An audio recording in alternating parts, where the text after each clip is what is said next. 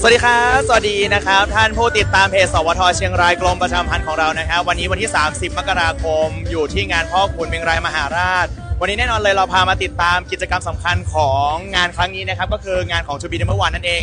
Dancing แสงสี To Be Number One นะครับวันนี้มีหลายทีมมากๆเลยเท่าที่ดูมี 16 ทีมด้วยกันนะครับที่เข้าประกวดกันนะฮะหากใครที่กำลังชมอยู่ตอนนี้นะฮะสามารถมาดูได้จะเริ่มประมาณ 1 ทุ่มโดยประมาณนะฮะหากใครมาตอนนี้ก็ทันอยู่มาดูน้องๆกันนะฮะหรือว่าใครที่ไม่สะดวกที่จะมานะก็สามารถเข้ามาชมได้นะครับที่ Facebook Live ของเรานะครับสวทเชียงรายกรมประชาสัมพันธ์นะครับหากใครที่ฟังอยู่ตอนนี้รีบๆมากันนะแต่ว่ารถติดหน่อยนะฮะแล้วก็คนเยอะมากเลยตรงนี้ถ้าเราดูบรรยากาศนะฮะน้องๆมาเตรียมความพร้อมกันบล็อกกิ้งเวทีแล้วก็มาลงทะเบียนกันแล้วนะครับเมื่อสักครู่นี้แอบเห็นน้องๆนะครับ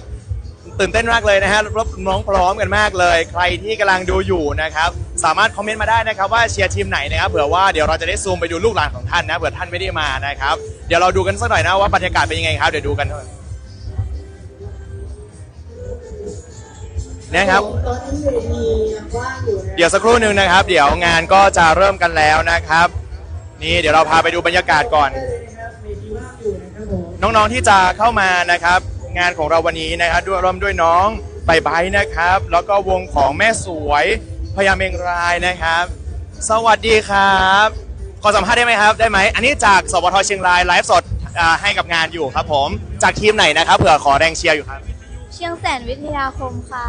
เชียงแสนวิทยาคมนะครับอันนี้เป็นชื่อทีมไหนเอ่ยเชียงแสนมีชื่อทีมไหมมีค่ะไหนเอ่ย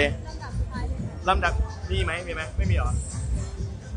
อันนี้ก็จำชื่อไม่ได้สารสินนี่ชื่อทีมของน้องคือสารสินถิ่นเชียงแสนนะครับแต่งตัวมาซะสวยงามเลยการแสดงนี้บอกได้ไหมหรือว่าต้องอุบไว้ก่อนอุบไว้ก่อนใช่ไหมครับนี่เลยขอแรงเชียร์แรงใจจากคนที่ติดตามอยู่ทางบ้านหน่อยได้ไหมก็ขอกำลังใจหน่อยได้ไหมคะนี่น้องๆจากเชียงแสนนะครับเดี๋ยวเราลองไปติดตามจากตรงนู้นดูนะครับว่ามีทีมไหนนี่เราเข้าไปตรงนี้ดีกว่าหลายทีมนะครับสวัสดีสัมภาษณ์ได้ไหมครับสวัสดีครับจากสวทเชียงรายไลฟ์ให้กับงานอยู่นะครับจากทีมไหนครับผมแม่จันวิทยาคมเมื่อกี้มีคุณรู้จักคุณครูนุ้ยหรือเปล่าไม่รู้จักหรอไม่รู้จักหรอวันนี้ต้องกำลังเพ้นตัวกันอยู่เลยนะครับสดๆหน้างานเลยต้องเอาอย่างนี้ดีกว่าวันนี้เรามีชื่อทีมไหมมีค่ะชื่อทีมชื่อว่าเป็นภาษาจีนนี่ใช่รู้จักไหมชิงเสือหวังเฉายี่ป้าใช่ค่ะพิธีกรเริ่มพูดเองแล้วนะขอแรงเชียร์แรงใจจากทางบ้านหน่อยได้ไหมครับก็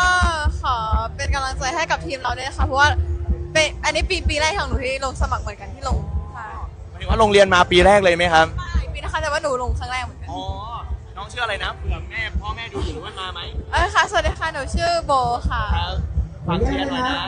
เป็นกำลังใจให้ทีมโรงเรียนแม่จันวิทยาคมด้วยนะคะขอบคุณครับนี่เลยนะแม่จันวิทยาคมนะนี่เดี๋ยวเราพาไปดูแบบจุดลงทะเบียนกันดีกว่านะครับว่าเป็นยังไงบ้างคึกคักมากเลยนะครับนี่เดี๋ยวก่อนนะทางออกอยู่ตรงไหนเดี๋ยวมาทางนี้นี่เลยบรรยากาศตอนนี้คึกคักมากหากใครกำลังดูอยู่นะครับตามมากันได้นะครับวันนี้หรือว่าใครที่ดูจากเพจเราก็ดูกันได้นะเดี๋ยวนะดูน้องที่บอกว่ากำลังสะดวกอยู่ดีกว่านี่เรากำลังจะบุกมาสิน้องเราสัมภาษณ์ได้ไหมจากโรงเรียนไหนนะสันติคีรีวิทยาคมเอาชื่อทีมหน่อยแล้วกันเอาดังๆด้วยนะมีไหมเดี๋ยวก่อนนะสันติจำได้ไหมเอานะสันติเอาละเช็ค2ทีมสันติคีรีเด็กดีทูบีนัมเบอร์วันวันนี้แต่งตัวเป็นแบบว่าชาติพันธุ์ใช่ไหมรู้ไหมว่าชาติพันธุ์ไหนแต่ว่ามีการแสดงเป็นของชาติพันธุ์เกิดขึ้นแน่นอนค่ะฝากแรงเชียร์แรงใจจากแบบพ่อแม่ทางบ้านผมต้องหายด้วยก่อนฝากแรงเชียร์แรงใจจากที่บ้านฝากเชียร์กันเยอะนะทีมอะไรนะสันติคีรีเด็กดีทูบีนัมเบอร์วันติดตามกันด้วยนะครับน้องอาจจะคิวที่9เลยเนาะใช่ไหมเขารันตามนี้ไหมตามนี้แหละโอเคนะครับฝากติดตามน้องๆกันด้วยนะครับขอบคุณมากครับนี่เลยน้องๆอยากเห็นทีมไหนเมนกันเข้าได้นะเดี๋ยวเราเดินไปนู่นดีกว่านี่น้องๆนะครับใครที่ดูอยู่นะอยากเห็นทีมไหนเดี๋ยวเราพาไปดูนะทุกคนตอนนี้สัญญาณน่าจะได้เนาะสัญญาณได้ไหมเอ่ย สัญญาณได้ไหมสวัสดีนะครับทุกคนครับ น้องๆกำลังเตรียมกันอยู่เลยแน่ใจเหมือนกันว่าเราสัมภาษณ์ได้หรือเปล่านะครับ นี่เดี๋ยวเราไปสัมภาษณ์น้องๆสวัสดีครับสัมภาษณ์ได้ไหมครับจากเพจสวทเชียงรายไลฟ์ให้กับงานอยู่ครับจากทีมไหนนะครับ จากทีมเดอะอนาตาเซียโรง ทีม เรียน อนาตาเซียนะครับจากโรงเรียนอะไรนะ WPK ค่ะ เฮ้ยมาตั้งแต่กี่โมงเอ่ย มา มาบล็อกกิ้งนี่ตั้งแต่ประมาณ10กว่า9 โมง 10 โมงแล้วครับมาบล็อกกิ้งก่อนแล้วเราก็ไปแต่งหน้าแต่งตัวที่โรงเรียนสามัคคี2ครับ เราแบบแอบแง้มๆทีมของเราได้ไหมหรือว่าเราต้องอุบไว้ก่อนเดี๋ยวเขารู้ แงนได้นิดนึงก็ได้ค่ะ แสดงเกี่ยวกับอะไรเอ่ย อ่า จริงๆทีมเรียกว่าโชว์วันนี้ต้องเรียกว่าครบดีกว่าครับมีทั้งความสนุกแล้วก็เพลงช้าก็จะช้าแบบหวานๆเลยใช่ ขอแรงเชียร์แรงใจจากทางบ้านกันหน่อยวันนี้พ่อกับแม่มาไหมหรือว่าใครที่บ้านมาไหม ก็มีค่ะ นี่งั้นฝากคนอื่นที่กำลังเชียร์อยู่นะจากโรงเรียนอะไรชื่อทีมอะไรการแสดงที่เท่าไหร่นะถึงวันนั้นตรงไหนนะการแสดงกันไหนนะมาไหมเพียงปั๊มเป้าวันดับ8นะครับขอแรงเชียร์แรงใจจากทางบ้านหน่อยนะครับใครจะมานี่เลยก็ได้ แล้วก็ขอนะครับพ่อแม่พี่น้องทางบ้านแล้วก็ทุกๆคนนะครับเป็นกำลังใจให้กับพวกเรานะครับ The Anastasia of the BPK โรงเรียนเพียงป่าเป้าวิทยาคมด้วยครับ เดี๋ยวรอเชียร์น้องๆกันนะครับขอบคุณครับเดี๋ยวเราไปดูข้างๆหลังเวทีกันหน่อยนะทีมเดียวกันหรือเปล่าไม่แน่ใจเหมือนกันแต่ว่าชุดอาจจะไม่เหมือนกันเนาะนี่เดี๋ยวเราพามานี่ที่ทีมงานพี่ทีมงานนะกำลังมาแบบดูว่าน้องๆเตรียมตัวกันยังไงนะครับฝากเพจของเราด้วยนะครับสวทเชียงรายนะครับขอบคุณครับนี่น้องๆเตรียมตัวหรือว่าจะไปทหารแต่ว่าไกลมาก อันนี้โรงเรียนอะไรเอ่ยสวัสดีครับโรงเรียนอะไรเอ่ยคนละโรงเรียนอะไรมันการแสดงอะไรนะโรงเรียนไหนนะ ตรงนี้บ้าง มีไหมมีปะคะนี่ลำดับที่ 5 BHP Dance ใช่ไหมครับฝากแรงเชียร์แรงใจให้กับทางบ้านที่กำลังติดตามชมได้ไหมใครสักคนหนึ่งไหมเอาไหมมีไหมเอาไหมเริ่มยิ้มละใครเอ่ยนี่เดี๋ยวเขาตามเชียร์เอาเลยฝากเชียร์หน่อยฝากเชียร์โรงเรียนพวกหนูด้วยนะคะ ฝากเชียร์น้องๆกันด้วยนะครับเดี๋ยวเรากลับไปที่เต็นท์ของเรากันดูนะครับเผื่อเจอน้องๆอีกนะสำหรับที่การจะมานะครับที่เวทีกลางของงานพ่อขุนเมงรายมหาราชนะครับเรามาติดตามน้องๆจูบีนัมเบอร์วันนะครับซึ่งวันนี้เตรียมตัวกันมาพร้อมมากเลยใครที่ดูอยู่มาทันนะครับที่เวทีกลางเดี๋ยวสักครู่หนึ่งจะเริ่มนะครับแต่ตอนเนี้ยใครที่แบบว่าอยู่ตรงไหนนะเข้าประตูทางเข้าฝั่งที่เขาเรียกว่าไหนนะต้นสนามบินเนาะก็จะเจอเวทีซ้ายมือเลยนะครับวันนี้พ่อแม่พี่น้องมากันเยอะมากน้องๆก็พร้อมกันมากเลยนะครับเดี๋ยวเราให้ไปดูภาพบรรยากาศจากกล้องอื่นๆกันดูนะครับ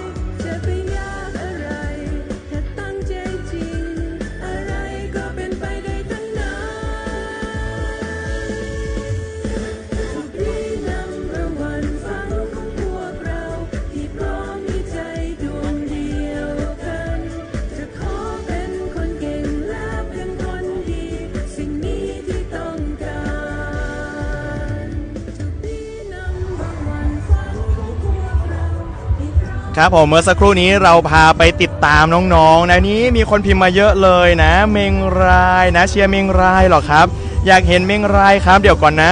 วันนี้คนเยอะมากเลยเมื่อกี้น้องกำลังเตรียมความพร้อมกันอยู่เราก็เลยว่าไม่กล้าจะแบบว่า แทรกตัวเข้าไปนะเชียงแสนนี้วันนี้นะครับเรามาดูในเรื่องของลำดับกันสักหน่อยนะครับว่าแต่ละที่จะแสดงกันตอนไหนเนาะลำดับแรกเลยหลังจากที่เปิดเวทีแล้วนะก็จะเป็นการร้องเพลงก่อนของน้องใบไบนะครับผมแล้วหลังจากนั้นโชว์ที่2ก็จะเป็น MSW Show นะครับจากโรงเรียนแม่สวยวิทยาคมนั่นเองใครที่ติดตามน้องๆนะสามารถติดตามกันได้นะครับลำดับที่3จะเป็นโรงเรียนเมงรายมหาราชวิทยาคมนะครับมาในชุดการแสดงนาตะอัคระเมงรายมหาราชนั่นเองนี่เลยเมื่อกี้มีคนบอกว่าเชียร์เมงรายนะครับอีกทีมหนึ่งทีมที่4นะครับจากโรงเรียนปล้องวิทยาคมนะครับ To be ลูกปล้องนั่นเองนะทีมที่4ทีมที่5ก็จะเป็น BHP Dance นะครับจากโรงเรียนบ้านห้วยพึ่งนะครับแม่ฟ้าหลวงนะครับลูกหลานใครดูอยู่ตอนนี้นะครับนี่เราพาไปดูคณะกรรมการแล้วก็บรรยากาศต่างๆกันด้วยนะครับอีกทีมหนึ่งนะครับจากโรงเรียนแม่จันวิทยาคมนะครับชิงเสอหวังเฉานะครับนี่เป็นชื่อทีมของเขานะจากโรงเรียนบ้านเทิดไทยนะครับการแสดงครั้งนี้มาในทีมกองกำลังเทิดไทยนะเมื่อกี้เห็นน่าจะเป็นน้องๆที่แต่งชุดทหารกันอยู่นะครับต่อมาเป็นทีมที่9นะครับโรงเรียนสันติคีรีวิทยาคมนะครับมาในโชว์การแสดงสันติคีรีเด็ก D2B number 1นะครับโรงเรียนอันดับที่10คือโรงเรียนราชประชานุเคราะห์15นะครับมาในทีมเวียงเก่านั่นเองลำดับการแสดงที่11นะครับโรงเรียนแม่ใจดีวิทยาคมมาในชุดการแสดง MJK ชุกทีมนะครับ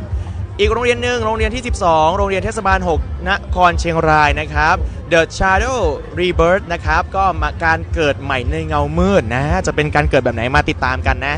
อีกทีมหนึ่งทีมที่13นะครับลำดับที่13ที่จะทำการแสดงโรงเรียนพานพิทยาคมนะมีใครเป็นแฟนคลับของพานพิษบ้างไหมครับผมสามารถพิมพ์เข้ามาได้นะมาในทีม PPK Culture นะครับผม14นะครับโรงเรียนเชียงแสนวิทยาคมนะใครเป็นศิษย์เก่าเชียงแสนมาตามกันได้นะศาลศิลป์ถิ่นเชียงแสนนั่นเองอีกโรงเรียนหนึ่งลำดับที่15นะครับรองสุดท้ายเลยนะครับลำดับการแสดงโรงเรียนบ้านได้เทพกาญจนาอุปถัมภ์นะครับมาในธีมของดอกได้คอมโบโอ้โหฟังชื่อแล้วนะมีคำว่าคอมโบนี่อาจจะแบบมันๆกันเลยนะฮะสุดท้ายเลยจะเป็นการแสดงของน้องๆนะ To be number one idol นั่นเองแล้วก็ฝากติดตามกันด้วย16การแสดงวันนี้นะครับสำหรับใครที่มางานตอนนี้เตรียมตัวจับจองที่นั่งกันได้เลยนะฮะเนื่องจากว่าด้านหน้าที่เราดูอยู่นี้ที่นั่งแน่นมากเลยนะดูจากบรรยากาศนะครับสามารถกดไลค์กดแชร์กันได้นะครับวันนี้ทางเพจของเรามีการไลฟ์สด2ไลฟ์ด้วยกันนะครับไม่ว่าจะเป็นการแข่งวงโยธวาทิตนะครับแล้วก็การแข่ง To be number one idol นั่นเองนะครับขออภัยครับ Dancing แสงสี To be number one นะครับนี่เลยบรรยากาศของเรานะครับผม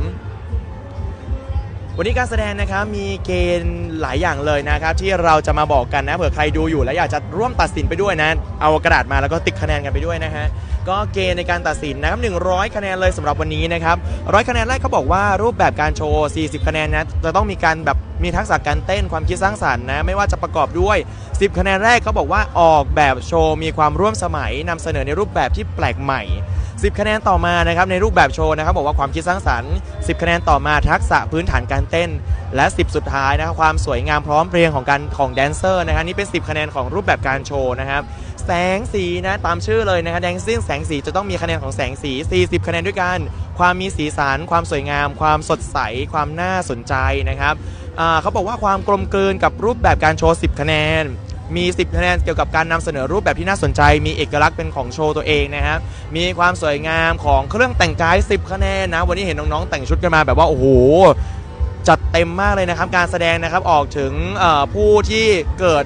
ทำให้คนที่ชมมีความคล้อยตามกับโชว์ของเราด้วยอันนี้ก็10คะแนนนะเขาดูภาพรวมจริงๆนะครับอันนี้เป็น10คะแนนของแสงสีนะครับ20คะแนนสุดท้ายนะครับพิจารณาจากใช้บทเพลงในโครงการ To be number one นั่นเองประกอบการโชว์และการใช้สื่อสัญลักษณ์โครงการนะครับร่วมกับโชว์ได้อย่างเหมาะสมไม่ว่าจะเป็นป้ายโลโก้หรือว่าพระรูปนะครับหรือว่าอื่นๆในโครงการที่ทำให้เข้ากับการแสดงนะครับแสดงให้ถึงการเชิดชูโครงการ To be number one นั่นเองนะการแสดงครั้งนี้นะครับเขาบอกว่ามีในเรื่องของทุนการสนับสนุนหากใครแบบว่ามาแข่งขันแล้วได้ลำดับที่1ก็จะมีทุนการศึกษา 10,000 บาทพร้อมถ้วยพระรางวัลนะครับจากผู้ว่าราชการจังหวัดเชียงรายลำดับที่2ก็จะเป็น 8,000 บาทพร้อมกับถ้วยนะครับลำดับที่3 5,000 บาทลำดับสุดชมเชยจะได้ 2,000 บาทจำนวน3รางวัลด้วยกันนะครับแล้วก็จะมีรางวัลขวัญใจมหาชนนะทุนการศึกษา 2,000 บาทพร้อมถ้วยจากผู้ว่าราชการจังหวัดนะครับ จำนวน1รางวัลนะครับนับคะแนนจากจำนวนพวงมาลัยในงานนะครับแต่ตอนนี้ใครที่ดูอยู่ก็สามารถกดไลค์กดแชร์นะครับแชร์ไปแล้วก็พิมพ์มาได้นะครับใครอยากเห็นทีมไหนใครที่ดูอยู่แล้วแบบว่าไปหาทีมนี้หน่อยเดี๋ยวเราจะไปตามหาน้องๆหากเราแบบว่าไปได้เนาะซึ่งตอนนี้คนเริ่มแน่นแล้วนะสำหรับใครที่กำลังจะมานะมาได้เลยนะครับการแสดงแสงสี Dancing แสงสี To be number one contest นี่นะครับเป็นการแสดงโชว์ประกอบเพลงเนาะในรูปแบบที่สร้างสรรค์แล้วก็น่าสนใจสำหรับเยาวชนนะครับเขามีเกณฑ์นะครับตั้งแต่แรกเลยเขาบอกว่าช่วงอายุก็คือ10 ถึง 22 ปีบริบูรณ์นะนับวันแข่งขันคือ31 มกราคม 2569 นะจำนวนทีมผู้เข้าแข่งขันในทีมจะต้องเป็น10 คนขึ้นไปถึง 20 คนนะครับโอ้ใช้เพลงช้า1เพลงนะครับต่อด้วยเพลงเร็ว1เพลงตัดต่ออย่างเหมาะสมใช้รูปแบบการแสดงโชว์ไม่ว่าจะเป็นการขับร้องลิปซิงค์นะหรือว่าการแบบว่าใช้เทคนิคการผสมผสานก็ได้เลยไม่จำกัดรูปแบบการแสดงโชว์นะครับต้องมีการมิกซ์แล้วก็ใช้เพลงประจำโครงการก็คือ To be number one นั่นเองในช่วงต้นเพลงนะครับหรือว่าช่วงจบเพลงด้วยเวลาในการแสดงไม่ต่ำกว่า7นาทีแต่ไม่เกิน10นาทีนะครับบวกลบได้ก็คือ15นาทีนะต้องมีการใช้สื่อสัญลักษณ์โครงการ To be number one ด้วยเหมือนที่บอกไปการแต่งกายก็สวยสดงดงามนี่เลยนะเรากำลังพาไปดูแบบว่าบรรยากาศนะครับเมงรายอยู่ตรงไหนครับไปหาทีมเมงรายเดี๋ยวก่อนนะเดี๋ยวผมไปตามหาได้ไหมผมปิดไมค์ตัวนี้แล้วผมไปตามหานะแต่เพราะว่าเขาจะกำลังจะเริ่มแล้วครับทุกคนครับน้องๆเมงรายหรอน้องๆเมงรายหรอเดี๋ยวผมแป๊บนึงนะ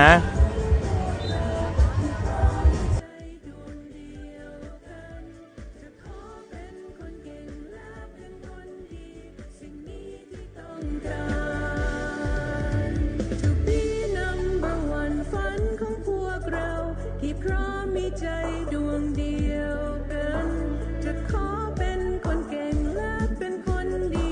สิ่งนี้ที่ต้องการนี่คือความฝันคนรุ่นใหม่ To be number one ฝันของพวกเราที่พร้อมมีใจดวงเดียวกันจะขอเป็นคนเก่งและเป็นคนดีสิ่งนี้ที่ต้องการ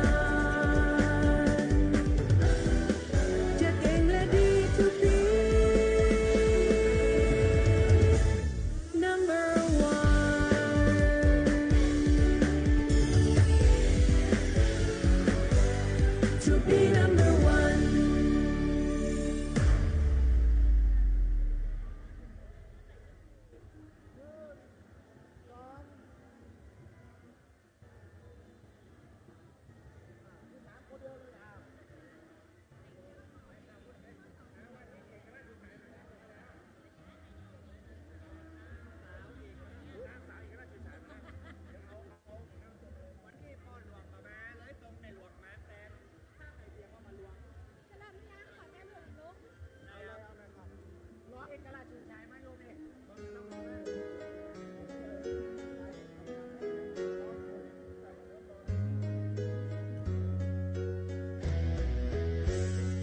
มีกี่เส้น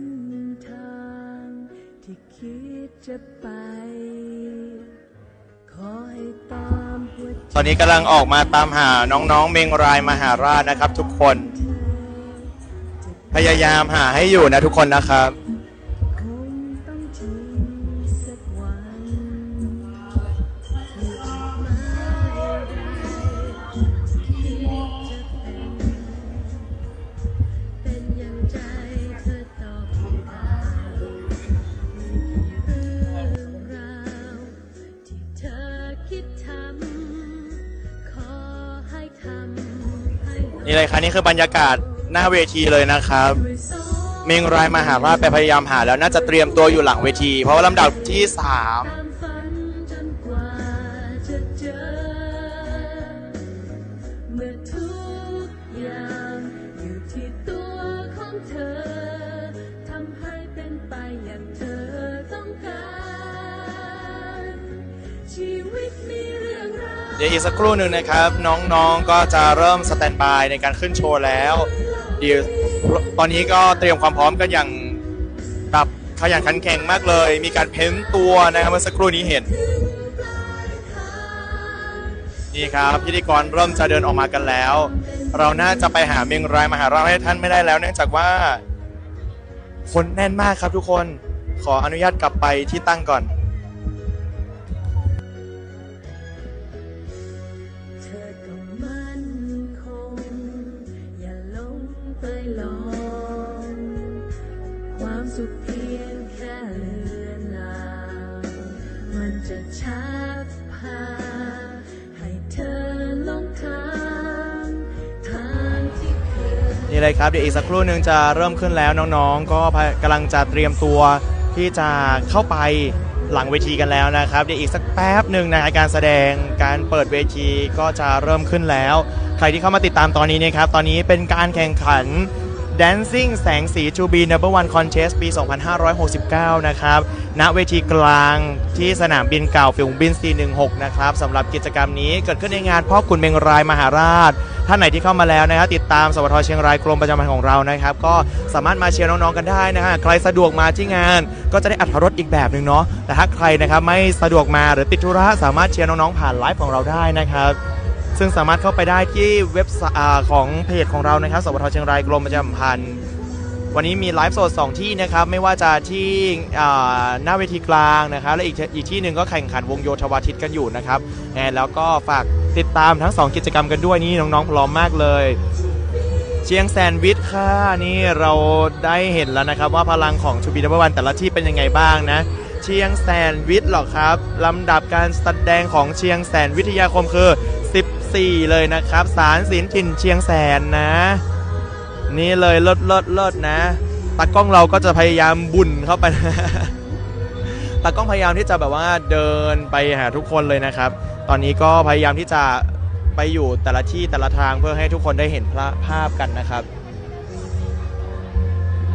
นี่เลยอีกสักแป๊บหนึ่งเพราะว่าเราเริ่มเห็นพิธีกรกำลังเตรียมตัวกันแล้วอีกสักครู่หนึ่งก็น่าจะเริ่มเปิดเวทีกันแล้วนะครับตอนนี้น้องๆก็มาถ่ายภาพกันนะครับ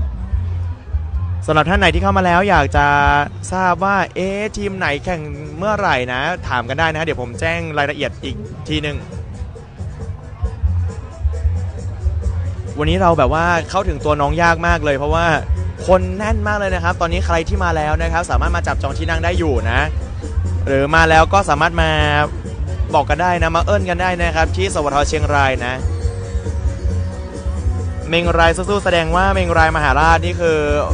แฟนคลับเยอะมากเลยนะครับวันนี้มีคนแบบว่าถามถึงเยอะเลยนะไหนโชว์พลังของเชียงเมงรายให้เราดูหน่อยนะครับนี่น้องๆวันนี้แต่งตัวกันแบบใช้คำว่าจัดเต็มได้เลยนะทุกคนครับ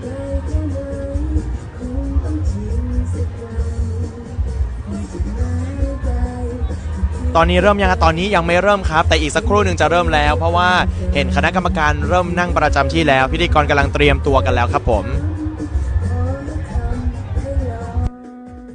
ด้วยสองมือและด้วยหัวใจตามฝันจนกว่าจะเจอเมื่อทุกอย่างอยู่ที่ตัวของเธอทำให้เป็นไปอย่างเธอต้องการชีวิตมีเรื่องราวตั้งมากมายให้คนให้เราเรียนให้ทำมุ่งไปให้ไกลให้ถึงปลายทางเพื่อความใฝ่ฝันเพื่อความเป็นหนึ่ง ฮัลโหลเทสทดสอบครับ ตามกำหนดการนะครับจะมีการเริ่มแข่งอีกสักครู่หนึ่งเลยครับตอนนี้กำลังรอเตรียมความพร้อมกันนะครับนี่เลยเรียกสแตนบายแล้วนะครับสำหรับแม่สวยวิทยาคมนี่เมงรายก็ให้เตรียมตัวกันแล้วนะครับเตรียมพร้อมหลังเวทีแล้วครับผมเดี๋ยวสักครู่หนึ่งก็จะเริ่มการแข่งขันแล้วครับใครที่เป็นแฟนคลับทีมไหนทูบีนัมเบอร์วันทีมไหนให้มาเตรียมตัวกันได้เลยนะครับน้องๆเตรียมความพร้อมกันอย่างแข่งขันมากเลยครับตอนนี้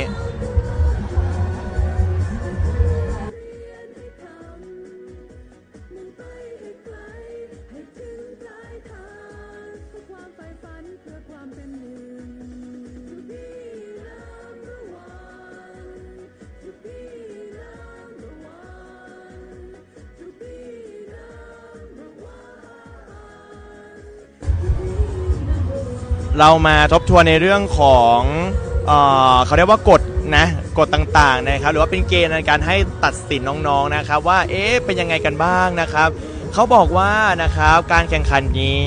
ใช้เวลาการแข่งขันไม่ต่ำกว่า7นาทีและไม่เกิน10นาทีหรือสามารถบวกลบได้15นาทีบวกลบได้15วินาทีนั่นเองนะครับแต่น่าจะดูในเรื่องของการเตรียมตัวกันด้วยนะครับรวมถึงเกณฑ์ต่างๆนะครับเขามีแบ่งเป็น3เกณฑ์นะครับก็คือในเรื่องของเกณฑ์โชว์นะครับมีของแสงสีรวมไปถึงในเรื่องของเกณฑ์ To Be Number One ด้วยก็คือการใช้บทเพลงแล้วก็รูปโลโก้ต่างๆนะครับผม40คะแนนแรกเขาบอกว่าเป็นรูปแบบโชว์นะครับไม่ว่าจะเป็นการออกแบบความคิดสร้างสรรค์ทักษะต่างๆความพร้อมเพรียงในการแสดงนะครับพอในเรื่องของแสงสีเขาบอกว่าเป็นการความกลมกลืนในเรื่องของรูปแบบการโชว์การนำเสนอที่น่าสนใจมีเอกลักษณ์ความสวยงามในเรื่องของเครื่องแต่งกายแล้วก็การออกนะครับแสดงออกนะครับของผู้ชมนะว่าผู้ชมดูแล้วมีแบบว่าการแบบมีความสนใจร่วมไหมอะไรประมาณนี้นะครับรวมถึงไปเรื่องของความบันเทิงน่าสนใจอีก10คะแนนด้วยในเรื่องของแสงสีนะครับในส่วนของ To Be Number One นะ20คะแนนก็คือมีบทเพลงมีในเรื่องของรูปภาพประกอบมีป้ายโลโก้ต่างๆนะครับนี่เลยนะครับนี่คือกฎเกณฑ์นะราชประชาใช่ไหมครับตอนนี้เขาเรียกน้อง2โรงเรียนนะครับไปสแตนด์บายหลังเวทีกันแล้ววงแรกที่จะขึ้นนะหลังจากน้องใบนะครับก็คือโรงเรียนแม่สวยวิทยาคมนะครับมาในชื่อการแสดง MSW Show นี่เดี๋ยวเรายกเวทีให้กับพิธีกรกันทั้ง2ท่านเลยนะครับผู้ร่วมการประกวดทุกท่านในการประกวด Dancing แสงสี To Be Number One Contest ประจำปี 2569 นะครับณเวทีกลางงานพ่อขุนเมงรายมหาราชประจำปี 2569 ในครั้งนี้นะครับสำหรับช่วงนี้ก็ขอเชิญผู้เข้าร่วมการประกวดทุกทีมนะครับรวมถึงกองเชียร์นะครับคุณพ่อคุณแม่ในส่วนของโรงเรียนคุณครูผู้บริหารสถานศึกษาและผู้บริหารหน่วยงานราชการต่างๆนานาที่ตบเท้าเข้ามาเป็นกำลังใจให้กับน้องๆผู้เข้าร่วมการประกวดในวันนี้นะครับกิจกรรมที่ท่านกำลังได้ยินอยู่นี้นะครับก็มาจากในส่วนของเวทีกลางนะครับงานพ่อขุนเมงรายมหาราชจากเมื่อวานมีการแข่งขันวงสตริงผ่านไปเป็นที่เรียบร้อยวันนี้ครับเป็นการแข่งขันแดนซิ่งเดี๋ยวเราจะมารับฟังในส่วนของกติกาต่อไปนะครับและขณะนี้ก็ใกล้เข้าสู่ในช่วงของพิธีการเรียบร้อยแล้วนะครับค่ะและในโอกาสนี้นะคะก่อนที่เราจะเริ่มกิจกรรมในวันนี้นะคะจะได้ขอเรียนเชิญทุกท่านค่ะได้ร่วมกันน้อมรำลึกในพระมหากรุณาธิคุณของสมเด็จพระนางเจ้าสิริกิติ์พระบรมราชินีนาถพระบรมราชชนนีพันปีหลวงนะคะพระผู้ทรงเป็นดั่งร่มโพร่มไทรของปวงชนชาวไทยจึงขอเรียนเชิญทุกท่านณเวทีกลางแห่งนี้นะคะยืนสงบนิ่งเพื่อถวายความอาลัยเป็นเวลา1นาทีเพื่อรำลึกถึงพระมหากรุณาธิคุณที่พระองค์ท่านทรงมีต่อพระสงฆ์นิกรชาวไทยตราบนิจนิรันดร์ขอกราบเรียนเชิญครับ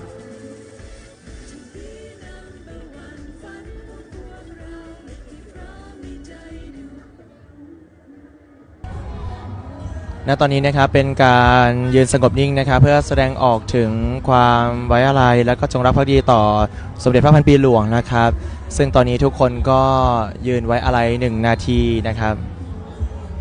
และอีกสักครู่หนึ่งนะครับก็จะมีการแข่งขัน Dancing แสงสี To Be Number One นะครับใครที่กำลังรับชมอยู่นะครับก็สามารถให้กำลังใจน้องๆกันได้นะครับโรงเรียนขอบพระคุณทุกท่านนะครับขอบพระคุณทุกท่านที่ได้ทำการยืนนะครับถวายความอาลัยในครั้งนี้แล้วก็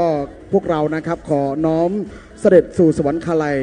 ด้วยโปรดเกล้าด้วยโปรดกระหม่อมขอเดชะนะครับโอเคนะครับณโอกาสนี้ขอเสียงปรบมือดังๆเข้าสู่การประกวด Dancing แสงสี To Be Number One Contest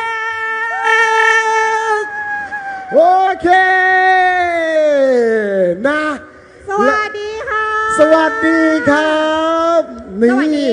ทุกท่านทั้งที่อยู่ที่นี่แล้วก็ที่ชมอยู่ทางบ้านด้วยนะคะวันนี้ To Be Number One Dancing สี To Be Number One ของเราวันนี้เจอกันปีนี้ดีกว่าเราเจอกันวันนี้นะ31มกราคม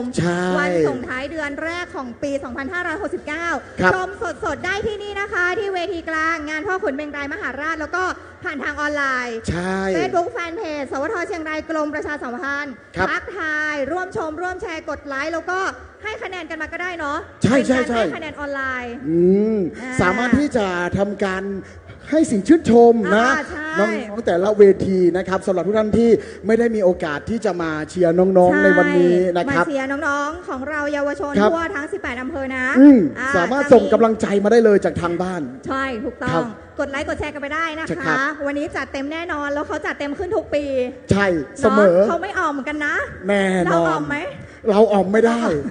เราออมไม่ได้เลย เพราะว่าวันนี้พลังของน้องๆสูงมาก ใช่ จะเห็นได้จากวันนี้พิธีกร2คนคือ ไม่สามารถใช้พลังทดแทนได้ เราเชยออกทางชุดนะครับ ใช่ ปีนี้ เชิญชวนนะคะ ค ทุ รั ก บ ท่านตอนนี้ถ้าใครกำลังเดินผ่านไปมาอยู่ อ่า เรากำลังจะเริ่มในการแข่ง ครับ ขันทูบีนัมเบอร์วันสำหรับปีนี้นะคะ ครับ ท่านสามารถที่จะมาร่วมชมร่วมเชียร์กับเราได้ อ่า เนาะงานพ่อขุนเมงรายมหาราช ยังคงจัดต่อเนื่องไปจนถึงวันที่ 4 กุมภาพันธ์นี้ ครับ มาชมการแสดงการแข่งขันที่เวทีการแห่งนี้ก็ได้ อืม หรือจะมาช้อปปิ้งชุดสวยๆเหมือนเราก็ได้ แน่นอน อันนี้จากไหนนะ จากฐานิตาครับ อยู่ของ นี่ อำเภอเมืองใช่ไหม จากอำเภอเมืองเข้าไปดูได้เลยครับ ชุดนี้ไม่แพงบอกเลยเข้าไปดูก่อนนะครับ ใช่ มีชุดแฟชั่น อ่ะ นี่ต่างๆนานา มาช้อปปิ้งได้อย่างตัวนี้ ครับ ใครก็ถามอยู่อำเภอเวียงแก่นเขาได้ที่หนึ่ง อ่า แห่ขบวนแห่ด้วย ใช่ ไหมทุกอำเภอ ครั ทุ บ กบูธนะคะ เข้าไปเที่ยวไปเล่นเกมไป อืม ร่วมสนุกกับเขาได้เลย ท่านจะ ครับ ได้ทั้งช้อปปิ้งเองรวม ค ไป รับ ถึงได้ของรางวัลกลับไปแน่นอ เอน อบอกได้เลยว่าเป็นการท่องเที่ยวที่มีความสนุก มีความสุขและได้สาระ จากบุญเทศกาลรวมถึงอำเภอแล้วก็หน่วยงานราชการต่าง ใช่ ๆ ที่มาจัดในงานพ่อขุนเบงรายมหาราชในครั้งนี้ครับ ถูกต้อง และใน แล้ว ปีนี้เนี่ยท่านผู้ว่าราชการจังหวัดเชียงรายของเรา ค่ะท่านชูชีพพงษ์ชัย ท่าน ว่า บอกเลยว่าให้ความสำคัญมาก และพร้อมที่จะให้งานมหกรรมของเราเนี่ยงานพ่อขุนเบงรายของเราเนี่ย ค่ะ เป็นงานประจำจังหวัดที่ยิ่งใหญ่ ใหญ่มากจ ที่ ริงๆ สุ แล้ ด วปีนี้ก็คือคนแน่นนะครับ เอาจริงใช่ไหมคะ แต่ว่า ใช่ แน่นยังไงก็ยังทยอยกันเข้ามาได้เลย ครับ อยากให้มากันเยอะๆ เพราะว่าเป็นการกระตุ้นเศรษฐกิจ ครับ บ้านเราด้วยนะคะ ครับ และวันนี้แน่นอนค่ะว่า Dancing แสงสีทู อื บี ม นัมเบอร์วันคอนเทสประจำปี 2569 ใช่ วันนี้มีทั้งหมดกี่ทีมคะพี่แทน วันนี้มีทั้งหมด 14 ทีม ว้าว นี่ไม่ธรรมดานะ ไม่ธรรมดา ไม่ธรรมดาเพิ่มขึ้นจากทุกๆปีนะครับ ถูกต้องแล้ว และไม่ได้เพิ่มขึ้นแค่จำนวนนะ แล้ว สังเกตดูข้างๆครับ ตอนนี้แต่ละที่เตรียมมาทั้งชุดพร็อพซักซ้อมกันบางโรงเรียนได้ยินข่าวว่าซักซ้อมกันหลายเดือนเลย ใช่ไหมพลั เพื่อมาแข่งขันที่นี่ เราแอบเห็นบาง ใช่ โรงเรียนเนี่ยเขามีรันทรูซ้อ อื ม ม เสมือนจริงกันมาด้วยนะ อ่า ห้ามพลาดห้ามพลาด ครับ สำหรับการแข่งขันนะคะ Dancing แสงสี To Be Number One Contest เป็นการประกวดการแสดงโชว์ประกอบเพลง อืม ในรูปแบบที่สร้างสรรค์แล้วก็น่าสนใจสำหรับเยาวชนจังหวัดเชียงรายบ้านเรา ครับ ชิงถ้วยรางวัลผู้ว่าราชการจังหวัดเชียงราย พร้อมกับทุนการศึกษากว่า 30,000 บาท นี่ เยอะนะ ไม่ธรรมดานะครับ ใช่แล้ว สำหรับน้องๆที่จะเข้าร่วมการประกวดได้เนี่ยก็จะต้องเป็นเยาวชนนะครับ จังหวัดเชียงรายอายุตั้งแต่ 10 ถึง 22 ปีบริบูรณ์นี่ บริบูรณ์ นะค นับถึงวันนี้เหรอ ใช่ครับ วันนี้นะคะ หนึ่งทีมเนี่ยมีผู้เข้าร่วมการประกวดตั้งแต่ 10 ถึง 20 ใช่ อืม นะคะ แล้วก็รูปแบบการนำเสนอการแสดงโชว์ ครับ เป็นประกอบเพลงผสมกับการเต้น แล้วก็การนำเสนอในรูปแบบโชว์นะคะ ครับ ซึ่งในแต่ละโชว์ของการประกวดเนี่ย จะต้องมีองค์ประกอบก็คื ครั อบ ใช้เพลงช้าหนึ่ง หนึ่งเพลง แล้ว แล้วก็ ก็ต่อด้วยเพลงเร็วอีกหนึ่ง หนึ่งเพลง การตัดต่อตามความเหมาะสมเล ครับ ย แล้วก็ใช้รูปแบบการแสดงโชว์เป็นการขับร้องหรือลิปซิงค์ก็ได้นะ อ่า แล้วแต่เลยนะครับ หรือว่าใช้เทคนิคการผสมผสานระหว่างการออกแบบการเต้นที่น่าสนใจนะครับ เขาไม่จำกัดรูป ใช่ แบบการโชว์นะคะ อืม แล้วก็ต้องมีการมิกซ์แล้วก็ใช้เพลงแน่นอนค่ะ ประจำโครงการของเราก็คือ ครับ To Be Number One แน่นอนเลย ในช่วงต้นหรือว่าช่วงตอนท้ายของ ครับ การแสดงก็ได้ ครับ สำหรับเวลาในการแข่งขันก็ไม่ต่ำกว่า 7 นาที อืม และไม่เกินเท่าไหร่คะพี่ 10 วทิต นาทีครับ ไม่เกิน 10 เนาะบวกลบไม่เกิน 15 วิด้วยนะ 15 วินาที เรามี ต้องมี หลักเกณฑ์ การใช้สื่อสัญลักษณ์ของโครงการ To Be Number One อ๋อ สื่อสัญลักษณ์นี้เป็นเพลงก็ใช่นะ อ๋อ เป็นสีแดงก็ได้สีประจำโครงการนะครับ อ๋อ จะเป็นพระรูปองค์ประธานโครงการ ก็ได้เหมือนกัน ก็ได้เช่นเดียวกัน หรือว่าโลโก้ To Be Number One ทั้งของโรงเรียนตัวเองทั้งของส่วนกลาง อ่ะ สามารถใช้ได้เช่นเดียวกันครับ เนาะเสื้อผ้าการแต่งกายสวยงามแล้วก็มีความ อื เห ม มาะสม แล้วก็อาจจะมีการใช้อุปกรณ์ประกอบฉากแท่น ครับ สแตนหรืออื่นๆประกอบ ซึ่งเราเห็นกันมาบ้างแล้วเนาะ ใช่ แต่ทั้งนี้ทั้งนั้นนะครับ แล้วก็ในส่วนของฉากแท่นแซนต่างๆนานาเนี่ยจะไม่นับอยู่ในคะแนนการแข่งขัน อ๋อ นะ แต่ว่าเป็นองค์ประกอบให้สมบูรณ์ขึ้นอย่างนี้ สามารถ ก็ว่ ใช้ได้ กัป นะครับสามารถใช้ได้ เกณฑ์การตัดสินครับเราพิจารณาทั้งหมดทั้งสิ้น 100 คะแนนเต็มนะครับ ค่ะมาจากอะไรบ้างคะพี่วาทิต ข้อแรกเนี่ยคือรูปแบบการโชว์ 40 อย่างที่ คะแนน ได้ทำการชี้แจงไปว่าการประกวดของเราคือแดนซิ่งแสงสี อ่า เราไม่ได้ประกวดร้องเพลงครับ อ๋อโอเค ถึงจะเสียง ใช่ พี่แอลขนาดไหน ใช่ อ๋อเป็น เราไม่ได้ประกวดวงดนตรีครับ เราไม่ได้ไปการประกวดหางเครื่องครับ จ้ะ แต่เราประกวดรูปแบบการโชว์ ทั้งหมด 3 อย่างก่อนหน้านี้ถือว่าเป็นองค์ประกอบทั้งนั้นนะครับ สามารถที่จะดูจากคะแนนการเต้นความคิดสร้างสรรค์รูปแบบการโชว์ มีความร่วมสมัยนำเสนอในรูปแบบที่แปลกใหม่นะครับ เรามีคะแนนแบ่งออกเป็น 4 ส่วนด้วยกัน ในส่วนนี้เนี่ย10 คะแนนด้วยกันนะครับ ใช่ แล้วก็คะแนนความคิดสร้างสรรค์จำนวน 10 คะแนนนะฮะ โอ้ คะแนนทักษะพื้นฐานทางการเต้น ความคมชัดของการเต้น 10 คะแนน แล้วก็ความสวยงามความพร้อมเพรียงของแดนเซอร์นะครับในทุกๆทีมเนี่ยทั้งหมด 10 คะแนนนะครับ แล้วอีก 40 คะแนนนะคะจากแสงแล้วก็สีเนี่ยแหละ ก็คือความมีสีสัน ความสวยงาม ความน่า ใช่ สนใจ ควา ครั ม บ กลมกลืนกับรูปแบบการโชว์ 10 คะแนน อืม นำเสนอในรูปแบบที่น่าสนใจ สร้างเอกลักษณ์ของโชว์อีก 10 คะแนน ครับ ความสวยงามของเครื่องแต่งกายอีก 10 คะแนน อืม การแสดงออกที่ทำให้ผู้ชมเกิดอารมณ์คล้อยตาม ครับ คือมาเต้นด้วยหรืออะไรอย่างนี้ด้วยเนาะ สามารถที่จะ ดึงดูด ทำให้ ผู้ชม เกิดอารมณ์ร่วม อย่างนั้นนะคะ ครับ มีความสนุกสนานความบันเทิงน่าสนใจอีก 10 คะแนน ครับ แล้วก็ในส่วนสุดท้ายก็คือคะแนนของ To Be Number One อีก 20 คะแนนครับ เราพิจารณาจากการใช้บทเพลงในโครงการ To Be Number One ประกอบการโชว์และการใช้สื่อสัญลักษณ์ของโครงการนะครับร่วมกับโชว์ได้อย่างเหมาะสม เช่น ป้ายโลโก้พระรูปหรืออื่นๆในโครงการนำเสนอให้เข้ากับการแสดงที่นำเสนอแสดงถึงการเชิดชูโครงการ To Be Number One ว่ามีความสำคัญต่อเด็กและเยาวชนครับ ถูกต้องแล้วและแน่นอนค่ะว่าน้องๆทุ่มเทกันมาขนาดนี้ เรามีรางวัลให้น้องๆแน่นอน แน่นอนครับ สำหรับรางวัลนั้นนะคะ จะเป็นการสนับสนุนทุนการศึกษา ซึ่งทีมที่ชนะเลิศอันดับที่ 1 จะได้รับทุนการศึกษา 10,000 บาท พร้อมกับถ้วยรางวัลจากท่านผู้ว่าราชการจังหวัดเชียงรายค่ะ ครับและรางวัลชนะเลิศอันดับที่ 2 ครับ ทุนการศึกษา 8,000 บาท พร้อมกับถ้วยรางวัลจากท่านผู้ว่าราชการจังหวัดเชียงรายเช่นเดียวกัน ค่ะ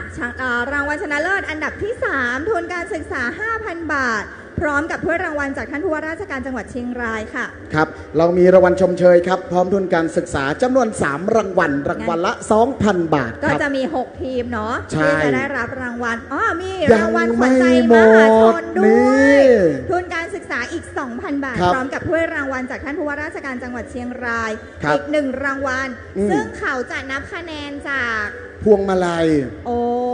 บริเวณด้านหน้างานนะครับ เพราะฉะนั้นพวงมาลัยจุดจำหน่ายพวงมาลัยนะครับ อยู่บริเวณของด้านหน้าเลยนะครับ สามารถที่จะเสาะหากันได้นะครับ โอเค ขอบพระคุณครับ นี่ก็เป็นเนื้อหาของการแข่งขันของเราทั้งหมดครับ และ และ ที่สำคัญ และการแข่งขันของเราจะเสร็จสิ้นสมบูรณ์ไปไม่ได้ ไม่ได้ ถ้าขาดผู้ให้คะแนน เราไปดูใกล้ๆกันหน่อยได้ไหม ค่ะไป ท่านคณะกรรมการของเรานะครับ ค่ะ จะมีทั้งสิ้นอยู่ 8 ท่านด้วยกันนะฮะ เดิน ท่าม าน แบบ แร นี้ กครับ ต้องระวังเหมือนกันนะคะ ต้องระวังเหมือนกัน ท่านแรกครับ ขอเสียงปรบมืออย่างอันดังกึกก้องให้กับท่านรองศึกษาธิการจังหวัดเชียงรายครับ ท่านพันจาตรีฉลองอ่อนนวล ตบมือก่อน ครับ ให้คะแนนให้กรรมการไงต้องตบมือดังๆนะ เราอยากได้คะแนนเยอะต้องปรบมือ ต้องปรบมื ดั อง ๆ ดั นะ ง โอเค ต่อไปครับท่านศึกษานิเทศชำนาญการสำนักงานเขตพื้นที่การศึกษามัธยมศึกษาเชียงรายครับขอเสียงปรบมือให้ท่านชัยสิทธิ์จันตาโลนี่จากสพบเชียงราย ท่านต่อไป ค่ะ จากมหาวิทยาลัยราชภัฏเชียงรายครับ ท่านหัวหน้ากลุ่มงานส่งเสริมเผยแพร่ศิลปวัฒนธรรมสำนักงานศิลปะและวัฒนธรรมมหาวิทยาลัยราชภัฏเชียงราย คุณสิวัชโนไทยกุคำใส และท่านต่อไป เราพบเจอกันทุกปีนะคะอาจารย์ค่ะท่านอาจารย์เผ่าเทพ อัครไกรวันวัลทีค่ะโปรดิวเซอร์เพลงอิสระนักประพันธ์เพลงและครูสอนเพลงค่ายกันตนา ท่านต่อไปครับท่านคณะกรรมการโครงการทุพิวันจังหวัดเชียงราย ท่านสุตนันท์จับป้าทองขอเสียงปรบมือดังๆด้วยนะครับ ท่านต่อไปค่ะ ครับ คุณสุปรีชา ประภากรละพัฒน์ทูบีนัมเบอร์วันไอดอลจังหวัดเชียงรา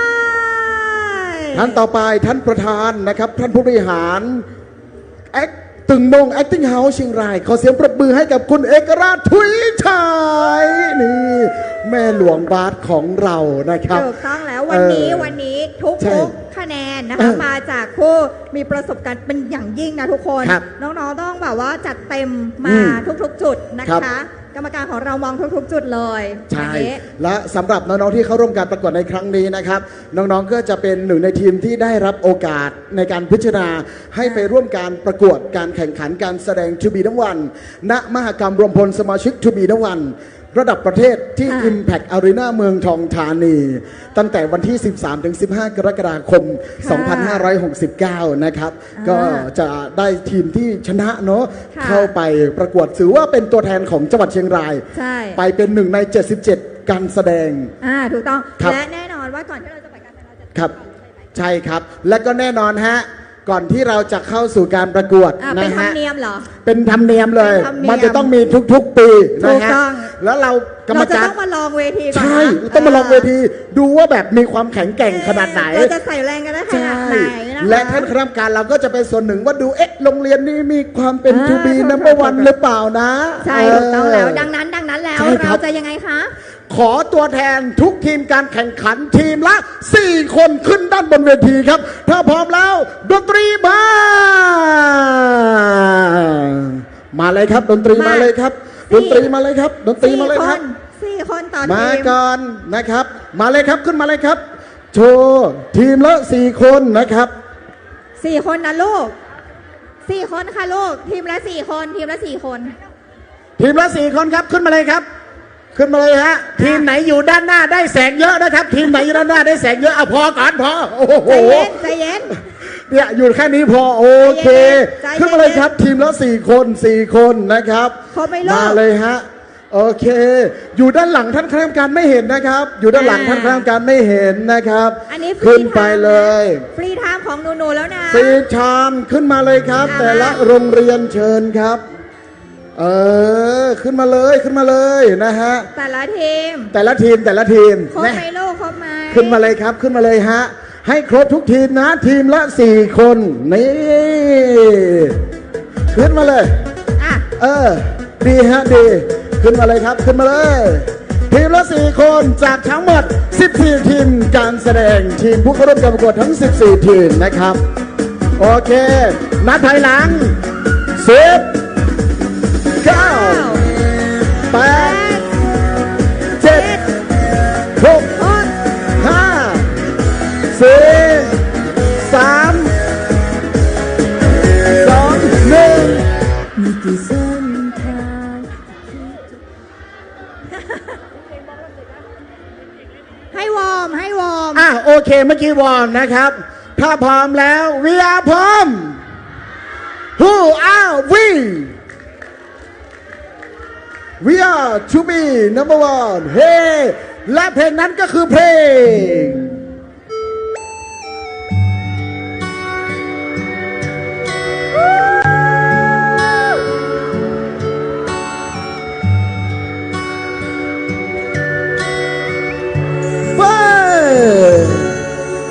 อยากเป็นใครสักคนที่คนทั่วไปเขาจดจำ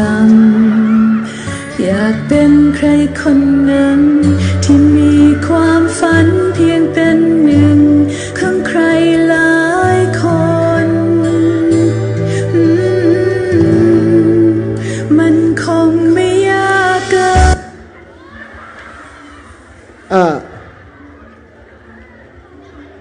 แป๊บหนึ่งนะครับ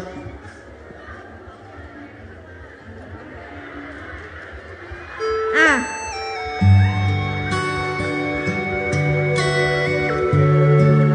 ชาร์จพลัง ชาร์จพลัง ชาร์จพลังลูกๆอ๋อลงไปเลยเหรอ อุยตาย อ่ะ เต็มที่ อ่ะ เฮ้ย อยากเป็นใครสักคนที่คนทั่วไปเขาจดจำอยากเป็นใครคนนั้นที่มีความฝันเพียงเป็นหนึ่งของใครหลายคนมันคงไม่ยากเกิน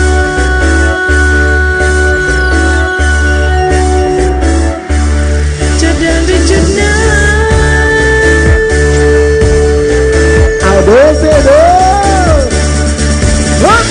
To be number one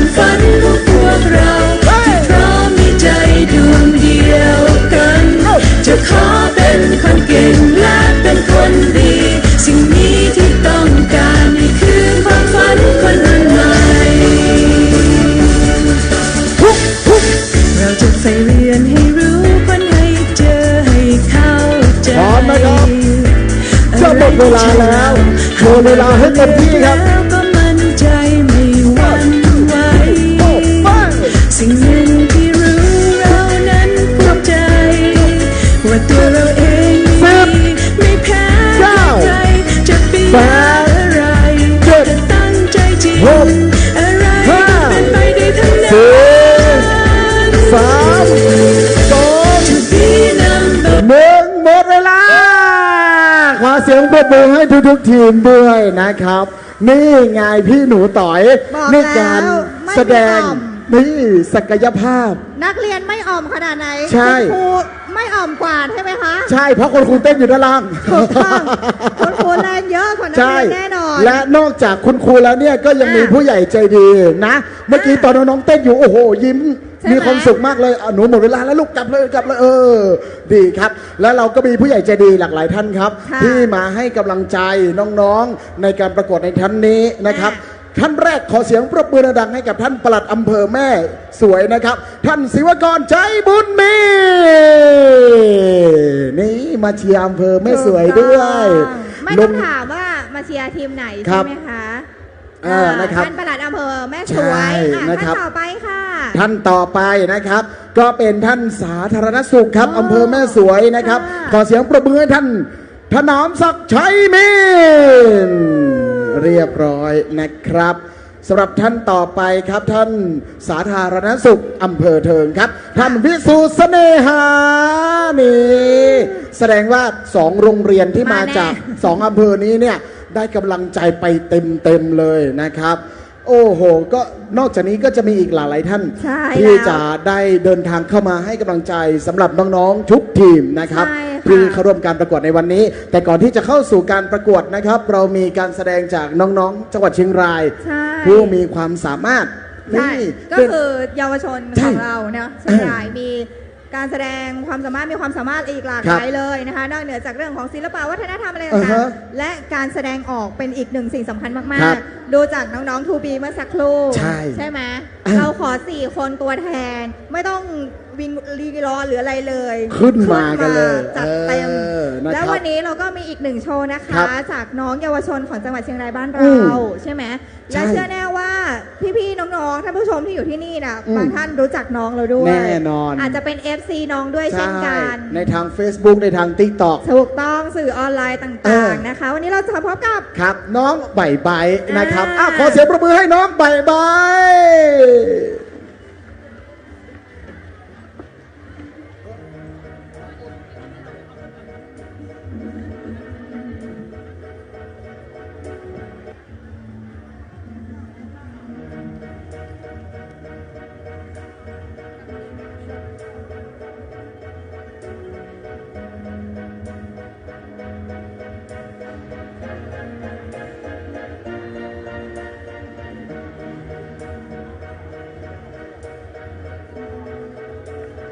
สักครู่หนึ่งนะครับ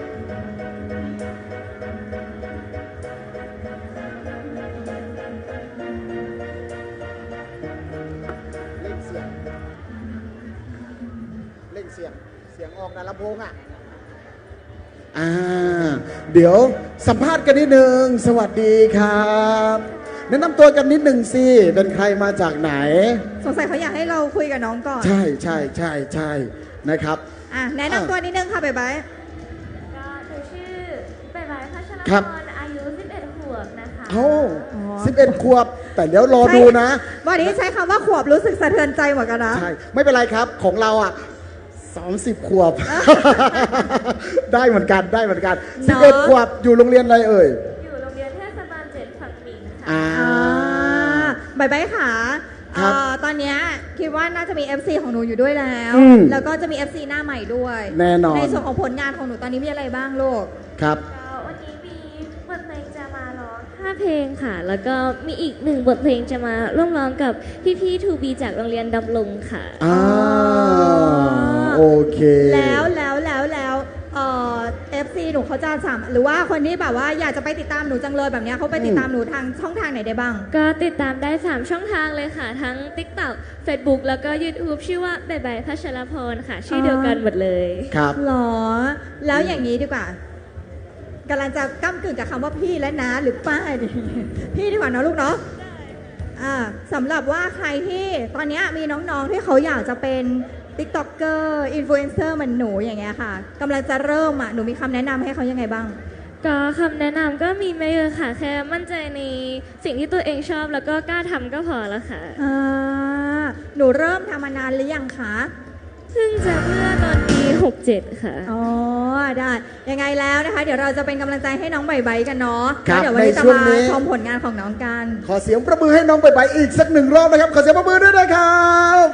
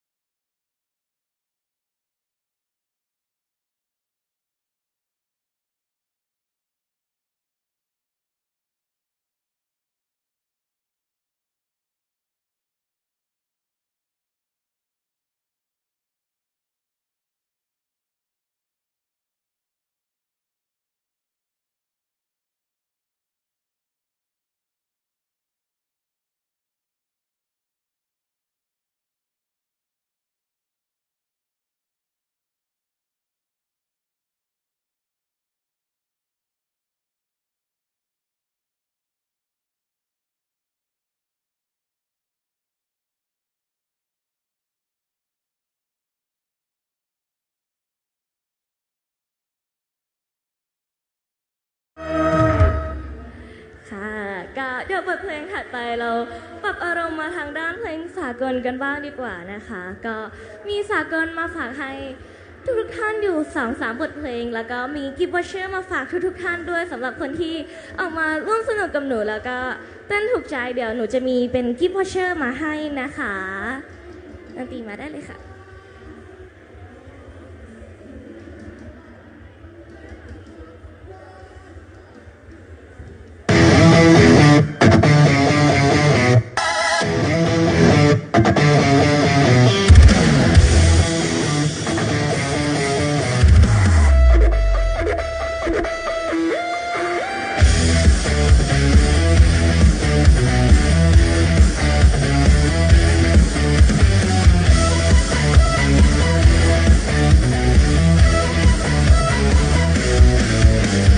นอนก็ไม่ดี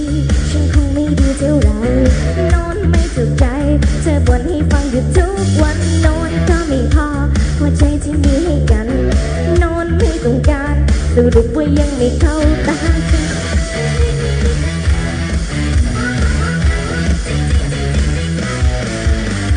เห็นว่าจะไปไม่มีฉันในสายตาเห็นว่าจะลาอยากจะลาก็รีบไปเห็นว่าห่วงกันหรือใจแค่เพียงเสียดายโอ้ยไม่เท่าไรรู้สึกในใจก็แค้นจะมันหมดกันนิดเดียวอีกสักแป๊บก็หายไปแต่อะไรอยู่ไม่กันจะมีที่จะถึงตาจะมันหมดกันนิดเดียวอีกสักแป๊บก็หายไปแต่อะไรอยู่ไม่กันจะมีที่จะถึงตา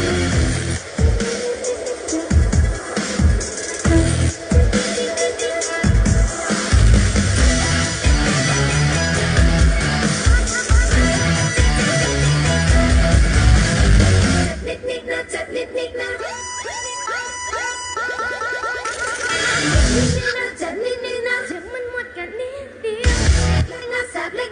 อีกสักแป๊บก็หายไปแต่อะไรอยู่เหมือนกันจะพลิกไม่ถึงตา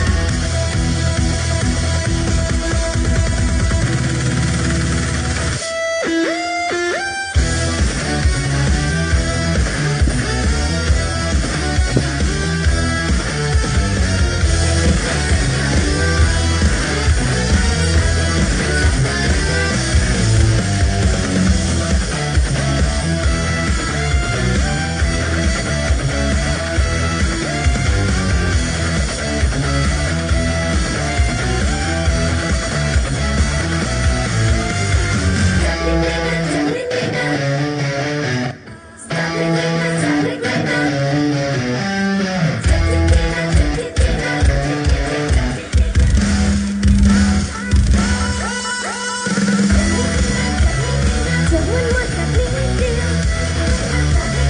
อีกสักแป๊บก็หายไปแต่อะไรอยู่เหมือนกันเจ็บนิดๆไม่ถึงตาย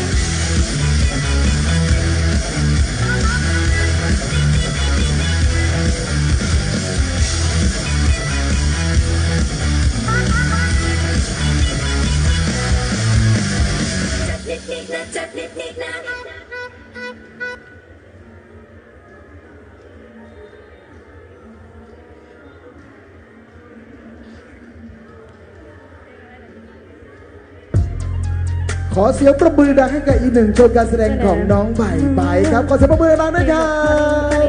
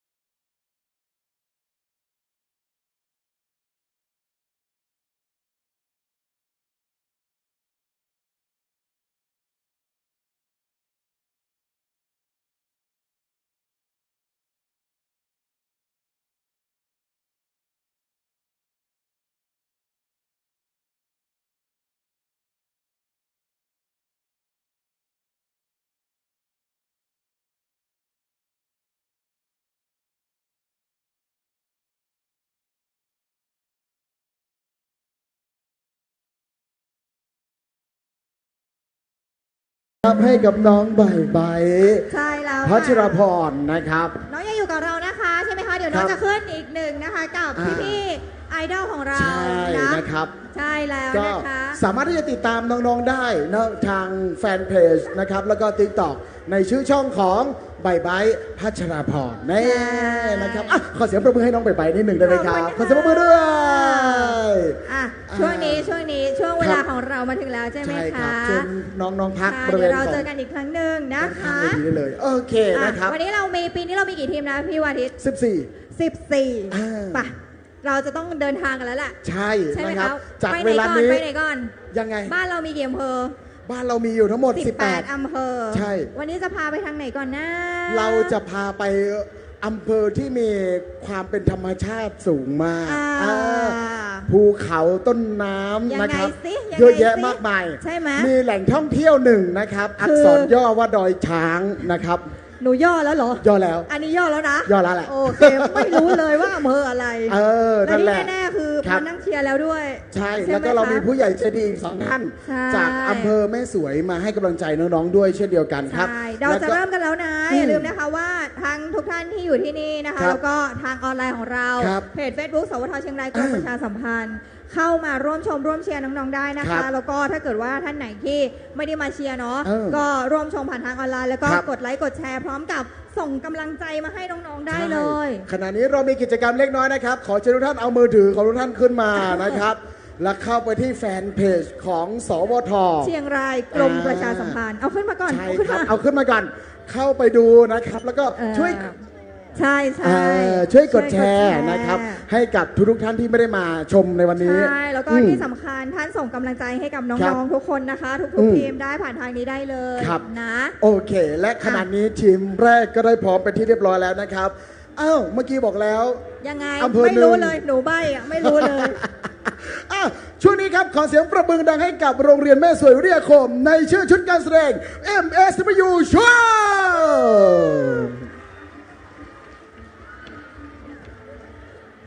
ขออนุญาตทดสอบไม้นักร้องค่ะวังเวงเหลือเกินเมื่อเธอเดินหนี้จากกัน ขอบคุณค่ะ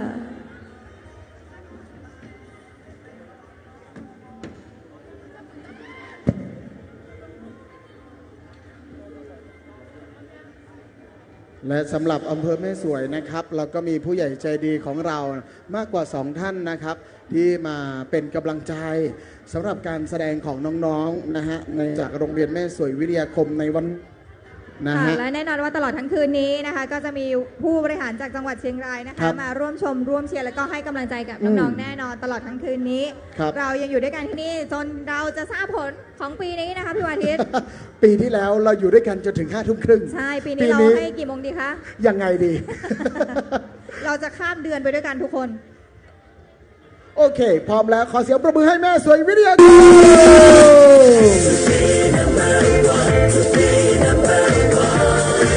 อย่าถึงจุดนั้นก้าวเข้าไปอย่าหวั่นไหว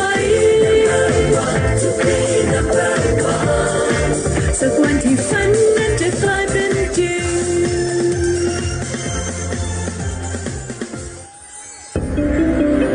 การแสดงประกอบเพลงลูกทุ่งจากชมรมดูมีนับวันเป็นหนึ่งได้โดยไม่พึ่งยาเสพติดของโรงเรียนแม่สวยวิทยาคมการแสดงในครั้งนี้แสดงออกถึงความสามารถ ความคิดสร้างสรรค์ และความรักในบทเพลง ลูกทุ่งไทยอันทรงคุณค่า ถ่ายทอดผ่าน2 บทเพลงสุดประทับใจ เพลงแรกรอพี่ที่ป่าช้า เรื่องราวของหญิงสาวผู้ยึดมั่นในคำสัญญาของคนรัก แม้ความตายมิอาจพรากหัวใจแห่งความพักดีไปได้ ต่อด้วยเพลงเร็ว นักรบนิรนาม ที่กล่าวสรรเสริญเราบุรุษนักรบชาติ ผู้ยอมพลีชีพเพื่อปกป้องแผ่นดิน โดยไม่หวั่นต่อความตาย ขอเชิญทุกท่านร่วมรับชม รวมเป็นกำลังใจและเพลิดเพลินไปกับบทเพลงอันไพเราะ พร้อมรีลาการเต้นอันงดงามที่รังสรรค์ด้วยหัวใจ จากนักเรียน โรงเรียนแม่สวยวิทยาคมครับ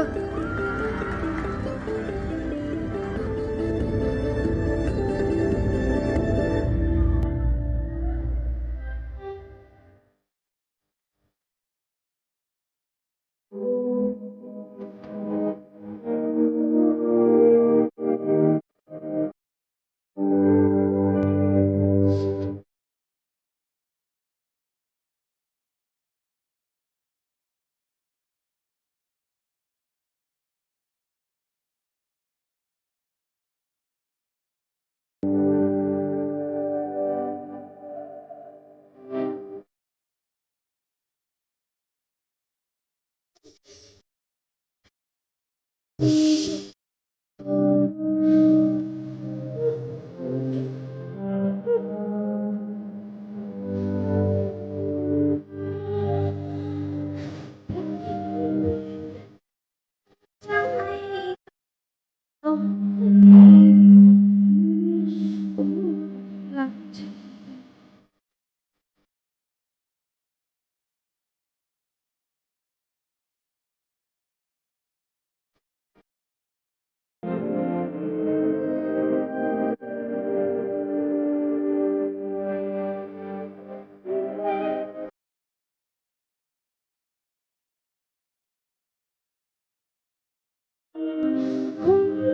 ักใจเธอเสมอตั้งเธอรักที่เธอมองเธอ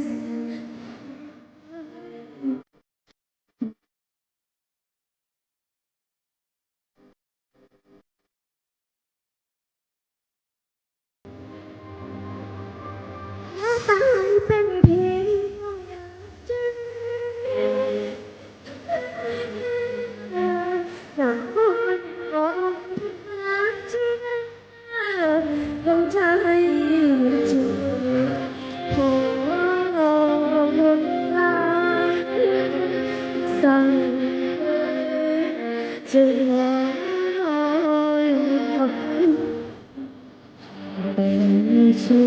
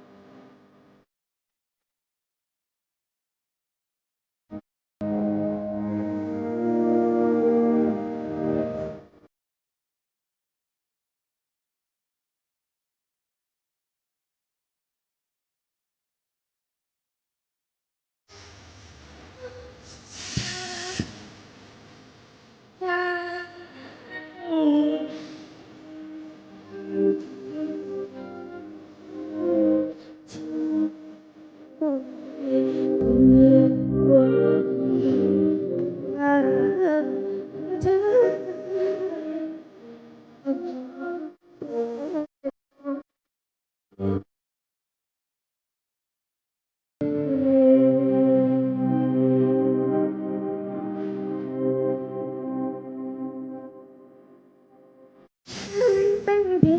งก่อ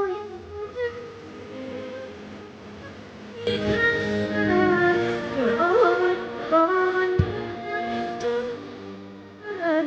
ใจเธอโอ้สั่งเธอ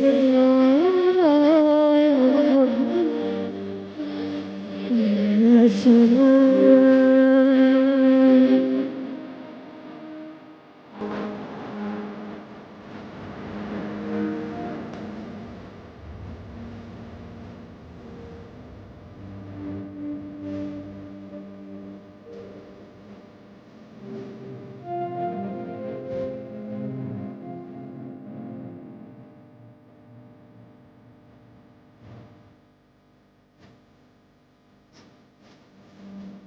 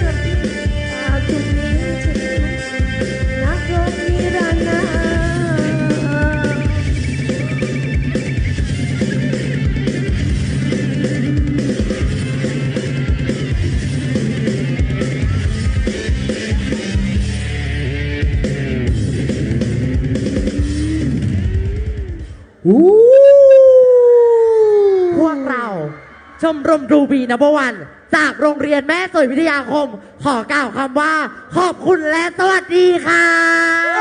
ขอเสียงปรบมือดังๆนะครับ ให้กับทีมแรก ใช่ นี่ นักรบ ใช่ เพราะว่าบ้านเขามีอนุสาวรีย์นักรบ เออ ใช่ไหม เขาเป็นลูกพระนเรศวรไง ใช่ถูกต้องแล้วนะคะจะเป็นเพลงไหนไปไม่ได้สำหรับ ใช่ครับ LSW Show จากโรงเรียนแม่สวยวิทยาคม บอกได้เลยนะครับว่ากองเชียร์ด้านล่างก็ครับข้าง อ่ะ กองเชียร์ทางออนไลน์ก็ครับข้างเช่นเดียวกัน 140,000 คนตอนนี้ เข้าไปเช็คมาแล้วเมื่อกี้กองเชียร์ของแม่สวยวิทยาคมขาร่ำเยอะมากๆเลยนะครับ ใช่แล้วก็ในคอมเมนต์ก็คือถามกันเข้ามาได้นะคะ ครับ ว่าทีมไหนแล้วอะไรยังไง ใช่ แบบนี้ไปร่วมชมร่วมเชียร์กันได้ ครับ ส่งใจทางออนไลน์มาได้ เออ หรือจะมาที่นี่ก็ไม่ว่ากันเลยนะคะ อ่าฮะ นั่นแหละ นะครับ ปะเดี๋ยวเราจะต้องไปกันต่อ เพราะว่า ใช่ คืนนี้ค่ำคืนนี้เราจะอยู่ด้วยกันทั้งหมด 14 ทีม เราจะอยู่กันยาวนานอ่ะ แต่ละทีมไม่มีอ่อมนะ ไม่มีอ่อมงั้น จะเป็น ถาม ทีมที่ 14 ก็ตามทุก ถาม ท่ นิดหนึ่งผู้เข้าร่วมการแข่งขันทุกคนครับ ทุกๆ โรงเรียน ถ้าเราอยู่กันถึง5 ทุ่มเนี่ยอยู่ด้วยกันไหมโอ้โห เที่ยงคืนอยู่ไหมงั้นเอาใหม่ตี 4อยู่ไหมอยู่กันเองเหอะนะฮะจะขออนุญาตกลับ อย่า ก่อง น เงี้ยแหละเด็กทูบีอย่างเงี้ยแหละ ใช่ไหม ทำยังไงดีตอนเนี้ยคะ กี่โมงก็ จะ อยู่ กลับก็ไม่ได้นะ กลับก็ไม่ได้ จะกลับก่อนก็ไม่ได้นะ อ่า เด็กทูบี ใช่นะครับ อ่ะ สำหรับนะฮะโรงเรียนต่อไป โรงเรียน นี้ ต่อไป 4 ชุดเข้ามาแล้ว ครั เนาะ บ คิดว่าบางท่านนะคะก็อาจจะดูจาก 4 ชุดก็น่าจะพอ ใช่ เดา ครับ ออก เมื่อตะกี้นี้เราไปหัวเมืองทางโน้นมาแล้วนะ ใช่ครับ ทางอะไรนะที่หนูใบเขาอะ มี ดอ ส ย ถาน ช้า ที่ ง ท่องเที่ยวทางธรรมชาติแห่งหนึ่ง ที่ อั มี กษ อะไร รย่อ ที่มีแกะด้วย ใช่ว่าดอยช้าง เนอะ นะครับ ทีมแรกผ่านไปท่านค ครั ณะ บ กรรมการเริ่มจะแบบว่ามีเอฟเฟกต์แล้วนะคะ ใช่ อ่า เริ่มละ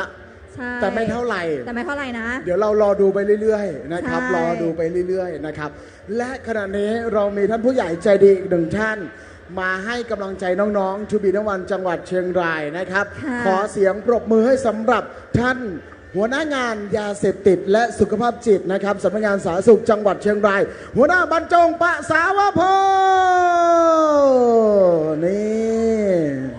นะครับ ดูแล To be number one ใช่ ใช่ไหมคะ ถือเป็นกลุ่มงานนะครับที่ใช้ในการเลขานุการของ อ่ะ โครงการทูบีวันจังหวัดเชียงราย ซึ่ง ใช่ โครงการทูบีวันจังหวัดเชียงรายครับ เราก็จะมีโครงสร้างโดยมีท่านผู้ว่าราชการจังหวัดเชียงราย ค่ะ เป็นประธานโครงการทูบีวันจังหวัดนะครับ ใช่ แล้วก็ท่านสาธารณสุขจังหวัดเชียงราย เป็นเลขานุการ ใช่ซึ่ง ครับ ในส่วนของเวทีนี้เนี่ย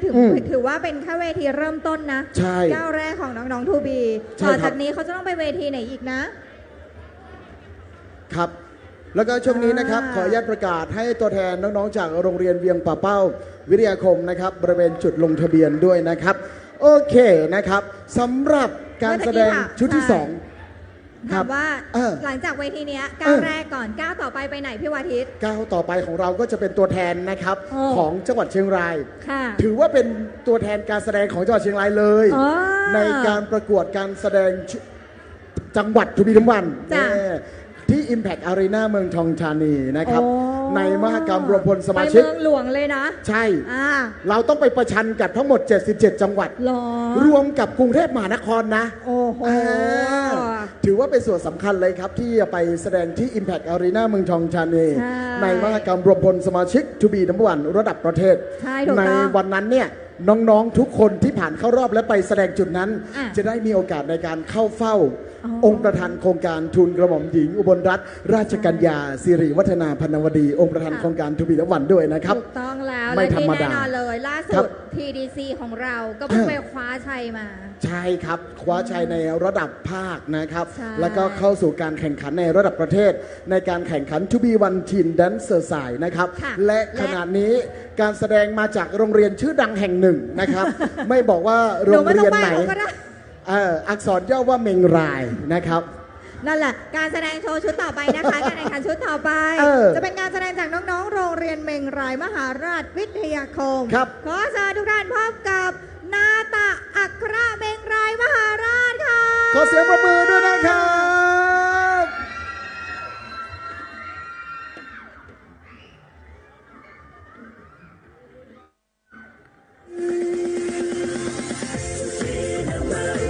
To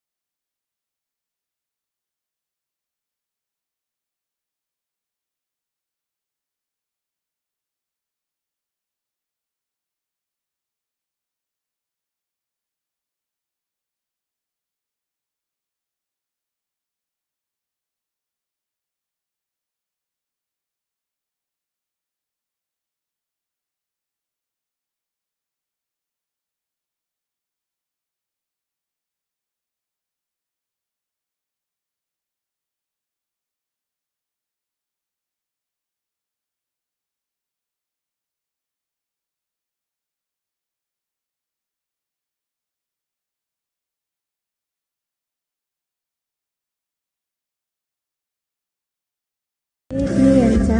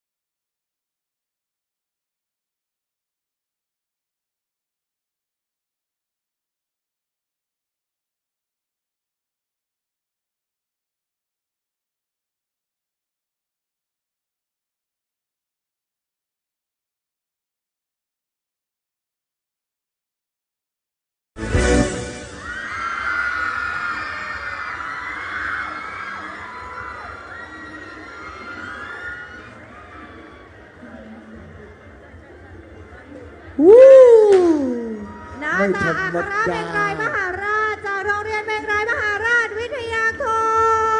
ม ขอเสียงปรบมือดังๆให้กับเบงรายมหาราชด้วยนะครับแหม ต้องมีใครจิกขาตัวเองไปด้วยบ้าง ใช่ แล้วแหละเมื่อตะกี้เนี้ย พร้อม1 2 3ไม่ธรรมดาสุดยอดเลยเชิญน้องๆครับบริเวณของด้านข้างเวทีได้เลยนะฮะ จะสะดุดบ้างได้ไหม ยังไงนะ ถ้าสะดุดเขาจะรับเราไหม ดี ตอน ชอบ แรกก็แบบฟิลแบบจิกขาตัวเองเหมือนกันนะเคิร์น ใช่ไหม นะ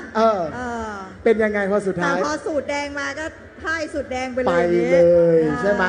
บอกเลยนะครับว่าการแสดงชุดเมื่อกี้ ว่า เรียกเสียงแบบฮือฮาจากด้านข้างลงเวทีได้เยอะมากเลย ใช่ไหม บอกแล้วว่าส่วนนี้มีส่วนสำคัญนะ ใช่ อยู่ในการแสดงเช่นเดียวกันอยู่ในเกณฑ์การแข่งขันเช่นเดียวกัน ใช่ถูกต้องอยู่ในเกณฑ์ของการให้คะแนนเช่นกันนะคะเพอร์ฟอร์แม ครั น บ ซ์อะไรต่างๆนานา ครั ก บ รรมการเขาดูไว้หมดแล้ว ใช่ เนาะแล้วก็น้องๆตั้งแต่การย่างก้าวขึ้น ครั มา บบ นเวที อืม จนถึงกลับ จับลงไป ใช่ ก็เป็นการที่จะพิจารณาในการให้คะแนน ครับ เช่นกันนะจ๊ะ ตอนนี้กรรมการพาราสักกี่เม็ดดีฮะช่วงนี้ เพิ่งไป2วงเองนะซึ่งเป็น2ทีมเอง เพิ่งไป2ทีมไม่ธรรมดา ใช่เราบอกแล้วเดี๋ยวทูบีไม่มีอ่อม ไม่มีอ่อมนี่ ใช่ไหม ตั้งแต่ คะ ตั้งแต่โชว์แรกโชว์ที่ 2 ก็ไม่ธรรมดาแล้วนะ ใช่ อ่า ถูกต้องแล้ว เดี๋ยวเรารอดูไปเรื่อยๆครับ มันจะมี ใช่ การแสดงที่น่าสนใจอีกเยอะแยะมากมายไม่ได้มีแค่ชุดการแสดงจาก 2 โรงเรียนนี้แน่นอนนะครับ ใช่ถูกต้องแล้วก็ เออ วันนี้ถ้าท่านไหนเป็น FC ของน้อง ครับ To Be Idol ก็ อืม มาติดตามน้องได้ า วันนี้จะมาเจอกับใครบ้างพี่วาทิต ใช่ครับ วันนี้ก็จะมาเจอในส่วนของ To Be น้ำวันไอดอล ใช่ นะครับมาเจอกับการแสดงต่างๆนานาจากน้อง To Be น้ำวันของจังหวัดเชียงราย ใช่ ซึ่งเป็นต้นแบบเยาวชนเก่งและดี ผ่านการแข่งขันในระดับ จ้า จังหวัดครับ น้องๆก็จะได้เป็นแทนของจังหวัดเชียงราย เดี๋ยวเราจะไปอยู่ตรงไหนดีฮะเวทีนี้ เอาจริงๆ คือเหมือนวางมุมตัวเองไม่ถูกเลยอ่ะ เราจะไม่โดนไล่แล้วนะ ผมว่าอยู่ด้านหน้าปลอดภัย เราจะไม่โดนไล่แล้วเนาะ ใช่ นี่บอกเลยว่าการแสดงชุดต่อไปนี่น่าสนใจ ใช่แล้วเขาบอกว่าอะไร พี่ต้องเป็นคนประกาศเท่านั้น ใช่ เดี๋ยวต้องมาดูว่าทำไมถึงต้องเป็นพี่ เนี่ยดูสิ โอ้ ดูสำหรับการแสดงชุดที่จะถึงนี้พร็อพเขาอลังการนะ ปีนี้เขามากับแสงไฟเนาะ ใช่ แสงเทียนแบบนี้เมื่อตะกี้ ครั เรา บ ก็เห็นเหมือนกัน ใช่ครับ นั่งอยู่ก็คิดอยู่และเอ๊ะ อืม ไฟจะไปทางไหนนะ ใช่ แล้วก็นอกจากนั้นเอาเวทีเราเป็นพรมฮะ อ๋อ ก็จะมีความหวาดเสียวเล็กน้อยว่า เอ๊ะ ประกายไฟจะติดพรมไหม หรือเปล่า เออ แต่ก็ไม่เป็นไรนะคะ ครับ ทุกการแสดงเราก็ ค จะ รับ อยู่ในความควบคุมดูแลอยู่แล้ว ใช่ครับ เนาะ แต่ไม่ต้องกลัวครับ ท่านผู้ว่าราชการจังหวัดเชียงราย ท่าน ชูชีพ ชู พง ชีพพ ชัย พงชัยนะครับ ท่านพร้อมบอกว่าเวทีนี้การประกวดนี้มั่นคงแน่นอน เราเทสความแข็งแรงมา ใช่ แล้ว เมื่อ 4 ตัวแทนเมื่อสักครู่ เออ เนาะเรา นะ เท ฮะ สความแข็งแรง ข มา อ แล้ อ ว นุญาตทดสอบไมค์นักร้อ อ่ะ งค่ะ สำหรับนะฮะโชว์ต่อไปการแสดงต่อไปจากโรงเรียนต่อไปพร้อมเรียบร้อยแล้วนะครับ พี่หนูต่อย จ๋า การแสดงของโรงเรียนต่อไปเนี่ยเขารีเควสมาเลยนะว่า พิธีกรประกาศต้องเป็นผู้หญิงเท่านั้นค่ะ ใช่ เออ อ่ะถ้าอย่างนั้นแล้ว เออ การแสดงชุดนี้มาจาก ครับ น้องๆ โรงเรียนปล้องวิทยาคม ในชื่อชุดการแสดง พีเคแสงสีพอไหมคะ พอไหมคะอ้าวขอเสียงประมือด้วยนะครับ ขออนุญาตทดสอบไมค์นักร้องค่ะ มันยุติธรรมกันนี่หรือ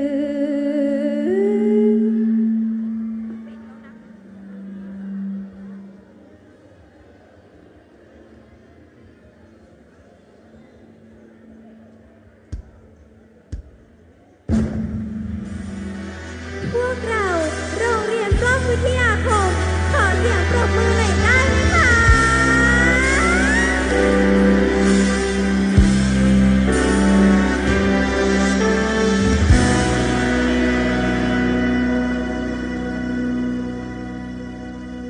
อยากเป็นใครสักคน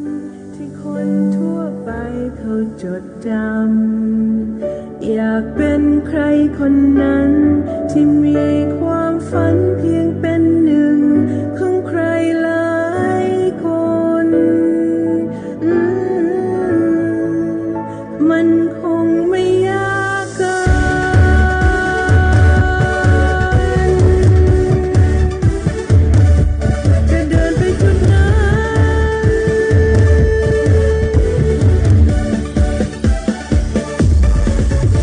ทุกปีนำรางวัลฝันของพวกเรา ที่พร้อมมีใจดวงเดียวกัน จะขอเป็นคนเก่งและเป็นคนดี สิ่งนี้ที่ต้องการ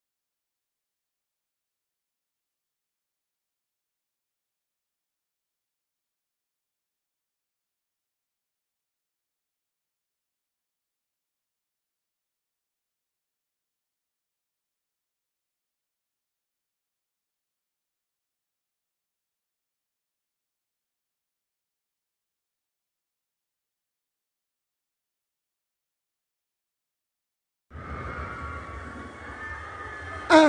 พี่เคแสงสีพอไหมคะ พอไหมครั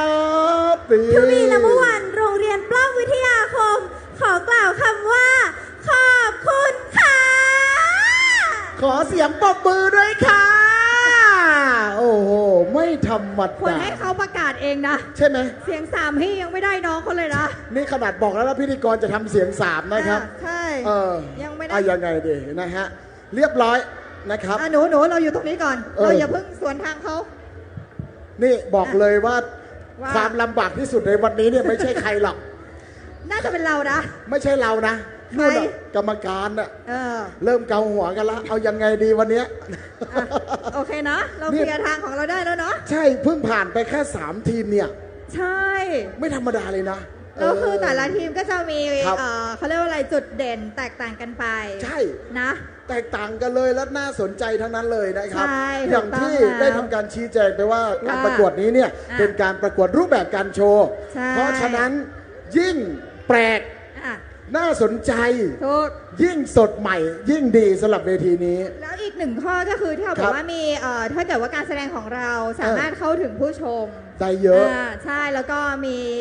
เขาเรียกว่ามีฟีดแบ็หรือความร่วมมือจากผู้ชมแบบเนี้ยค่ะ อ่า ก็จะได้เบรกอีกคะแนนเหมือนกัน ใช่ นะครับ เป็นอีกหนึ่งของการให้คะแนนด้วยเช่นกัน ใช่ ยังมี ครับ กันก่อนนะคะแล้วก็จะมีน้องๆเนาะที่จะลุกมาเต้นด้วย ใช่ ไหม ใช่ ก็จะมีน้องๆที่อยู่หน้าเวทีลุกมาเต้น อั ด้ น วย นั้นยิ่งดีถ้าเกิดว่าน้องๆแต่ละทีมเนี่ยสามารถ ใช่ เชียร์อัพให้ผู้ชมด้านล่างสามารถลุกขึ้นมาเต้นได้ด้วยเนี่ยกรรมการเราพิจารณาข้อนี้ด้วยนะ ถูก นะฮะ ต้องแล้วก็เป็น อืม อีกหนึ่งในการให้คะแนนนะ ครั คะ บ ตอนนี้เราแข่งมาจนถึงทีมที่3เมื่อกี้มีถามมาจากคอมเมนต์ทางออนไลน์ เรามีแอดมินพี่อั้นนะคะ คอยตอบ ครับ ให้อยู่เหมือนกันนะ ถ้าเกิดว่าถามมาในขณะที่แข่งอยู่ ใช่ ตอนนี้ก็ทีมที่ 3กำลังจะ ใช่ เข้า ครับ สู่ทีมทีสี่ ใช่ ถ้าเกิดว่า ใช่ไหม ถามมาแล้วและแอดมินไม่ได้ตอบโดยทันทีนะครับ ต้องขออภัยเพราะโชว์น้องๆ สวยงามสนุกสนานมาก ดูแล้วแบบติดตาตรึงใจ ใช่ ละสายตาไม่ได้เลยทีเดียว ใช่นะครับ และอย่างที่บอกเขาว่า อืม ตั้งแต่การซุ่มซ้อมมา ครั ไม่ บ ว่าจะเนิ่นนานเท่าไหร่แล้วแบบนี้ รวมไปถึงวันนี้เองที่ทุกๆทีมจัดเต็มมามากนะคะ อยากให้ทุกท่านมาร่วมชมร่วมเชียร์น้องๆได้นะคะ ใช่ครับ เราอยู่ด้วยกันตรงนี้เนาะ อืม เพื่อที่ว่าจะได้เป็นกำลังใจให้กับน้องๆ แล้วก็คุณครูนะคะ ครับ จากทุกๆสถาบันเลยค่ะ ทุกท่านสามารถร่วมเชียร์น้องๆได้นะครับ ใช่ ถ้าเกิดอยู่ในบริเวณงานเนี่ยสามารถส่งเสียงเชียร์ได้เต็มที่เลย ใช่ ถ้า ถูกต้อง เกิดว่าอยู่ทางออนไลน์นะครับ ทางแฟนเพจ เราจะ ของ เชียร์ยังไงดีออน ส ไล วท น์ เชียงรายกรมประชาสัมพันธ์เนี่ย อ่า แฟนเพจเนี่ยวิธีการเชียร์ก็คือส่งมาเลย กด เชียร์โรงเรียนไหนพิมพ์มาเลย ถูกใช่เนาะ อ่า แล้วก็กดใจมา ใช่ มอบใจให้ให้แม่สวยอย่างเงี้ย ถูกต้อง มอบใจให้อะไรอีกเมงรายมหาราชวิทยาคมเงี้ย ใช่ เมื่อตะกี้ปล้อง ปล้อง อ่า ทีมพีเค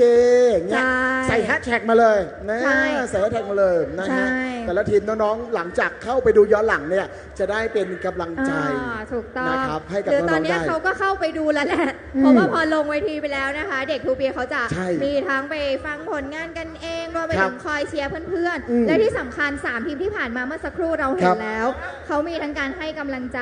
อือฮะ มีทั้งการปลอบใจ อืม และมีบอกเพื่อนว่าไม่เป็นไรแบบเนี้ยค่ะ อ่า อันนี้คือจุดเด่นมากๆเลยของ ครับ น้องๆที่ได้มาอยู่ในเวที To be number one นะคะ ใช่ครับ อ่ะ สำหรับเวทีนี้นะครับก็อย่างที่บอกจูบีวันเป็นโครงการแห่งการให้โอกาสนะครับ ค่ะ เราพยายามคิดกิจกรรมที่ซัพพอร์ตทุกความเป็นไปได้ อ่า ของเยาวชนจังหวัดเชียงราย ไม่ว่าน้องๆจะชอบกิจกรรมแบบไหน ค่ะ จูบีนัมเบอร์วันของเรามีทุกกิจกรรมที่สามารถซัพพอร์ตน้องๆได้นะครับ ใช่ ก่อนหน้านี้มีเข้าค่ายด้วยใช่ไหมหรือว่าทุกปี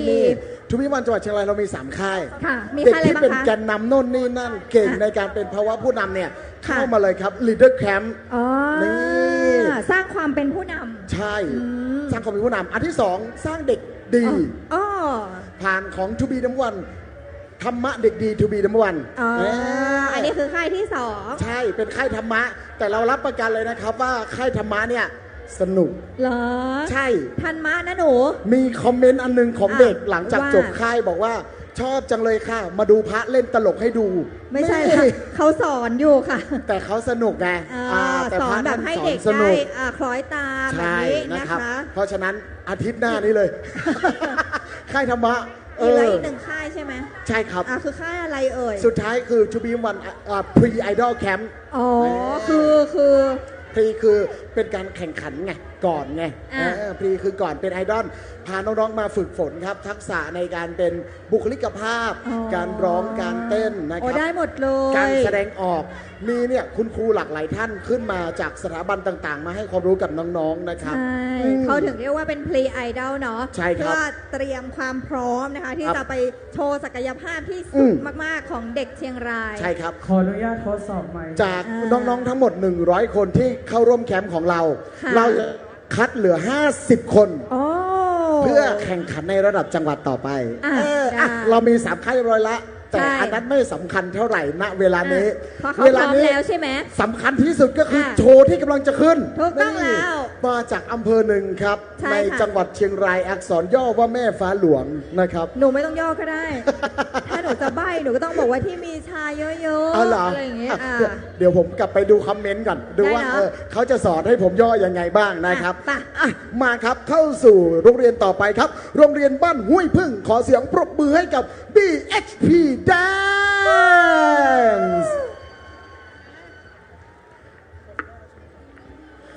ขออนุญาตทดสอบไมค์นักร้องครับซึ่งซึ่งคุณท่านซึ่งปณิธานพระราชินีขอบคุณครับขออนุญาตทดสอบไมค์พิธีกรค่ะเทียนที่เวียนพระพุทธตัวข้าบุษบาขออธิษฐานขอบคุณค่ะทีม BHP Dance ชมรม To Be Number One โรงเรียนบ้านห้วยพึ่งพร้อมที่จะทำการแสดงแล้วครับ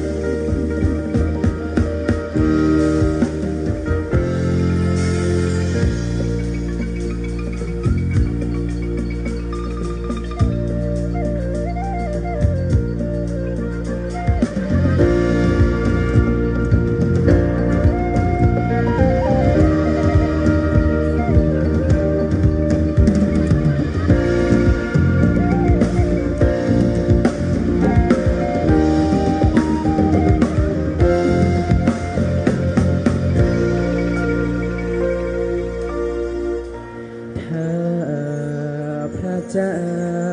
อยู่หัวเป็นน้ำฉันจะทำหน้า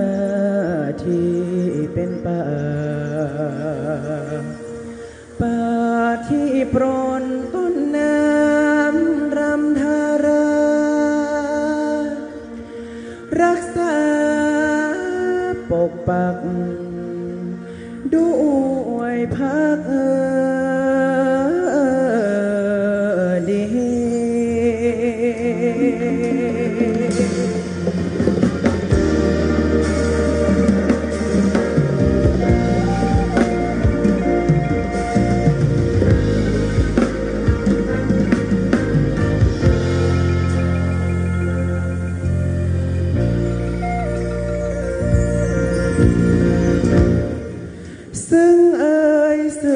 คุณท่านซึ่งปณิธานพระราชินี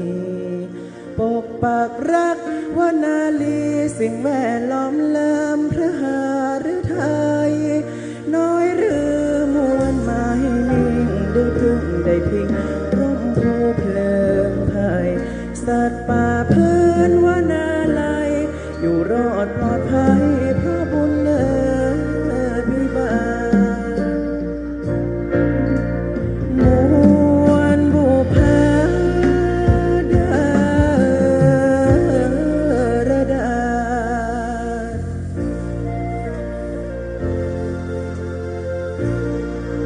คือดวงใจชาติอลางกา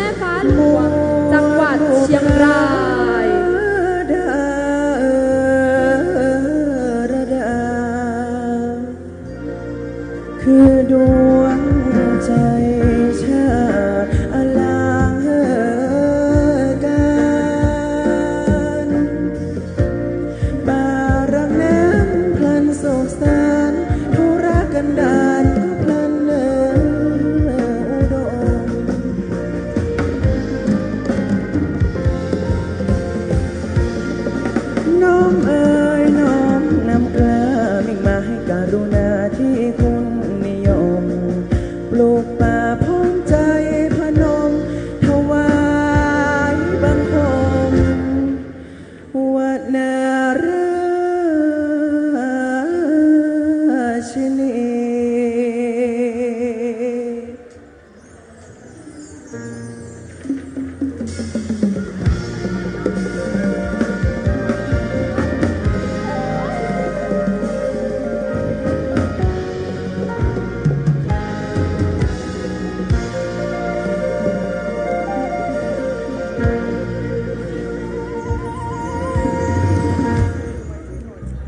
ิธานจากแม่สู่ลูกสวัสดีค่ะดิฉันเด็กหญิงสุรำภากินดี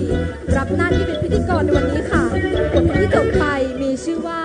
วันนาราชินี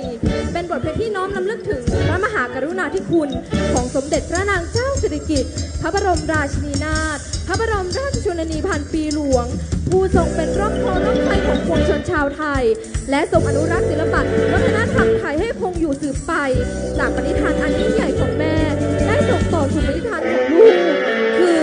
ทูลกระหม่อมหญิงอุบลรัตนราชกัญญาสิริวัฒนาพันวดีผู้ทรงริเริ่มโครงการทูบีนัมเบอร์วันเพื่อสร้างเยาวชนไทยให้ห่างไกลยาเสพติดเพราะเยาวชนที่มีคุณค่าต้องรักชาติรักความเป็นไทยดังตัวก็ไทยใจก็ไทย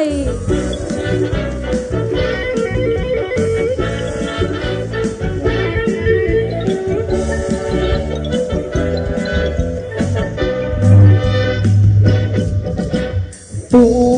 วก็ไทยใจก็ไทย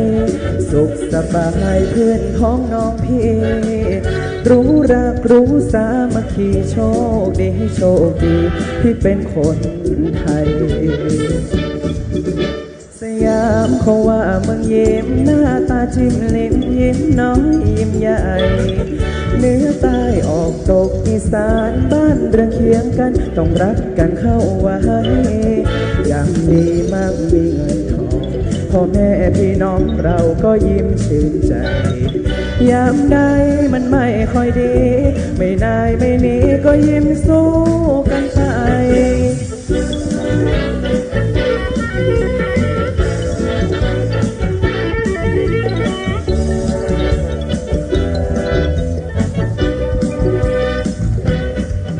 เป็นบุญเป็นวาสนาที่ได้เกิดมาใต้ฟ้าเมืองไทยอยู่กินบนแผ่นดินทองพวกเราทั้งพ้องยิ้มย่องผ่องใสเรามีแม่องค์เดียวกัน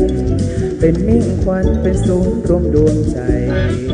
ลูกขอถวายชีวิตจะเป็นคนดีของประเทศไทย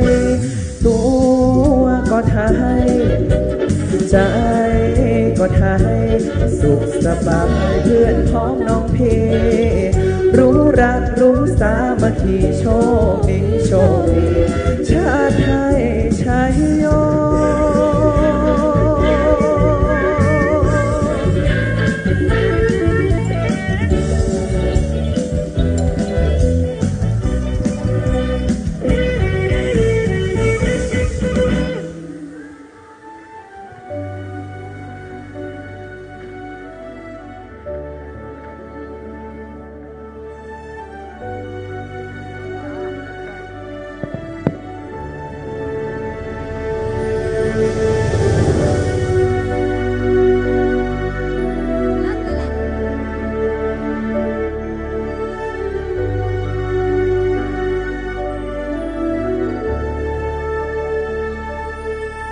อยากเป็นใครสักคน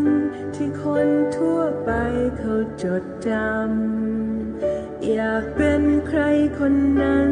ที่มีความฝันเพียงเป็นหนึ่งของใครหลายค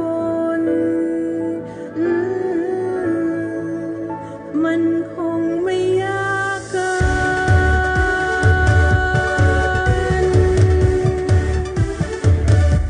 จะเดินไปจุดนั้น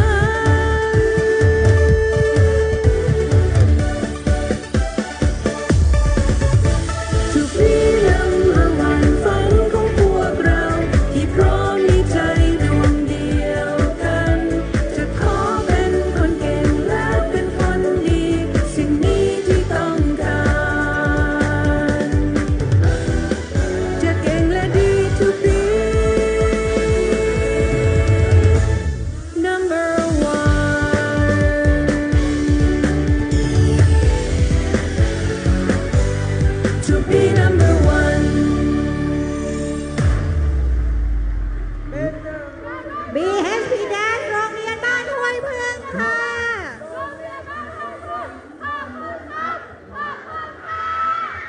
และนี่คือบ้านห้วยเพิ่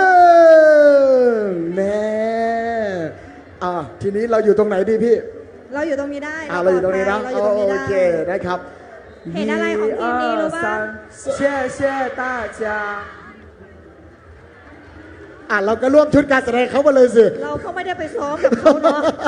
ก็เลยว่าจะจบทวดบริบูรณ์ตรงไหน นี่นะครับ แต่จะ บอกเลยว่า เห็น ชุดที่ คือ ผ่านมานี้ อ่าง งามทั้งเสียง จ้ะ งามทั้งชุด งามวัฒนธรรมได้อีกอย่างหนึ่งคืองามน้ำใจ ใช่เราเห็น ใช่ ถึง The Show Must Go On ของน้องๆมาก ใช่ นะเอาจริง นะครับ เมื่อกี้มีครูโรงเรียนอื่นนะ ตอนที่น้องแบบของนุ่นหล่นคุณครูพากันยกทำดีมากลูกเนี่ยขนาดคนละโรงเรียนนะ เห็นไหมนี่คือสังคมของชูบีน้ำวันนะ ๆ ครับ ต่อนี่คือเสน่ห์ของ ใช่ครับ To Be Number One ที่เป็นอีกหนึ่งพื้นที่นะคะ ครับ ให้น้องๆเยาวชน ไม่ว่าจะจากที่ไหน ให้เขามาอยู่ด้วยกัน ใช่ ให้เขามาแชร์ความรู้สึกกัน ให้เขามาแชร์ประสบการณ์ด้วยกัน แล้วจะสร้างความแข็งแรงให้กับน้องๆทั้งด้านจิตใจและก็การเข้าสู่สังคมนั่น ค เอ รับ งนะคะ ก็จริงๆอย่าเรียกว่านี่คือวิธีการประกวดมันคือเวทีการปล่อยของเนาะ ใช่ นะ เดี๋ยว ฮะ ตอนที่ประกาศรางวัลนะ ต้องรอดูด้วย ครับ เขาไม่เหมือนมาแข่งกันอ่ะ เออ เขาเหมือนมา เชียร์กัน เขาเรียกว่าอะไรไม่ได้มาแข่งขันอะไรเลย เชียร์อัพ ครั กับ นแบบว่าน่ารักมากนะ อ่า คะ ฮะ เรายังคงช่วงนี้ดีกว่าเราแบ่งเป็นช่วงนี้เรายังเหลืออี ครั ก บ 2 ทีมนะ ใช่ครับ แล้วก็เดี๋ยวอีกสักครู่นะคะ วันนี้เนี่ยที่งานพ่อขุนเมืองรายมหาราชนะ ครั คะ บ เรามีทั้งเวทีนี้คือเวทีกลางนะ ใช่ คะ ครับ เรามีในส่วนของ Dancing to be number one ของเรา ครับ แล้วก็ด้านหน้างานวันนี้ท่านก็จะเห็นตั้งแต่เมื่อวานกับวันนี้แหละ เรามีการแข่งขันวงโยธวาทิตด้วย ก็เป็นอีกหนึ่งพื้นที่นะคะ ที่ให้น้องๆมาแสดงความสามารถด้านดนตรีอีก น่า อย่างห ส นึ่ น ง ใจมากเลยเมื่อกี้ดูในไลฟ์สด อ่า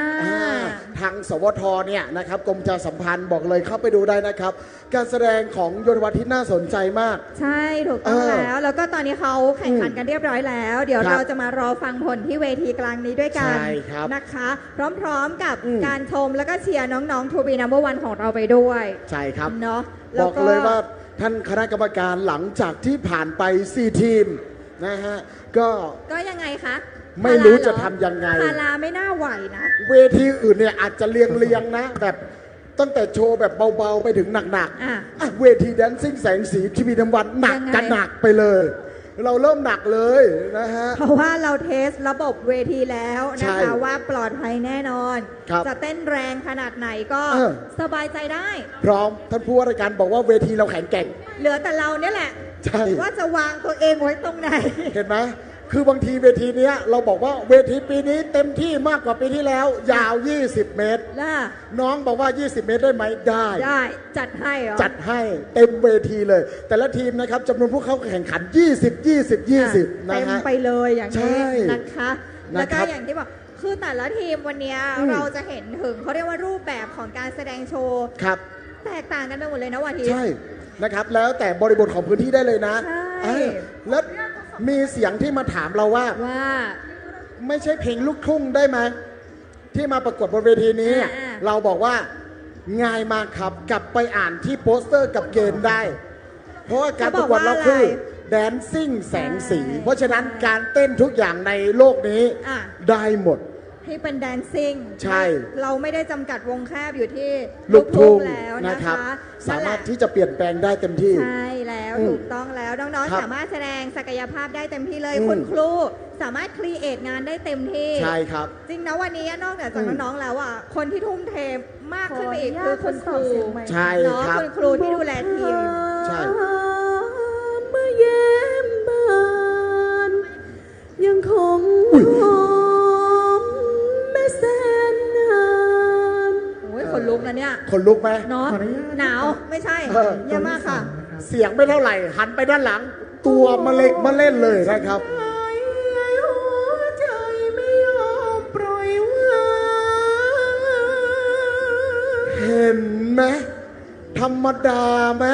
ถ้าเสียงดีเนี่ยจะร้องต่ออยู่นะ ใช่ไหม แต่ไม่ได้ ไม่ได้เลยอ่ะ อ่ะ เรามาดูนะครับ การแสดงต่อไปการแข่งขันในทีมมาจากโรงเรียนแม่จันทร์วิทยาคม ถู ครั ก บ ต้องแล้วนะคะ ต่อ เอ ไป อ ขอเสียงประมือให้กับ ชิงเสอหวังเฉาจากโรงเรียนแม่จันทร์วิทยาคม ชิงโสหวังเฉา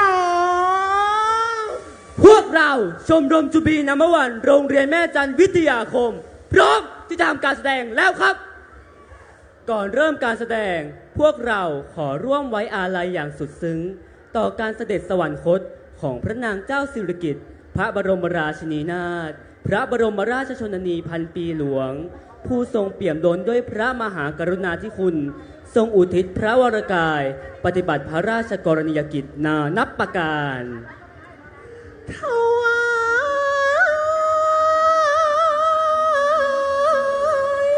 สดุดีพระแม่พันปีหลวง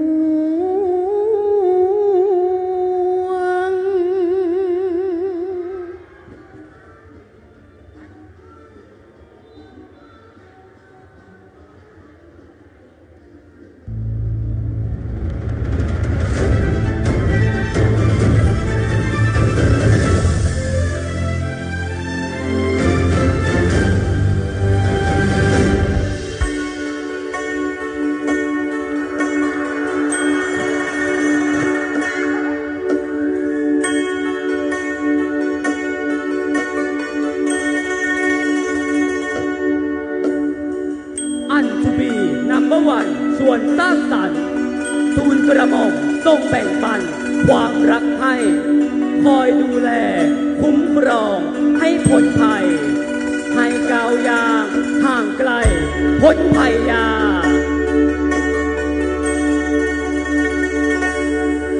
พวกเราชมรมจูบีนัมเบอร์วันโรงเรียนแม่จันวิทยาคมขอร่วมเป็นส่วนหนึ่งในการสร้างสรรค์สังคมสีขาวเป็นหนึ่งโดยไม่พึ่งยา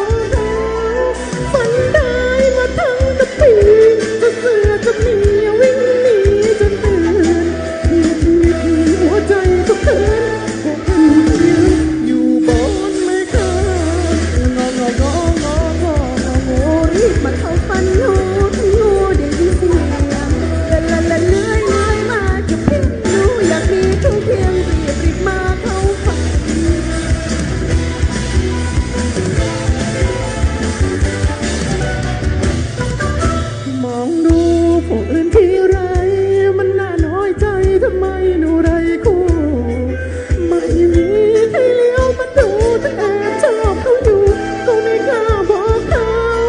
ชาตินี้หนูคงเหงาตายถ้ายังฝันร้ายตายเตือนตัวเงาโปรดเถิดอย่าให้หนูเหงาหนูยังคงเฝ้ารองูทุกวันงอรีบมาเข้าฝันหนูทั้งงูจริงเสียงละเลื่อยมาจะเพียงหนูอยากมีเขาเคียงรีบมาเข้า春风又到，应当守真心。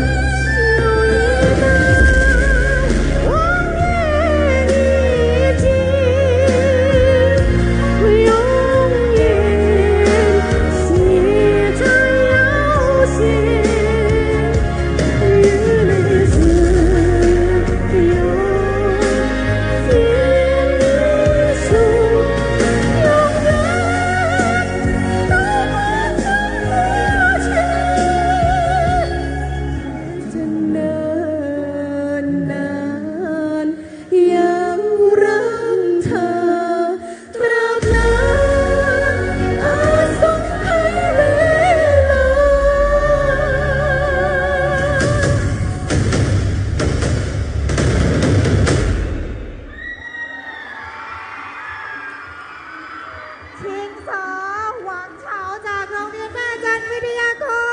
ม ขอเสียงนี่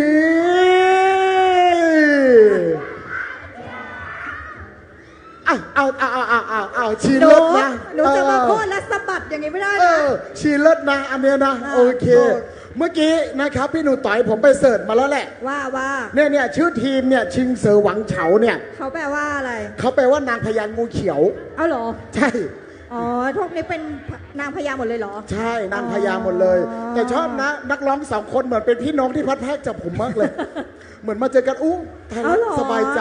เราเจอน้องแล้วอย่าง ใช่ นี้ เราเจอน้องแล้ว เราก็หายไปไหนใช่ไหม ใช่นะครับ บอกเลย สวยไหม พาราก็ไม่อยู่แล้วเนี่ย สวยไหมเมื่อกี้ มาก สวยเน้องกรรมการหนักใจมากเลยนะครับ แล้ว ต ก็ อนนี้ท่านผู้ว่าราชการจังหวัดเชียงรายท่านชูชีพพงษ์ชัยเดินทางมาถึงยังเวทีแล้วนะคะมาให้กำลังใจน้องๆนะคะ ขอเสียงปรบมือให้ท่านผู้ว่าหน่อยค่ะ ขอเสียงปรบมือด้วยนะครั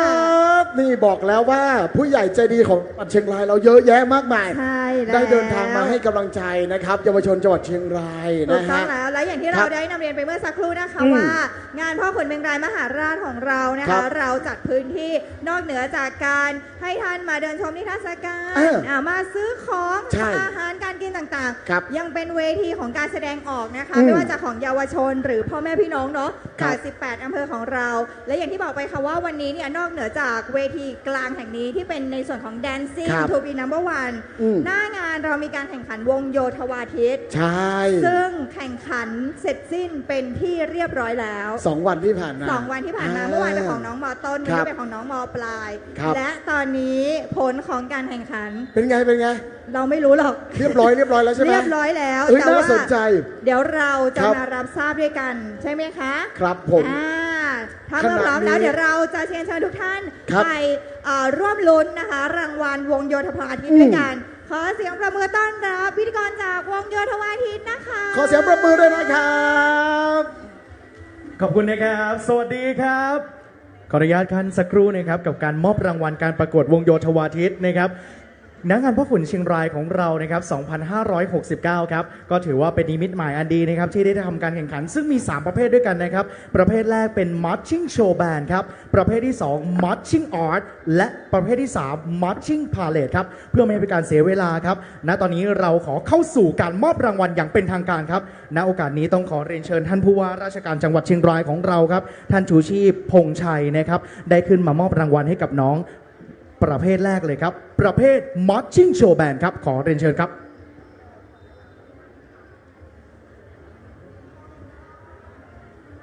และรางวัลชนะเลิศ ประเภท Marching Show Band กับการประกวดวงโยธวาทิตได้แก่โรงเรียน โรงเรียนเวียงป่าเป้าวิทยาคมจากอำเภอเวียงป่าเป้าขอเสียงปรบมือดังๆด้วยครับ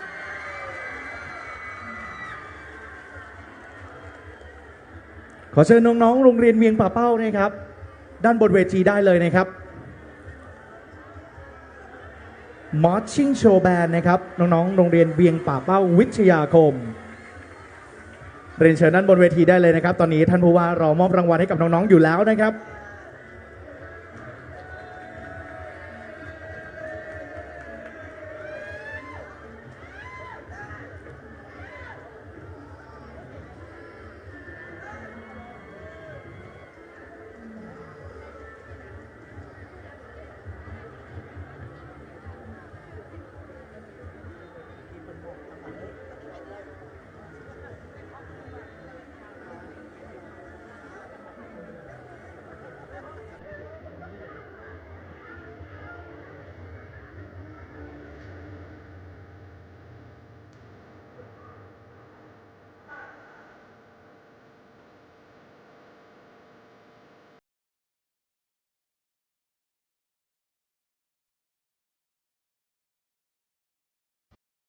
การแข่งขันวงโยธวาทิตนะครับถือได้ว่าน้องๆใช้ระยะเวลาในการซักซ้อมที่นานมาก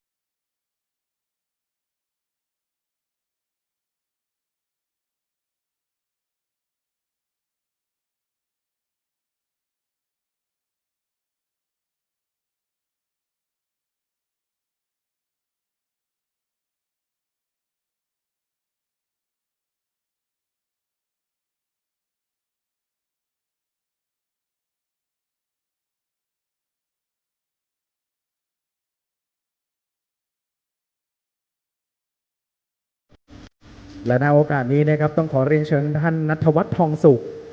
ทางหุ้นส่วนจำกัด KVC Computer จำกัดนะครับได้สนับสนุนเงินรางวัลให้กับรางวัลชนะเลิศด้วยนะครับขอเรียนเชิญครับขอเสียงปรบมือให้ท่านอีกครั้งหนึ่งครับจะเรียกได้ว่าน้องๆก็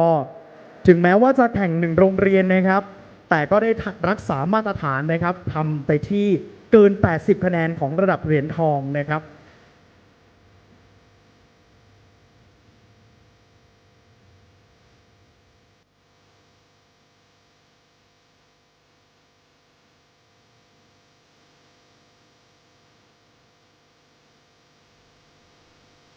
ขอเสียงปรบมือให้กับโรงเรียนเวียงป่าเป้าอีกครั้งหนึ่งครับ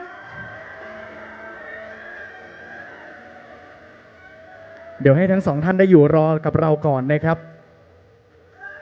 และต่อไปนะครับประเภท Marching Art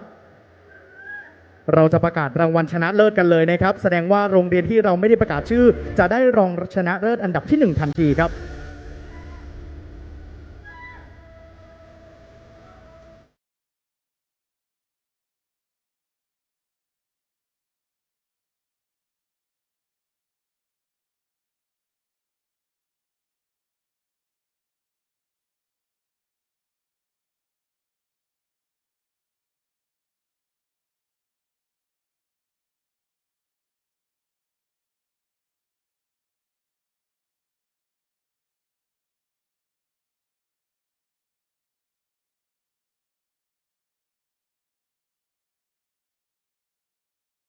และนี่นะครับก็ถือว่าเป็น2โรงเรียนนะครับนั่นก็หมายความว่าโรงเรียนบ้านเวียงพานอำเภอแม่สาย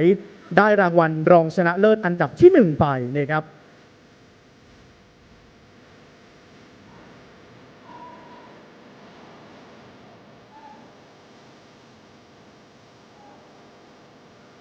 ซึ่งการแข่งขันในครั้งนี้นะครับโดยปกติแล้วที่1ของเราจะได้รับเงินรางวัลนะครับ 3,000 บาทแต่ครั้งนี้นะครับท่านณัฐวัฒน์ทองสุขจากห้างหุ้นส่วนจำกัด KVC Computer จำกัดนะครับได้สนับสนุนให้แต่ละรางวัลเพิ่มเป็นรางวัลละ 1,000 บาทนั่นแสดงว่าที่1ของเราได้ไปเลย 4,000 บาทนั่นเองครับ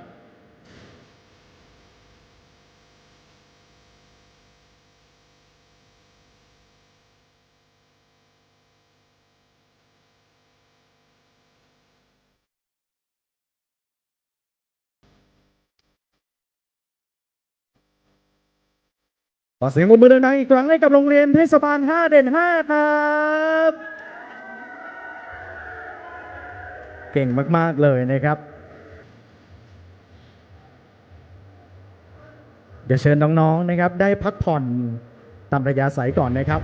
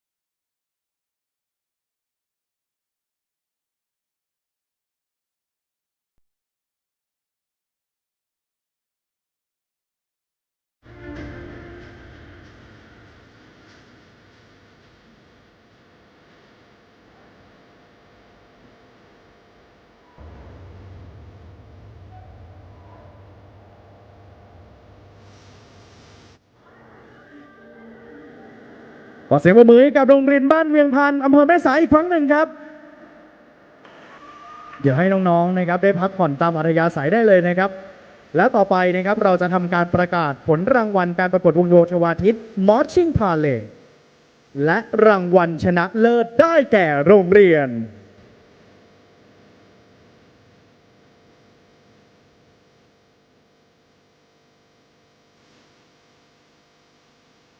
มีเข้าแข่งขันนะครับถือว่าผ่านเกณฑ์ด้วยนะครับ ระดับเหรียญทอง นั่นก็คือโรงเรียนแม่เจดีวิทยาคมจากอำเภอเวียงป่าเป้าครับเรียนเชิญด้านบนเวทีได้เลยนะครับเพื่อรับรางวัลจากท่านผู้ว่าราชการจังหวัดเชียงรายของเรา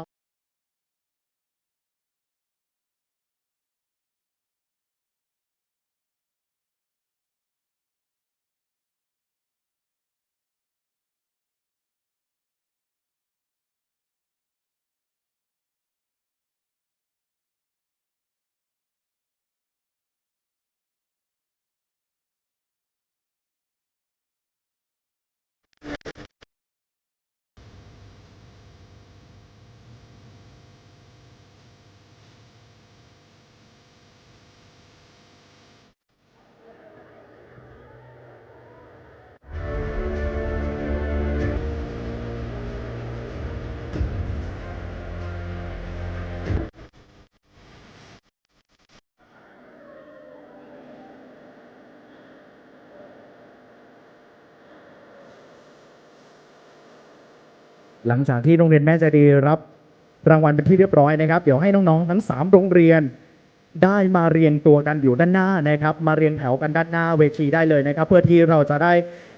เก็บภาพรวมนะครับกับการแข่งขันในการประกวดวงโยธวาทิตในครั้งนี้ครับ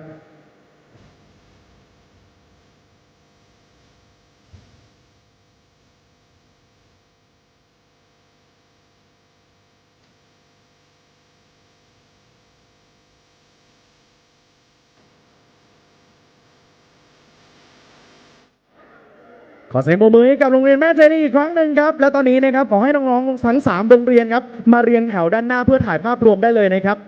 น้องๆแม่ใจดีอยู่ด้านบนกับท่านผู้ว่าได้เลย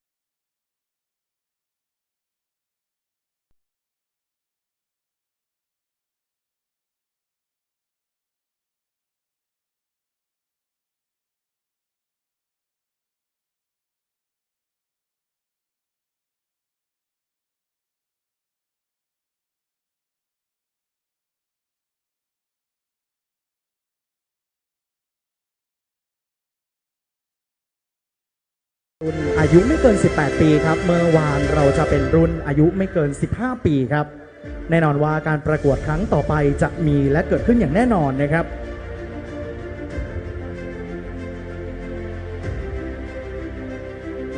ท่านผู้ว่านะครับขอเรียนเชิญ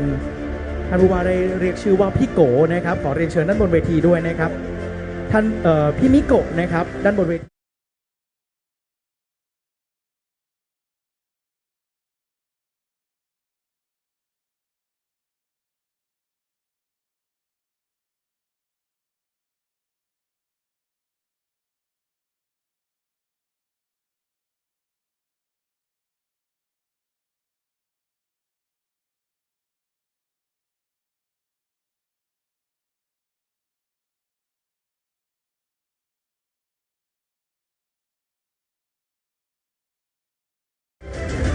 ในครั้งนี้นะครับต้องขอขอบคุณท่านชูชีพพงษ์ชัยนะครับท่านผู้ว่าราชการจังหวัดเชียงรายและท่านณัฐวัฒน์ทองสุขจากห้างหุ้นส่วนจำกัด KVC คอมพิวเตอร์จำกัดนะครับที่ได้สนับสนุนเงินรางวัลให้กับน้องๆครับต้องขอขอบคุณเป็นอย่างสูงครับและในตอนนี้นะครับเราต้องขอส่งเวทีนี้นะครับให้กับการแสดง Dancing แสงสีจูปีนัมเบอร์วันคอนเทสและขอมอบเวทีนี้ให้พี่วาทิตและพี่หนูต่อยขอบคุณครับแสดงความยินดีกับน้องๆทุกทีม บอกได้เลยว่าเมื่อกี้แอบดูนะครับน่าสนใจมากเลยทีเดียวนะครับ ก็ถือว่าเป็นอีกหนึ่งเวทีครับที่จังหวัดเชียงรายของเราพร้อมที่จะสนับสนุนทุกความชอบความสนใจของเยาวชนจังหวัดเชียงรายให้เติบโตมาเป็นบุคลากรที่มีคุณภาพนะครับและก็ร่วมพัฒนาจังหวัดเชียงรายของเราไปด้วยกันนะฮะค่ะไม่ว่าจะการแสดงไหนการแข่งขันไหนนะคะเยาวชนเชียงรายเต็มที่มากๆใช่เนาะเขาคือแล้วเดี๋ยวอีกสักครู่นะคะเราก็จะได้มา Dancing to be number one กันต่อนะทุกคนแต่ว่าวันนี้เนี่ยต้องบอกว่าน้องๆวงโยธวาทิตเก่งกันมากๆเลยขอเสียงปรบมือให้กับน้องๆจากวงโยธวาทิตอีกครั้งนะคะขอบคุณขอบคุณครับแหมชอบมากเลยบรรยากาศที่มีน้องๆขึ้นมาเต็มเวทีแบบเนี้ยยังไงคะทำให้เราเด็กลงเหรอไม่เราจะได้ทำการเซตว่าเวทีเราแข็งแกร่งเทสถือว่าหมดช่วงในการพักครึ่งของเราอะนะครับแล้วก็ช่วงนี้อยากจะขอดูความสามารถของน้องๆนิดหน่อยนะครับยังไงช่วงพักครึ่งเนี่ยเราอยากได้ตัวจี๊ดหรอใช่ตัวจี๊ดจากแต่ละโรงเรียนเนี่ยนะครับจากแต่ละทีมเนี่ยนะครับมาเลยทีมละ2 คน2 คนด้านบนเวทีเอาใหม่นะลูกตอนแรก4นะใช่แค่2นะคะรอบนี้เอาจี๊ดที่สุดเลย2 คน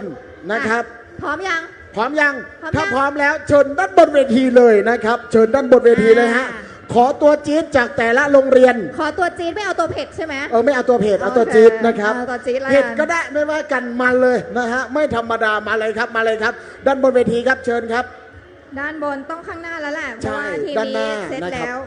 ไปแถวหน้าเลยลูกครับตัวจี๊ดเชิญมาเลยนะฮะทีนี้ทูบีน้ำมันจังหวัดเชียงรายเราไม่ธรรมดา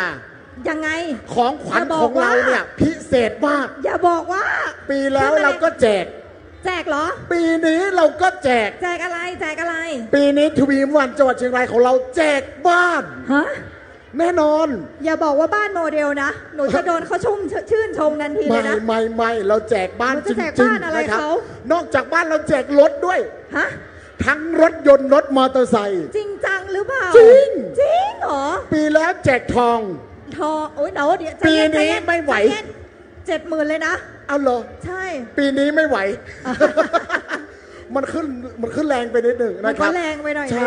เพราะฉะนั้นช่วงนี้ขอเลยครับตัวจี๊ดจากแต่ละชมรมนะครับตอนนี้มีน่าจะแค่3โรงเรียนอยู่เลยอีก11โรงเรียนไปไหนจ๊ะอยู่ตรงไหนครับขอเพลงหน่อยกระตุ้นนิดหน่อยนะครับมาเลยฮะน้องๆตัวจี๊ดจากแต่ละทีมแต่ละโรงเรียนที่เขาร่วมการประกวดนะครับเรียนเชิญบริเวณด้านหน้าเวทีได้เลยนะฮะเราจะไม่บอกว่าเราเป็นทำอะไรนะฮะเอาขึ้นมาก่อนแต่เราบอกเขาไปแล้วว่าเราจะแจกบ้านเขาใช่แต่เราจะแจกบ้านแจกรถนะครับแจกบ้านแจกรถไม่ธรรมดานะครับขึ้นมาเลยมีบ้านมีรถเครื่องใช้ไฟฟ้า อะไรอ่ะ ตู้เย็นทีวีหม้อหุงข้าว พัดลม พัดลมเครื่องกรองกรองอากาศมีแอร์ด้วยนะ มี iPad ด้วยไม่ใช่หรอ ใช่นะครับ หนูแจกเขาเยอะขนาดนี้เลยเหรอ โอ้แน่นอนเวทีเราไม่ปกติเราไม่ธรรมดา เหรอ นะครับ อ่ะ ใช่เพราะว่า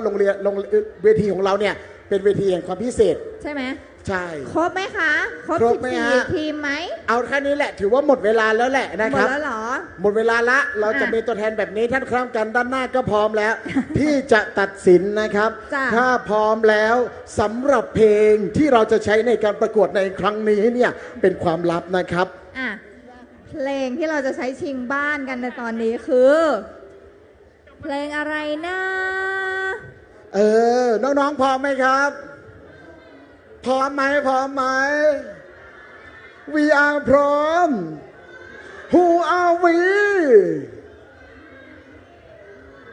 เฮ้เราไปดูนิดหนึ่งตัวแทนมาจากโรงเรียนบ้างนะครับ อ๋อ เริ่มจากฝั่งนี้ก่อนเลยนะฮะน้องมาจากโรงเรียนอะไรครับ มาจากโรงเรียนบ้านเทิดไทยครับโรงเรียนบ้านเทิดไทยขอเสียงหน่อยเลยโอ้ด้านหลังเลยนะครับโอเคเยี่ยม อ่ะ โรงเรียนต่อไปครับ ฝั่งนี้ขออยู่ข้างหลังนะ เพราะพี่จะตกเลย สวัสดีค่ะ สวัสดีครับ สวัสดีค่ะ คนสวยมาจากโรงเรียนเลยคะ เชียงแสนวิทยาคมค่ะ เชียงแสนอยู่ไหนคะอ่ มา ไปกันต่อไปกันต่อ ทีมนี้ดูแตกต่างนะครับ มาจากโรงเรียนอะไรครับ มาจากโรงเรียนเทศบาล 6 นครเชียงรายค่ะ ขอเสียงเด็กทอหกเลยเลยนี่อยู่ภาคนี้นะครับ น่าสนใจมากดับไฟแล้วสว่างเลยนะครับ เป็นสีเหลืองแสงนะ มา ฮะ จากทหกมาฝั่งนี้ ครั บ้า บ งมาจากโรงเรียนอะไรคะบ้านได้ไทยกับจุฬาอุปถัมภ์ค่ะชาวบ้านได้อยู่ไหนอ่า ไม่ธรรมดานะครับ ค่ะ สำหรับทีมต่อไปมาจากโรงเรียนอะไรครับ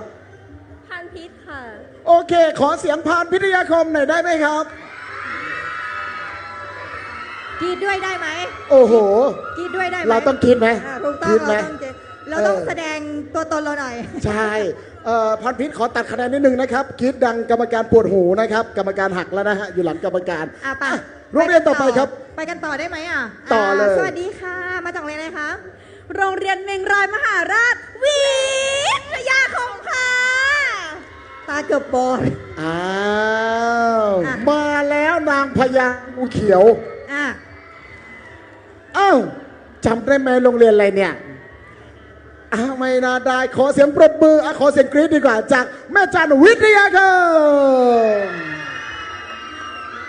อยู่ด้านหลังกรรมการนะครับ กรรมการระวังนิดนึงครับ ด้านหลังมีงูอยู่นะครับ ระวังฉกเอานะฮะ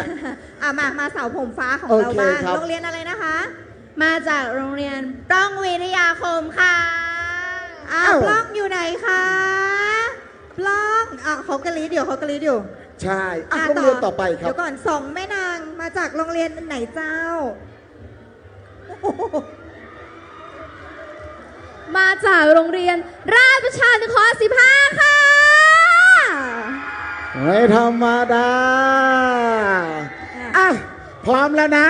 เรามีเวลาให้ทั้งหมด 45 วินาที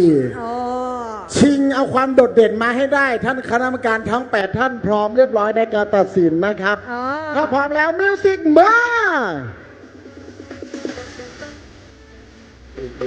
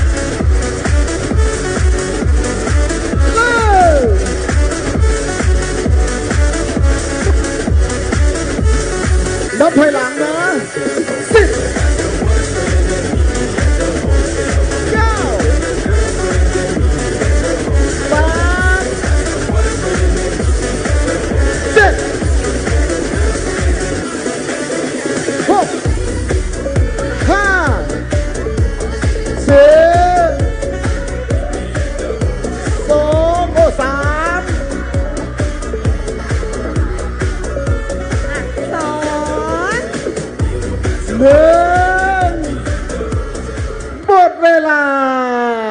นะครับขึ้นมาเร็วโอ้โห กลับขึ้นมา ปรับมุมกันเชิญด้านหลังครับน้องๆเชิญด้านหลังได้เลยนะครับเชิญด้านหลังเลยนะครับ แล้วก็เรามีท่านคณะกรรมการกีฬาศักดิ์ของเราขึ้นมาตัดสินนะครับเนื่องจากว่ารอบนี้สำคัญมากเลยนะฮะขอเสียงประมือให้นะครับท่าน CEO นะครับจากตึกนง Acting House เชียงรายนะฮะเรียนเชิญด้านบนเวทีเลยนะครับเป็นคณะกรรมการในการตัดสินเรียนเชิญขอเสียงประมือด้วยนะครับ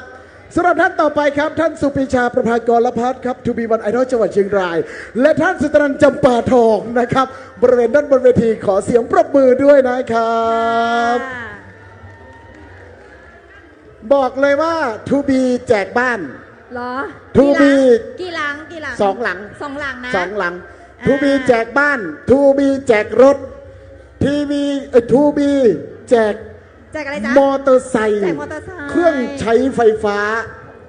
และแน่นอนครับวันนี้เรามอบทันทีเลยอะไรจ๊ะฉลากกาชาตินะครับทดสอบให้ไปลุ้นกันเองเหรอให้ไปลุ้นกันเองแต่ได้นะก็ได้จริงๆนะครับร่วมสมทบทุนนะครับตามคอนเซปต์ของเราช่วยกาชาติเราช่วยกาชาติช่วยเรานะคะถ้ายังไม่ได้ซื้อบูธอยู่เวทีข้างๆไปซื้อได้ยังมีเวลานะยังมีเวลายังไม่วันสุดท้ายนะครับเพราะฉะนั้นใครที่อยากได้บ้านรถเครื่องใช้ไฟฟ้ารถมอเตอร์ไซค์ต่างๆนานานะครับสามารถที่จะไปลุ้นรางวัลกันได้ครับในโอกาสนี้ขออนุญาตแจกเลยแล้วกันนะครับท่านคณะกรรมการท่านแรกนะฮะท่านคณะกรรมการท่านที่2ครับท่านคณะกรรมการท่านที่3ครับนี่ตัดสินรอบเดียวไปเลยว่าใครจะเป็นคนที่แบบศิลปินการเต้นในดวงใจของคณะกรรมการทั้ง3คนของเรานะครับเดี๋ยวนะเมื่อตะเกียเขาขึ้นมาทีมละ2ใช่ไหมใช่ตอนนี้มีแค่3ใบก็คือให้คนไหนคนนั้นนะหรือเปล่าไม่ใช่ว่าจะต้องไปแบ่งบ้านกัน20คนนะคนไหนคนนั้นนะฮะไม่สามารถที่จะเอาบ้านไปขายเพื่อแบ่งให้กันได้มันไม่เกี่ยวนะครับคนไหนคนนั้นนะครับโอเคมาขอเพลงหน่อยนะครับมาลุ้นกันว่าท่านคณะกรรมการทั้ง3คนของเราจะแจกให้ใครเชิญครับกรรมการต้องเต้นไปแจกหรือเปล่าเนี่ยกรรมการต้องเต้นแจกครับกรรมการต้องเต้นแจกเนี่ยแขกเหรอดูสิคนไหนที่ถูกใจท่านคณะกรรมการของเราบรรยายไปด้วยได้นะคะท่านคณะกรรมการบรรยายไปด้วยได้นะใช่หรือเปล่านะใช่หรือเปล่านะใช่หรือเปล่าใช่คนนี้หรือเปล่านะการสลองซองปีของเราขอเสียงปรบมือด้วยนะครับเหลืออีก2ท่านพี่เปเล่นะครับกับพี่บาสมาจะให้ใครเอ่ย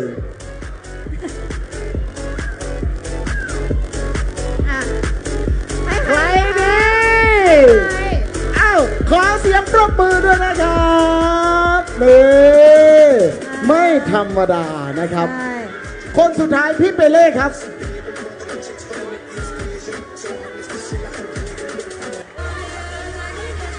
พร้อมนะเยี่ยมมากนะครับเชิญขั้นพร้อมกันทั้ง3ท่านร่วมถ่ายภาพกับน้องๆจากทุกทีมนะครับตรงกลางเลยครับน้องๆครับเตรียมตัวครับ1 2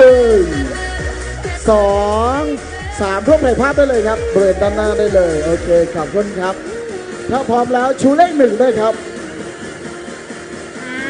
5 4 3 2 1โอเคขอเสียงประมือให้จากทุกทีเชิญน้องๆลงพักผ่อนบริเวณของด้านล่างเวทีได้เลยนะครับอย่างที่เราทราบบอกแล้วทูบีเราทุ่มทุนเป็นอย่างมากใช่แจกบ้านแจกรถจะบอกว่าก่อนจะไปกันต่อต้องขอเนี่ยขออภัยที่ไปเหยียบหางงูเมื่อสักครู่ด้วยใช่น้องมาสกิดบอกว่าพี่คะใช่เหยียบหางงูหนูใช่ค่ำคืนนี้เราอยู่กันอีกหลายทีมมากๆนะคะใช่ครับแล้วก็จะบอกว่ายิ่งดึกยิ่งมีกองเชียร์มาเยอะแยะเลยมากขึ้นเรื่อยๆเลยนะครับมาสำหรับทีมต่อไปที่เข้าร่วมการประกวดนะครับมาจากอำเภอแม่ฟ้าหลวงเช่นเดียวกันเป็นอำเภอเนี้ยบอกเลยพี่หนูต่อยเป็นอำเภอที่ส่งทีมเข้าประกวดเยอะมาก ตั้ง2-3 ทีมแน่ อ่ะ แสดงว่าอำเภอเนี้ยมีความพิเศษแน่ๆเลย แน่นอนใช่ไหม นะครับมาสำหรับทีมต่อไปครับ จากโรงเรียนบ้านเทิดไทย ค่ะ ขอเสียงปรบมือดังๆให้กับกองกำลังเทิดไทย ทดสอบ ขออนุญาตทดสอบเสียงไมค์นักร้องค่ะเพลงร้องกล่อมโลกทั่วไป แต่ยามฉันทุกข์ใจ ต้องแอบร้องไห้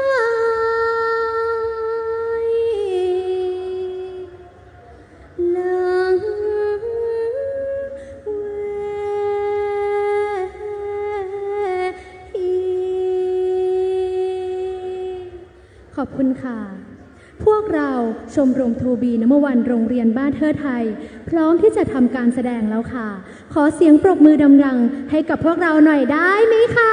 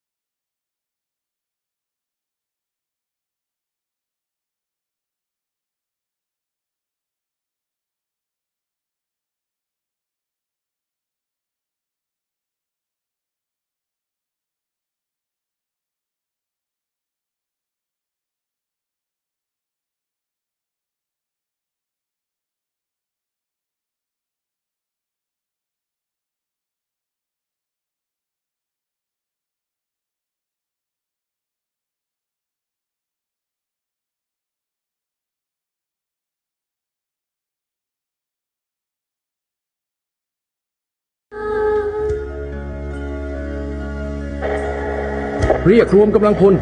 เกิดเหตุปะทะย้ำเกิดเหตุปะทะให้ทุกนายเตรียมตัวให้พร้อมวันนี้ไม่มีคำว่าถอยเพื่อชาติและเพื่อเกียรติยศของพวกเรา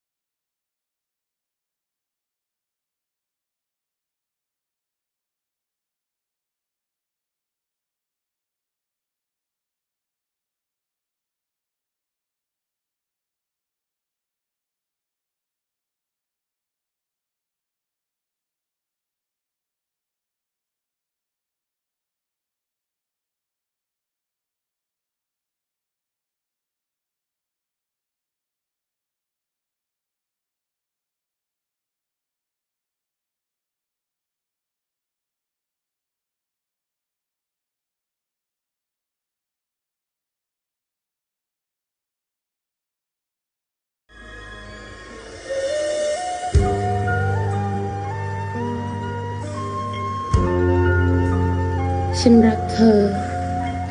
แต่ฉันรักชาติไม่แพ้กัน เมื่อเธอสละชีวิตในนามของทหารฉันจะสละหัวใจในนามของหมอไม่มีคำว่าถอยไม่มีคำว่ายอมแพ้เพราะความรักของเราถูกหลอมเป็นพลังของนักรบนิรนา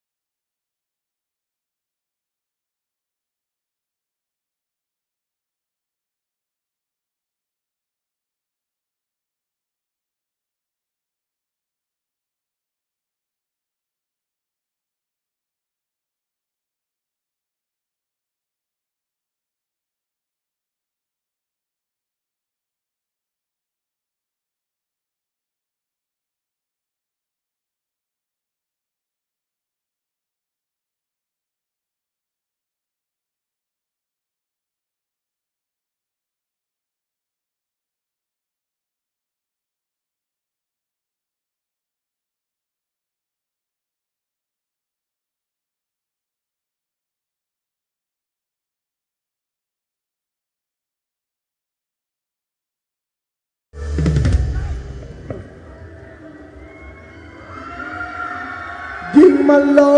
ยยิงมาเลยนะครับ พวกเราชมรมทูบีนัมเบอร์วันโรงเรียนบ้านเทิดไทย ขอกล่าวคำว่า ขอบคุณค่ะให้มันได้อย่างนี้ ดังจริง เนี่ย ๆ ไม่แปลกเลยนะว่าทำไมเขาชื่อกองกำลังเทิดไทย เพราะว่า สั่นสะเทือนไปนะ ใช่ไหม ใช่ ไม่ธรรมดาเลยนะฮะ ไม่ธรรมดา ดีใจที่มาได้เห็นพลทหารพรานหญิงในชุดสีแดงนะครับ อ๋อเหรอ ใช่ โอเค ใช่แหละน่าจะใช่นะครับ โอเคนะครับก็มีอีกหลากหลายท่านนะครับที่ได้มาให้กำลังใจนะครับน้องๆในการประกวดในครั้งนี้นะครับสำหรับท่านแรกเพิ่งมาถึงเลยนะครับขอเสียงปรบมือให้ท่านผู้ช่วยในแพทย์สาธารณสุขจังหวัดเชียงรายครับท่านแพทย์หญิงชนกพรใจบินโตนี่และท่านต่อไปครับท่านผู้ช่วยเลขานุการโครงการชูบีนวันจังหวัดเชียงรายครับคุณสุวพรจิตพรีชีพนี่แม่เรือใหญ่ของเราใช่ไหมคะใช่ นะครับ ก็เป็นผู้ใหญ่ใจดีที่ขับเคลื่อนในส่วนของกิจกรรมทูบีวันนะฮะก็พวกเราสามารถที่จะพบกิจกรรมของทูบีวันได้หลากหลายประเภทหลากหลายกิจกรรมใช่ก็อย่างที่บอกไปเมื่อสักครู่อย่างการเข้าค่ายก็มี3ค่ายด้วยกันต่อปีนะคะไม่ว่าจะเป็นตั้งแต่ค่ายผู้นำพรีไอดอลแล้วก็ธรรมะธรร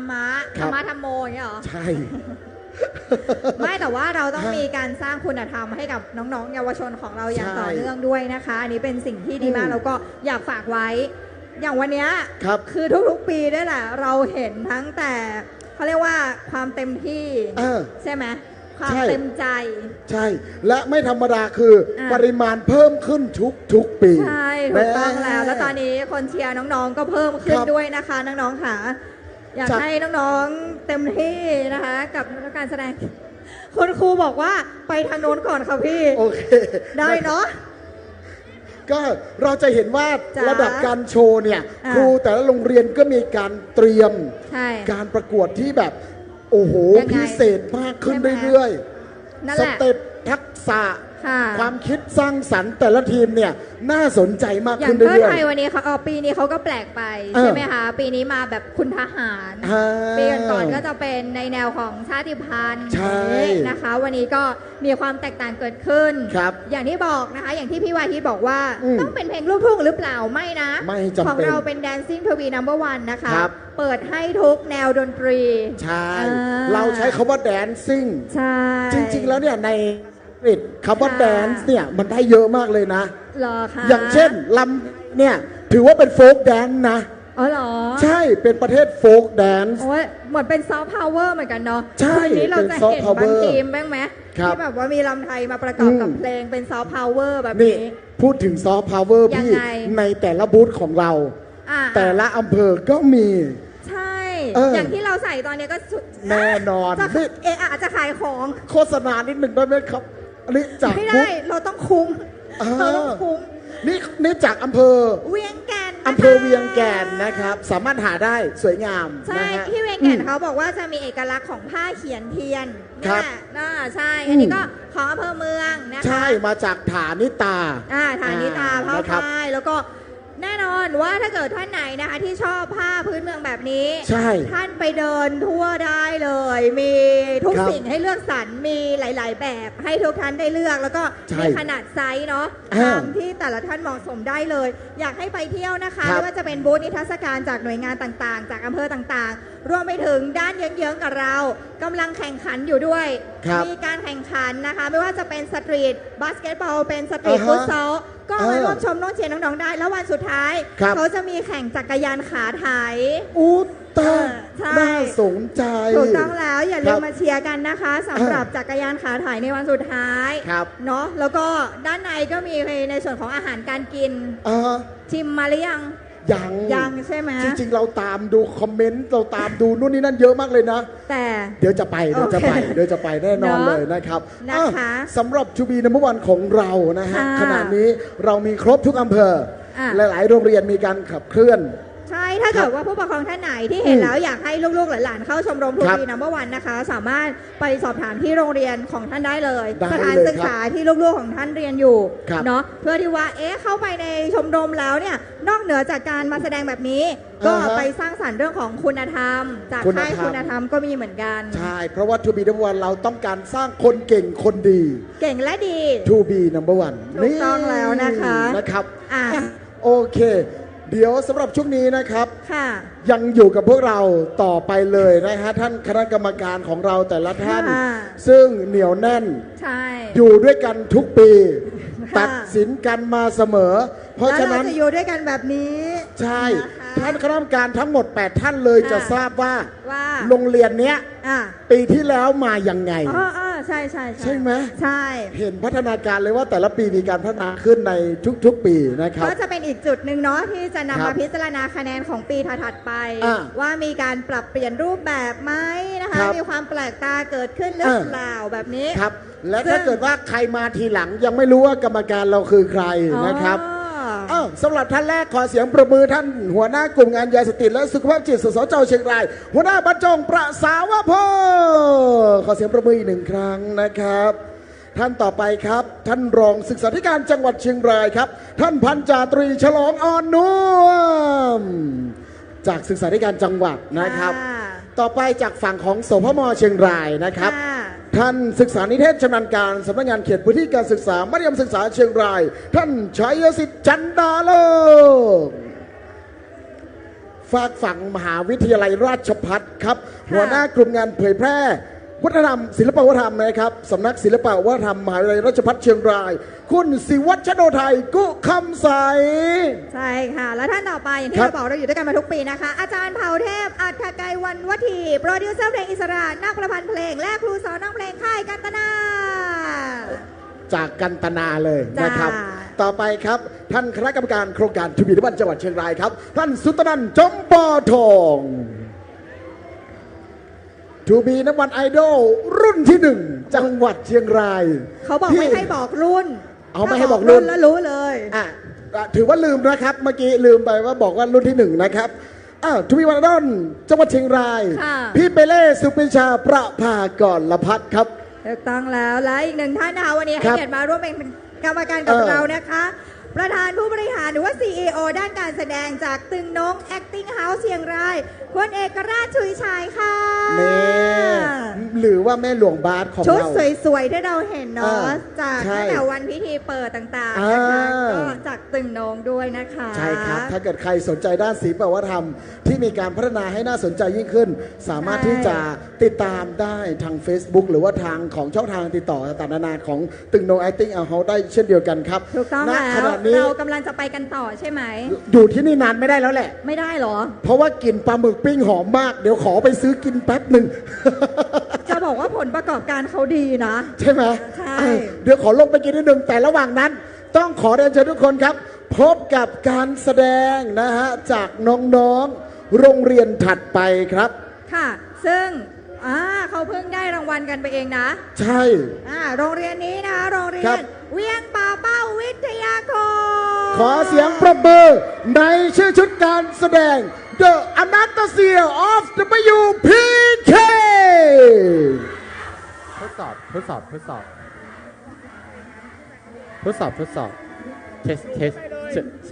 สครับผมหากว่าพวกเราพร้อมแล้วพวกเราจะให้สัญญาณครับทดสอบเทส1 2 3ทดสอ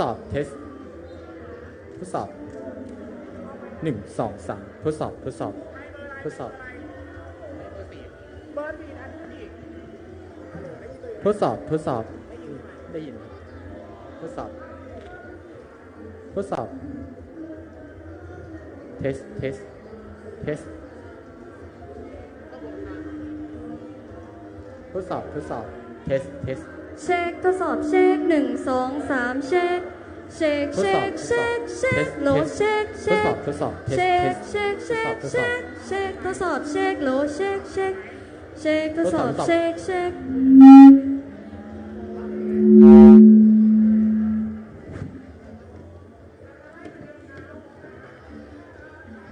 ทดสอบเทส ขออนุญาตทดสอบไมค์ตัวที่1ครับ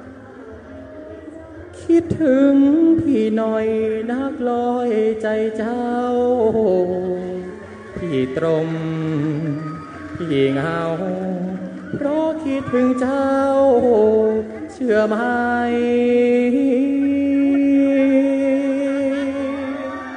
ขออนุญาตทดสอบไมค์ตัวที่2ค่ะ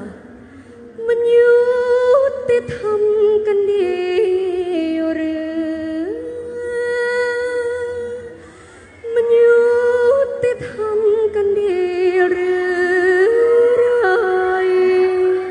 ขอบคุณค่ะขอเชิญทุกท่านพบกับพลังเสียงของดนตรีลูกทุ่งที่จะสั่นสะเทือนไปทั้งเวทีจากหัวใจของ WPK ขอเสียงปรบมือเป็นกำลังใจให้กับพวกเรา The Anastasia of WPK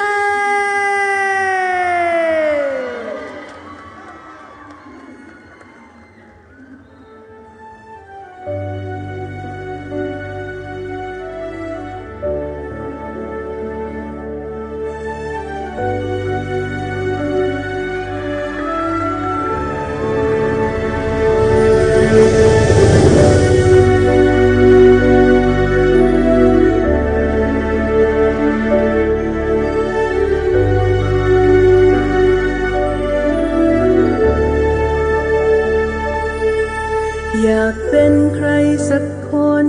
ที่คนทั่วไปเขาจดจำอยากเป็นใครคนนั้นที่มีความฝันเพียงเป็นหนึ่งของใครหลายคนมันคงไม่ยากเกินจะเดินไปจุดนั้น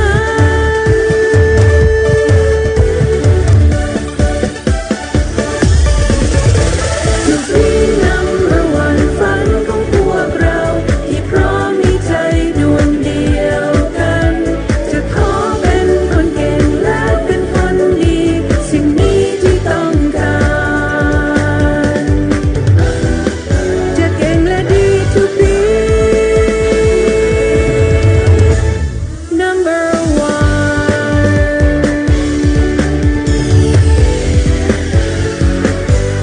to be number one จริงๆแล้วทรัพยากรมนุษย์นี่เป็นสิ่งที่สำคัญที่สุดถ้าสมมติเรามีคนที่มุ่งมั่นที่จะทำอะไรที่ดีเราก็คุยกับเด็กๆเรามีเป้าหมายอะไรพยายามจะสร้างในสิ่งที่เขาชอบแล้วก็เขาสามารถที่จะต่อยอดไปได้แล้วหมอก็รู้สึกดีใจมากที่เราสามารถสร้างคนคนหนึ่งเราก็จะมีคนที่มีศักยภาพแล้วก็ช่วยดูแลประเทศชาติให้ต่อไปได้แล้วเพลงลูกทุ่งก็เป็นเพลงที่มันจริงใจดีอะเพลงลูกทุ่งนี่มันไม่เอานะไม่มีคำว่าเชยไม่มีโบไม่มีล้าหลัง จีบโลดจีบโลดถึงสวยโคตรโคตรแต่ยังโสดเด้ออายจีบได้ก็ผิดกฎหมายบ่ให้เดือดร้อน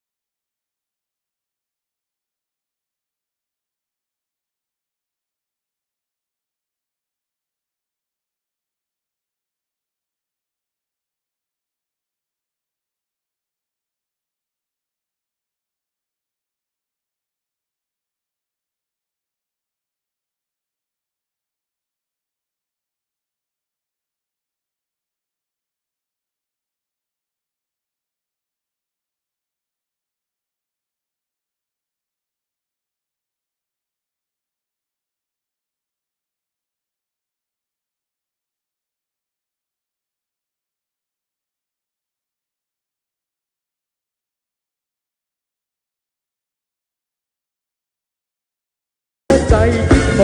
รมานคอยนานจะผ่านสิ้นลม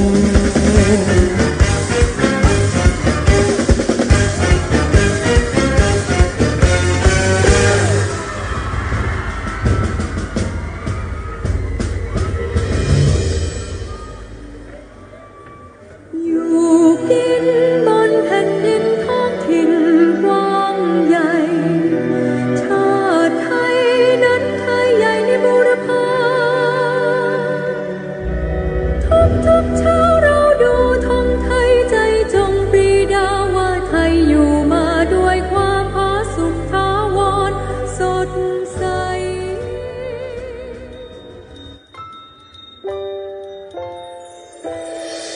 ก่อนการแสดงของพวกเราจะจบลงในค่ำคืนนี้ ด้วยใจทำรงมั่นในความจงรักภักดี ข้าพระพุทธเจ้าในนามของโรงเรียนเวียงป่าเป้าวิทยาคม ขอน้อมรำลึกในพระมหากรุณาธิคุณ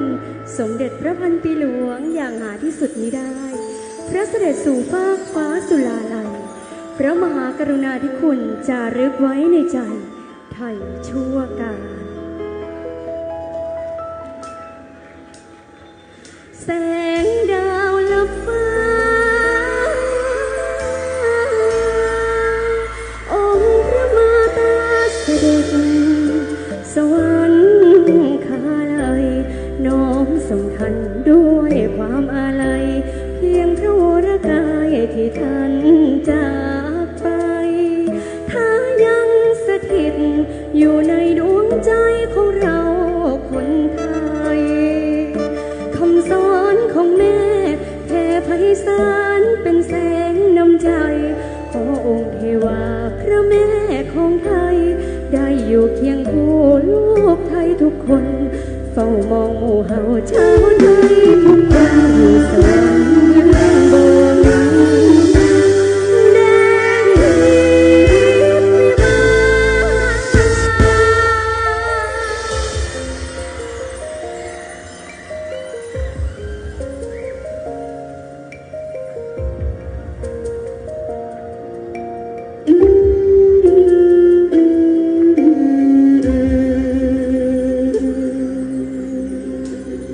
พนมมืออยู่ขึ้นเหนือหัวเถิดองค์มารดาพระพันปีหลวงสถิตในใจชาวไทยทั้งปวงคือจุดศูนย์รวมแผ่นดินสยาม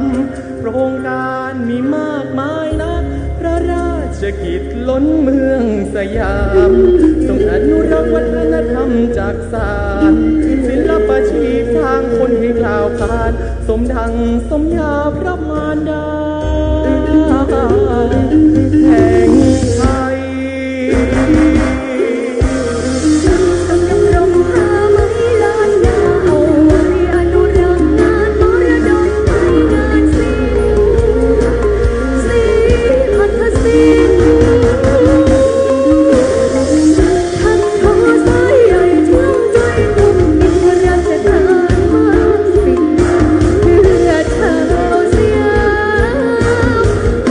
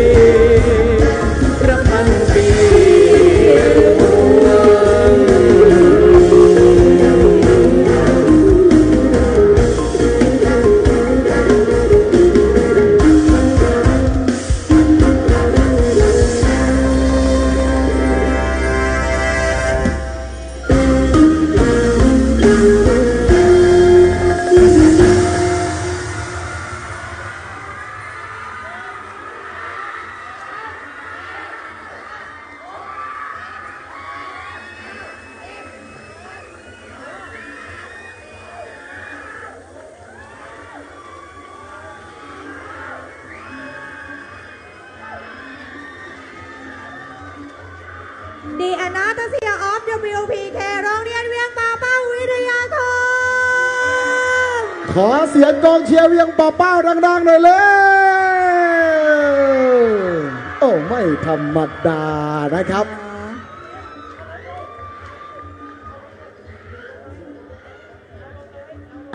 นะครับ ในครั้งนี้บอกได้เลยว่าเมื่อกี้เวทีการประกวดโยธวาทิตก็ไม่ธรรมดานะได้รางวัลในเวทีนี้ก็ไม่แน่นะดูจากศักยภาพของน้องแล้ว ตั้งแต่ต้นการแสดงจนถึงจบการแสดงนะโอ้โหบอกได้เลยว่าสปีดขึ้นเรื่อยๆเรื่อยๆเรื่อยๆนะครับไปไม่ได้โอเคขอบคุณครับเชิญครับเราจะบอกว่าเรานั่งดูไปแล้วกับครึ่งทางแหละนะคะน้องๆที่อยู่หน้าเวทีก็จะแสดงพละกำลังอีกรูปแบบหนึ่งส่วนน้องๆที่เขาเป็นแบ็กสเตจใช่เขาก็เต็มที่เหมือนกันด้านหลังเมื่อกี้เนาะใช่เรานั่งอยู่ด้านหลังบอกว่าแบ็กสเตจแต่ละทีมไม่ธรรมดานะครับใช่แล้วนะคะโอเคนั่นแหละบอกเลยว่าเวทีนี้ไม่รู้จะวางตัวไว้ตรงไหนหนูทำประกันชีวิตไว้ยังยังเนาะเดี๋ยวทำโอเคทำทันไหมไม่ทันเนาะโอเคครับแต่บอกเลยว่าเวทีนี้อย่างที่บอกก็คือว่าหน้าเวทีก็ดีหลังเวทีก็ดีแบ็กเซตแต่ละคนถือว่าสุดยอดมากทุกคนอาจจะไม่เห็นบริเวณด้านข้างเวทีคุณครูก็ไม่ธรรมดาส่งเสียงเชียร์น้องๆมาตลอดเลยนะครับและที่แน่ๆเวียงป่าเป้ากองเชียร์เขาอยู่ตรงนี้ใช่ไหมคะแหมกรรมการมีคะแนนกองเชียร์ไหมฮะใช่โอเคไม่ธรรมดาเขามีคะแนนการมีส่วนร่วมสามารถดึงความสนใจของผู้ชมได้มากแค่ไหนพูดถึงส่วนร่วมว่าผู้ใหญ่ใจดีมาให้กำลังใจพวกเราเพิ่มครับท่านแรกนะฮะขอเสียงปรบมือให้ท่านรองนายแพทย์สาธารณสุขจังหวัดเชียงรายครับท่านนายแพทย์ณรงค์ลือชาให้ณรงค์ลือชานะคะมาร่วมเชียร์น้องๆด้วยนะคะขอเสียงปรบมือด้วยนะครับสำหรับท่านต่อไปครับท่านสาธารณสุขอำเภอแม่จันทร์ครับท่านประจวบเจริญพรก็มาให้กำลังใจก็จะยิ่งมาเรื่อยๆนะคะมาเรื่อยๆผู้ใหญ่ใจดีของเราเดี๋ยวเราจะมาร่วมดูด้วยกันพูดถึงคะแนนกองเชียร์นะฮะเรามาดูแต่ละอำเภอไหมยังไงว่าแต่ละอำเภอมาเยอะไหมเงี้ยยังเหลืออำเภอไหนอยู่อย่างเงี้ยลองดูนะครับขอเสียงกองเชียร์จากอำเภอแม่สวยหน่อยเร็วว่ากันเป็นอำเภอว่ากันเป็นอำเภอเลยได้ยินมีกี่โรงเรียนไม่รู้เราว่ากันเป็นอำเภอเลยกันไปเลยต่อไปอำเภอเมืองเชียงรายอยู่ไหนอยู่นี่เก่งมากด้านข้างนะครับต่อไปอำเภอเทิงนั่นไงอยู่โน่นด้านโน้นนะครับต่อไปครับอุ้ยโรงเรียนอำเภอนี้มาเยอะเหรออำเภอแม่ฟ้าหลวงนี่ข้างหลังมีข้างหน้ามีไม่ธรรมดาครับต่อไปครับอำเภออะไรคะแม่จันครับขอเสียงจากแม่จันหน่อยได้ไหมครับโน่นแม่จันอยู่โน่นเขามาเขายังอยู่เรียบร้อยนะครับเวียงป่าเป้าถามไปละข้ามไปก่อนต่อไปคนเขาเยอะต่อไปครับจากอำเภอเชียงแสนครับ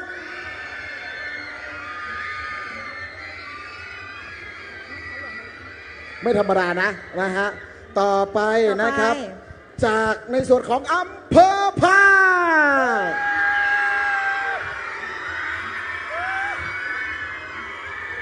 ประจำอยู่ด้านหลังท่านคณะกรรมการนะครับโอเคเมื่อกี้เราบอกแม่ฟ้าหลวงไปแล้วใช่ไหมใช่เรียบร้อยแล้วนะครับแล้วก็จากหัวเมืองต่างๆหัวเมืองต่างๆถือว่ามาครบนะครับและสำหรับโชว์ต่อไปโรงเรียนต่อไปพร้อมแล้วครับโรงเรียนนี้ไม่ธรรมดายังไงของดีเยอะมากมาจากยอดดอยแห่งหนึ่งอักษรย่อว่าแม่นะครับอักษรย่อแม่สลองเหรอใช่อักษรย่อนะครับขอเสียงประมือดังให้กับโรงเรียนสันติคีรีวิทยาคมครับกับทีมสันติคีรีเด็กดีทูบีนัมเบอร์วัน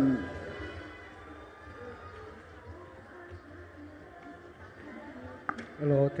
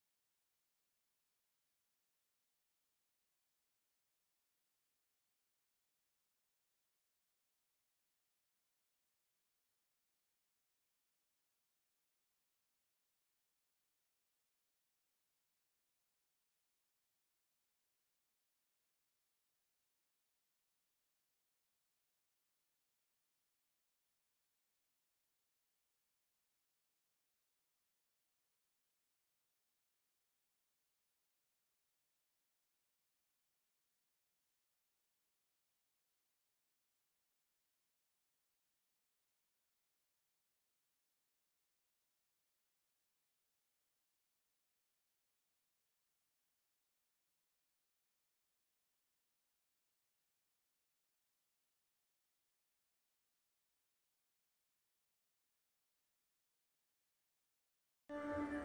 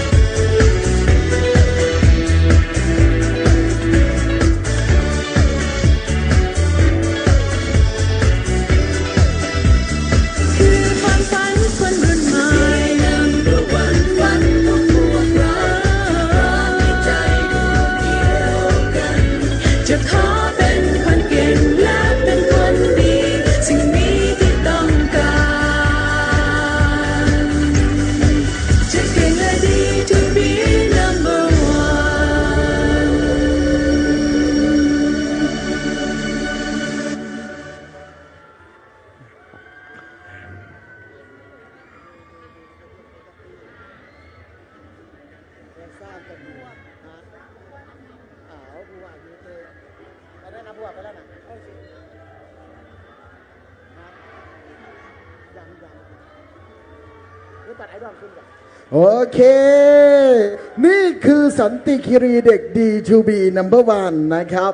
โรงเรียนสันติคีรีวิทยาคม ก็ถือเป็นอีกหนึ่งกิมมิคของโรงเรียนสันติคีรี ว่า เป็นการเผยแพร่วัฒนธรรมนะครับความหลากหลายของชาติพันธุ์ในพื้นที่ของอำเภอแม่ฟ้าหลวง ใช่ ออกมาผ่านบทเพลงผ่านเรื่องราวที่ได้ทำการสื่อสารกันออกมานะครับ ใช่วันนี้แม่ฟ้าหลวงมาครบแล้วใช่ไหม อ๋ออะไรนะฮะ แม่ฟ้าหลวง มาครบละ มาครบละ เทิดไทยห้วยพึ่งสันติคีรี ใช่ แน่ไม่ธรรมดาครับ แล้วก็ในวันนี้นะ ทดสอบ ฮะ เทส ก็จะมีในส่วนของรางวัลพิเศษ อย่างที่บอกไปตอนเช้าจำได้ไหมรางวัลขวัญใจมหาชน ขวัญใจมหาชน ตอนนี้นะครับท่านสามารถติดต่อซื้อพวงมาลัย อ๋อ ได้บริเวณจุดลงทะเบียนได้เลยนะครับ จุดลงทะเบียนอยู่ตรงไหนนะคะ บริเวณด้านข้าง เป็นสีขาวๆนะคะ เวที อยู่ทางฝั่ง ใช่ครับ ฝั่งไหนดิฝั่งทางด้านทิศเหนือ ทางทีมงานก็จะทำการเรคคอร์ดนะครับว่าท่านเอาไปเชียร์ทีมไหนแน่ก็จะทำการจดไว้เลยว่าทีมไหนถึงทีมไหน อ๋อ น้องๆที่ขึ้นโชว์แล้ว ค่ะ สามารถซื้อย้อนหลังได้ เอาเหรอ เราจะต้องแบบขวัญใจมหาชนไง ได้ได้ อ่าเพราะฉะนั้นแล้วเราจะไม่อยากตัดนะครับ ค่ะ ในส่วนของโอกาสที่น้องๆทุกคนจะได้ อ๋อ ใน ก็ ส่ว ต น อนไปซื้อก็จะ ครับ แจ้งว่าเรา ใช่ครับ จะซื้อไปให้ทีมไหนนะ ใช่ คะ ครับ ขวัญใจมหาชน ซึ่งตอนนี้ท่านผู้ว่าราชการจังหวัด ใช่ เชียงรายของเรามานั่งชมนั่งเชียร์แล้วนะคะทุกท่านค่ะ เอาสักอีกหนึ่งรอบได้ไหม ขอเสียงปรบมือให้สำหรับท่านผู้ว่าราชการจังหวัดเชียงรายครับ ท่านชูชีพพงษ์ชัย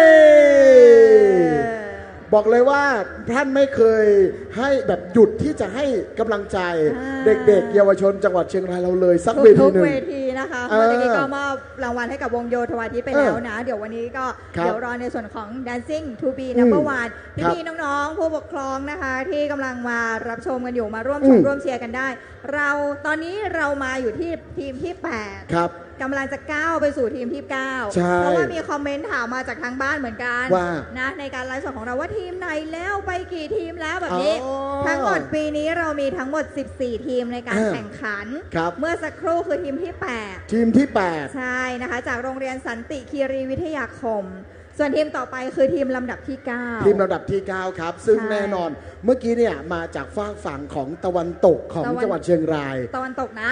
ก็คืออำเภอแม่ฟ้าหลวง จ้ะ ต่อไปครับเราจะเป็นตะวันออกเฉียงเหนือนิดนึง ตะวันออกเฉียงเหนือ เป็นอำเภอหนึ่งนะครับ ที่ ใกล้ๆกับอำเภอแม่สาย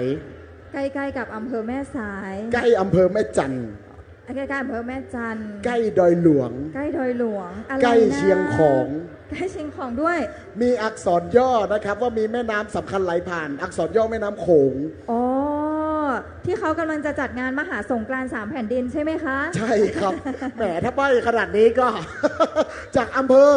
เชียงแสนนะครับที่จะมาเจอกับพวกเราต่อไป แล้วก็ขออนุญาตเน้นย้ำนะครับสำหรับรางวัลขวัญใจมหาชน อ่ะ รางวัลก่อนหน้านี้คณะกรรมการเป็นคนตัดสิน อ๋อ แต่รางวัลขวัญใจมหาชนทุกท่านที่อยู่ในพื้นที่นี้ จะเป็นผู้ร่วมตัดสินกับเรา เช่นเดียวกันนะครับแล้วสำหรับทีมที่ได้รับรางวัลขวัญใจมหาชนเนี่ยก็จะได้รับถ้วยจากท่านผู้ว่าราชการจังหวัดเชียงราย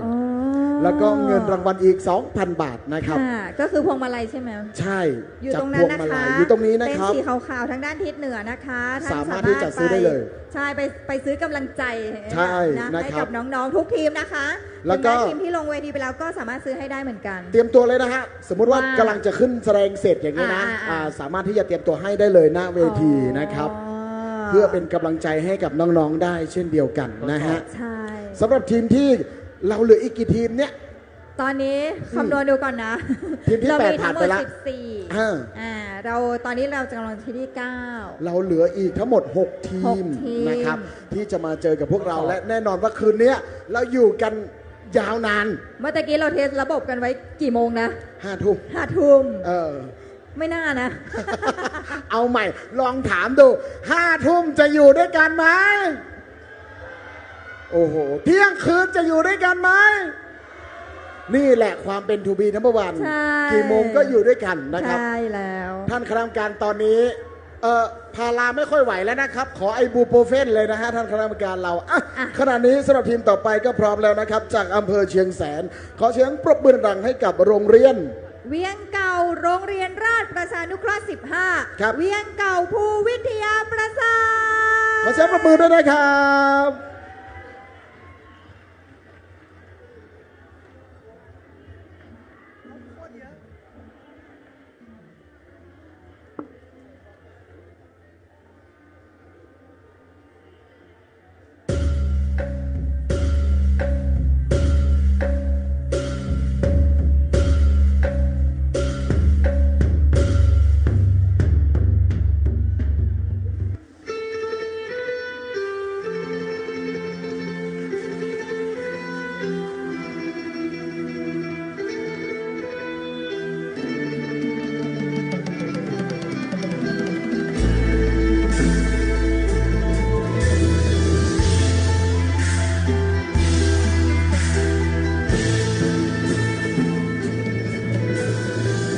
าตทดสอบไมค์พิธีกรครับ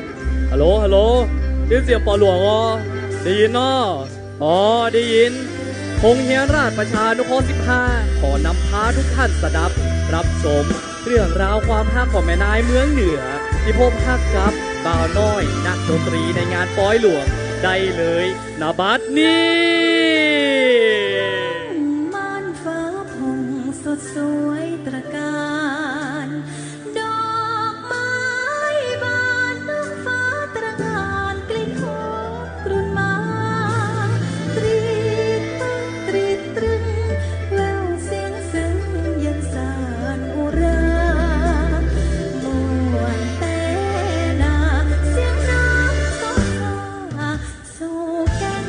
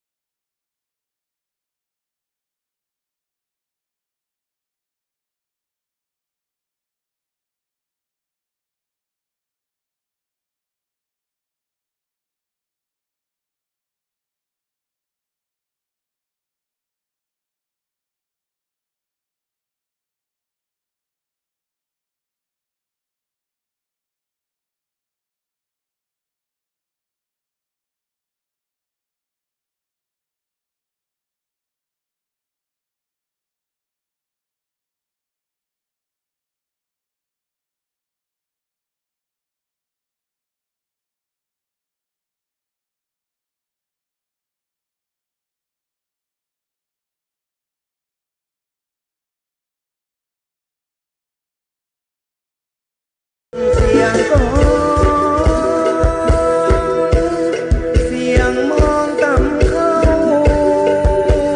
เสียงผู้เจ้าเต้ทำเสียงแม่หัวตาลหัวลังและได้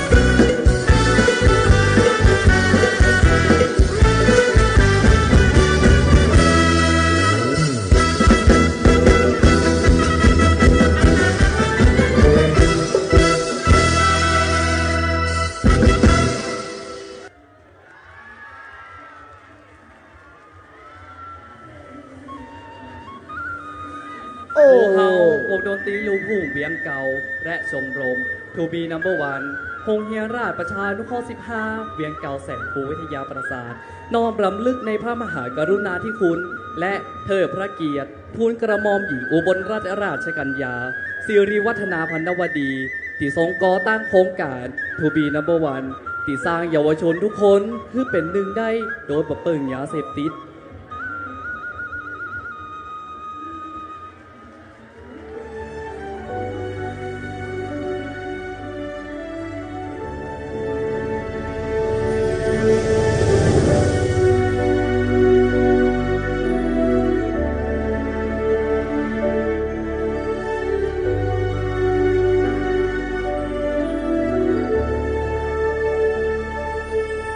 อยากเป็นใครสักคน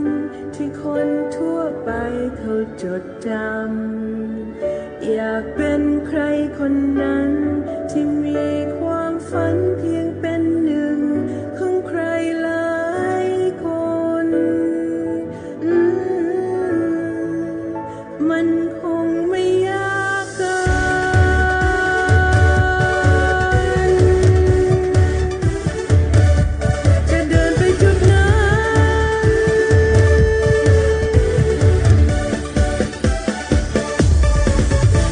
To be number one ฝันของพวกเราที่พร้อมมีใจดวงเดียวกันจะขอเป็นคนเก่งและเป็นคนดีสิ่งนี้ที่ต้องการนี่คือความฝันคนรุ่นใหม่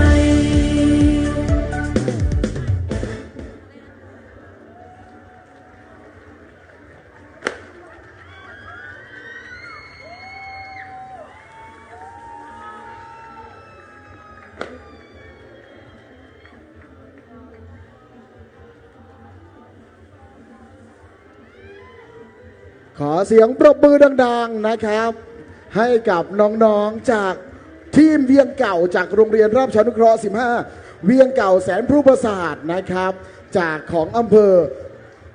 เชียงแสนนะครับ จะบอก นดับแร ว่าก หนู โตคะหนูกลับไปก่อนค่ะลูก หนูไปเคลียร์กับผู้ว่ากันเร็ว หนูกลับ ไป ไป เค ก่ ลีย อ ร์ น กัน อ่า เนี่ย ถ้าไม่กลับไปพี่สองคนจะลงมาเอง ใช่ตัวนี้ไม่ธรรมดานะผู้ว่ายื่นอาหารให้ไม่กินนะครับ โรงเรียนอื่นเป็นยังไงไม่รู้ แต่โรงเรียนนี้ได้รับรางวัลจากผู้ว่าเรียบร้อยแล้วนะครับณตอนนี้นะฮะแหม เมื่อกี้อยากจะถามจังเลยว่าไม่เห็นหรือยังไง ม หนูจ๋าหนูเดินออกมาได้ยังไงลูก แหมอย่าให้พี่อยู่ตรงนั้นนะ ใช่ถูกต้องพี่กัดเสียบแล้วนะเมื่อกี้เนี่ยจะเสียบแล้วเมื่อกี้เลย ใช่ นะ เป็นอีกทีมที่น่าสนใจครับ ใช่ บอกได้เลยว่าทีมนี้เป็นทีมแรก ว้าวอะไรอีก ว้าวที่สุดเลย ว้าวอะไร ตั้งแต่จัดการแข่งขันมาตั้งแต่ ว่า ช่วงก่อนโควิดจนมาถึงตอนนี้ อ่าฮะ เป็นทีมแรกของจังหวัดเชียงรายที่เอาหม้อหลวงมาด้วยนะครับ หนูไปยืมหมู่บ้านไหนมาลูก แล้วแบบแห่ควตานกันบนเวทีซึ่งเป็นประวัติศาสตร์ เนาะ เยี่ยมครับน่าสนใจ แสดงถึงซอฟต์พาวเวอร์ที่แบ อื บ ม พื้นฐาน ครับ มากๆเลยจริงๆแบบเราเข้าถึงมากๆ ใช่นะครับ นะ ก็เป็นอีกหนึ่งอย่างที่แสดงให้เห็นว่าน้องๆ ของแต่ละโรงเรียนเนี่ยมีความคิดสร้างสรรค์ที่น่าสนใจ ถือว่าเป็นอีกหนึ่งเกณฑ์สำคัญในการตัดสินคะแนนเยอะด้วยในเรื่องนี้นะครับ ถูกต้อง100 คะแนนของเรา ใช่ มาจากหลากหลายเกณฑ์ ครับ การให้คะแนนนะ ครั คะ บขอเน้นย้ำว่าแดนซิ่งแสงสีชูบีน้ำวันไม่ใช่แค่ลูกทุ่งอย่างเดียวนะ ใช่ เป็นการเต้นทุกอย่างถือว่าได้หมดเลยนะครับ แสดงว่า จัอยู่ใน ทีม ประเภทเต้น ทีมต่อไปคือทีมลำดับที่ 10 ใช่ครับ เขาพร้อมตั้งแต่อยู่ข้างล่างแล้วนะ โอ้เรียบร้อยแล้ว นั่นแหละ เรียบร้อยแล้วนะครับ นะคะ แต่ทีนี้นะฮะช่วงนี้ก็สามารถที่จะไปซื้อ อ่ะ ในส่วนของ รางวัลขวัญใจมหาช ใช่ นก็คือพวงมาลัยนะ ครั คะ บ อยู่ตรงเต็นท์สีขาวๆทางด้านที่เหนือ เจ้าหน้าที่ลุกขึ้นโชว์พวงมาลัยหน่อยได้ไหม เจ้าหน้าที่ ไหนพว ลุ ง ก มาลัย โชว์นิดนะครับพวงมาลัย โชว์พวงมาลัยหน่อยได้ไหมคะมีอยู่เยอะเลยนะ บริวณจุดนั้นนะครับ ไปบอกเจ้าหน้าที่ของเราได้นะ ครั คะ บ สำหรับพวงมาลัยที่จะนำมาเป็นเกณฑ์ในการให้คะแน ครับ นขวัญใจมหาชน อย่างที่ได้ชี้แจงไปเบื้องต้น ค่ะ ว่ารางวัลอื่นเนี่ยคณะกรรมการตัดสิน อ่ะ แต่รางวัลนี้สำหรับผู้โชว์ทุกท่านผู้ชมทุกท่าน สามารถเป็นผู้ตัดสินให้กับพวกเราได้เช่นเดียวกั ใช่ นครับ แล้วถูกต้องแล้วนะคะ สำหรับทีมที่ชนะรางวัลเนี้ยก็อย่างที่บอกคือ ว่า ได้รางวัลขวัญใจมหาชน ค่ะ ถ้วยรางวัลจากท่านผู้ว่าราชการจังหวัดเชียงราย พร้อมกับเงินรางวัลอีก 2,000 บาท สมมุติว่า สมมติว่า ทีมที่ชนะอันดับหนึ่งเนี่ย อ่ะ ได้ไป11,000ใช่ไหม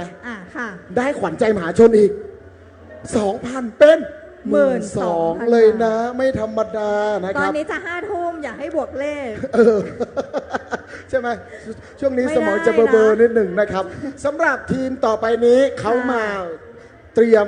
บริเวณด้านล่างเวที อ๋อ อุ๊ยผมมาถึงที่นี่3:30บ่าย ว่า 3:30 ยังไง อยู่ จ๊ะ เรียบร้อยแล้ว หรอ ใช่ เรามีคะแนนพิเศษไหม มีไหม มีไหมต้องถามกรรม ถา การ มที่ท่านคณะกรรมการนะครับ ใช่นะคะ นะฮะส่วนนี้ถือว่าสำคัญเช่นเดียวกันครับสำหรับทีมต่อไปมาจากอำเภอเวียงป่าเป้าครับ เป็นอีกหนึ่งทีมที่เมื่อสักครู่เขาก็ได้รับ ใช่ รางวัลไปแล้วเหมือนกันนะ นะครับ อ่ มาดูกองเชียร์จากเวียงป่าเป้าหน่อยเร็วเหนียวแน่น เขาแนวแน่นเนาะ ไม่ธรรมดา ปีกนี้ของเวทีเขายึดไปหมดแล้วนะที่นั่งเชียร์นะครับ จะบอกว่าเมื่อกี้มีข้อคำถามกับน้องวาทิตว่า ว่า เขากลับบ้านหรือเขานอนกันที่นี่ และไกลนะ กลับบ้านโอ้ ถามอีกทีหนึ่งเวียงป่าเป้าเนี่ยคืนนี้แสดงเสร็จแล้วกลับบ้านหรือนอนที่นี่ครับ กลับบ้านแสดงถึง เขา สปิ มี ริต แผนอยู่แล้วว่าเขาจะแห่รางวัลกลับบ้านใช่ไหม ไม่ธรรมดา เดี๋ยวเรา ไธ มา ด เชียร์กันเดี๋ยวเรามาเชีย เดี๋ย ร์ วเรามาเชียร์กันดูว่าปีนี้เนี่ยตัวเต็งจะอยู่ที่อำเภอเวียง ถื ป่า อ เป้า ทาง หรือ หัว เปล่า เมือง นะ ด้า ครั น บ ไหนของเชียงรายบ้านเรานะ ครั คะ บ เพราะว่ามีน้องๆเยาวชนจากทั่วทุกทั้ง อืม สารทิศอย่างนี้ดีกว่าเพราะว่าบ้านเรามีทั้งหมด 18 อำเภอนะคะ ครับ ก็มีน้องๆนะคะจากสถาบันการศึกษานะคะที่เข้าร่วมในการประกวด Dancing แสงสี To be number one คือมากันอย่างต่อเนื่องและ ครับ ยาวนาน อืม นอกเหนือจากน้องๆแล้ว ทีมกองเชียร์ก็ไม่ยิ่งหย่อนไปกว่ากัน ครับ นะ ถือว่ามาครบมาเยอะมาให้กำลังใจอย่างเต็มเปี่ยม ใช่ แล้วก็ไม่ได้มีเฉพาะสำหรับกองเชียร์ที่อยู่ในบริเวณด้านหน้าเวทีอย่างเดียวนะ ใช่ ก องเชียร์ออนไลน์ของเราก็เยอะนะคะ เรา ครับ ไม่ได้โดดเดี่ยว ใช่ ทักทายทุกท่านผ่านทางเพจ Facebook สวทเชียงรายกรม ค ป รับ ระชาสัมพันธ์นะคะ สอบถามกันเข้ามาอย่างต่อเนื่อง อืม ว่าทีมไหนแล้วถึงทีมที่เท่าไหร่แล้ว เรามีทั้งหมด 14 ทีมด้วยกัน ตอนนี้ ครับ กำลังจะเข้าแข่งขันในทีมที่ 10 เราไม่ได้มีแค่คณะกรรมการด้านหน้าเวทีด้วย เรามีคณะกรรมการทางบ้านด้วยนะ แบบคอมเมนต์เลยสุดยอดมากลูกทำได้ดีมากโชว์นี้น่าสนใจ ถือว่าต้องขอขอบคุณผู้ชมทุกท่านครับ ทางของที่บ้านด้วยที่รับชมผ่านทางแฟนเพจนะครับ Facebook สวทเชียงรายกรมประชาสัมพันธ์นะครับนะฮะขอขยับนิดนึงนะครับโอเคนะค เรา รับ จะไปอยู่ตรงไหนดีนะ อยู่ทางนี้ดีกว่านะคะ และบอกเลยนะว่าส่วนของพร็อพก็ไม่ธรรมดาสำหรับแต่ละทีมบอกเลยปีนี้ขุนกันมาอย่างคับข้าง ใช่ นะฮะ ปีนี้คือพร็อพแน่นมากนะ ใช่ จนแบบพิธีกรไม่ยุจะหยุดจุดไหนแล้ว ขณะนี้อยากชวนทุกคนมาดูหน้าคนถือพร็อพมากเลย เขามั่นมากเลยนะ เพราะฉะนั้นแล้วพร็อพมั่นคนถือมั่นการแสดงมั่น ใช่ การแสดงจะไม่มั่นใจได้ยังไงว่า ถูก เราจะ ต้อง ได้ใช่ไหมนี่จมูกโด่งได้ดีมากเลยนะครับ น่าสนใจอ่ะสำหรับทีมนี้นะครับ ค่ะ มาจากอำเภอเวียงป่าเป้า เวียงป่าเป้า นะครับ มาจากโรงเรียนเจดีแม่เจดี แม่เจดีวิทยาคม นะครับ ก็พร้อมที่จะเข้าสู่การประกวดเป็นที่เรียบร้อยแล้วนะครับ เดี๋ยวจะมี ครับ ทดสอบเสียงก่อนนะคะ โรงเรียนแม่เจดีวิทยาคม พร้อมที่จะทำการแสดงแล้วค่ะ ขอเสียงประมือให้ MJK School Team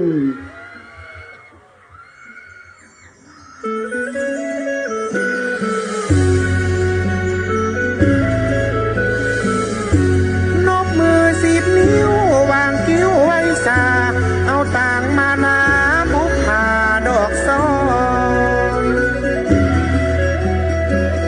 เราประสบนิกรราษฎรใหญ่น้อย ดวงใจหมื่นร้อยก้อยนบมือวันท่าขอน้อมรำลึกสำนึกในมหาพระกรุณา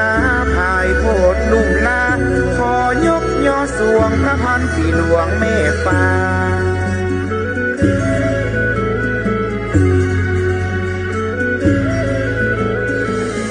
เสาสี่ตุลาเวลา3 ทุ่มปลายห้วยราชทั่วไทยดวงใจแตกอ้าดวงแก้วแตกดับสลับสู่ฟ้าทั่วทุกย่อมยาโศกาดูน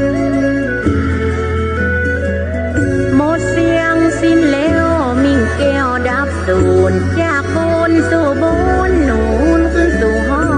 เวียงแก้วสวรรค์วิมานเทศต่อ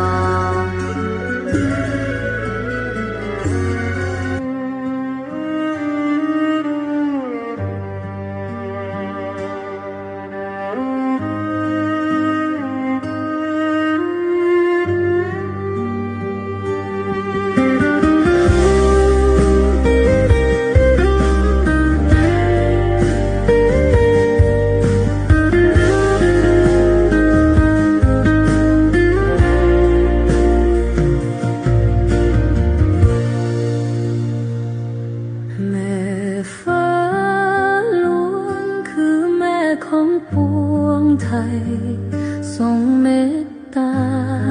และห่วงใยทุกข์ของปวงประชาเราเหล่าทุนลี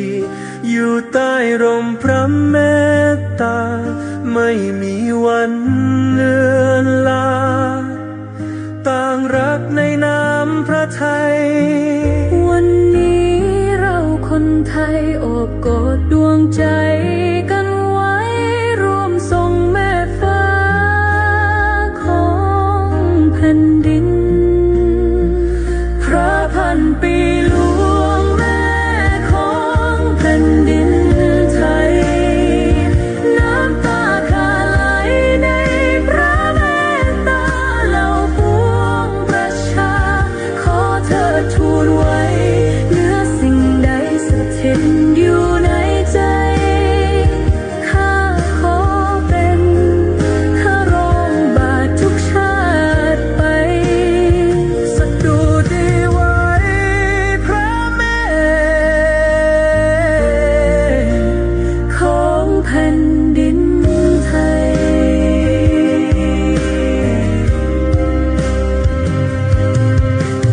แม้ล่วงเวลาพระกรุณาไม่สิ้นแม่ยังคงรอยยิ้มดุจแสงสว่างกลางใจข้ารองบาทขอรวมใจให้เป็นไทยโปรดอยู่ในดวงใจก้มลงกราบทั้งแผ่นดินวันนี้เราคนไทยโอบกอดดวงใจกันไว้ร่วมส่งแม่ฟ้าของแผ่นดินพระพันปีหลวงแม่ของแผ่นดินไทยน้ำตาคาไหลในพระเมตตาเหล่าปวงประชาขอเธอทูลไว้เหนือสิ่งใดสถิตอยู่ในใจข้าขอเป็นข้ารองบาททุกชาติไปสดุดีไว้พระเมตของแผ่นดินไทยสายใยแห่งรักสายใยแห่งความหวังคือแสงนำทางอันรุ่งโรจน์ของชาวทูบีนับวันจากน้ำพระราชหฤทัยของสมเด็จพระบรมราชชนนีพันปีหลวงแม่แห่งแผ่นดินผู้ทรงแผ่เมตตาบารมีวางรากฐานแห่งความรักและการสงเคราะห์ประสบนิกรจากอ้อมกอดของแม่สู่ภารกิจเพื่ออาณาประชาราษฎร์ทูลกระหม่อมหญิงอุบลรัตนราชกัญญาสิริวัฒนาพันนวดีองค์ประธานโครงการทูบีนัมเบอร์วันทรงรับสืบทอดพระบัญชาแห่งพระเมตตาทรงแปลเปลี่ยนความรักจากแม่ให้กลายเป็นเกราะคุ้มกันภัยทรงยืนหยัดในฐานะแม่ทัพผู้สง่างามบนสมรภูมิที่ไม่มีวันถอยหลังนั่นคือการต่อสู้กับปัญหายาเสพติดเพื่อเยาวชนไทยด้วยพระราชดำรัสที่ดังก้องแผ่นดินเป็นหนึ่งโดยไม่พึ่งยาเสพติด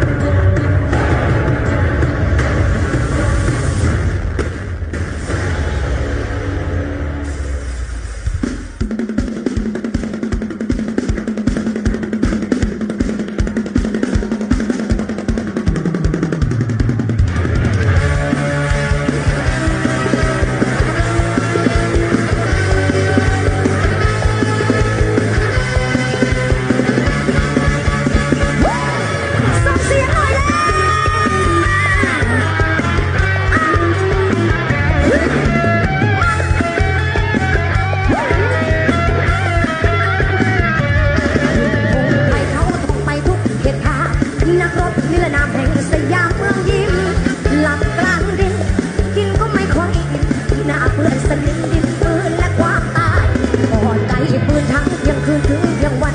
หนาวร้อนช่างมันปล่อยสวรรค์จางหายหาดแฟนหัว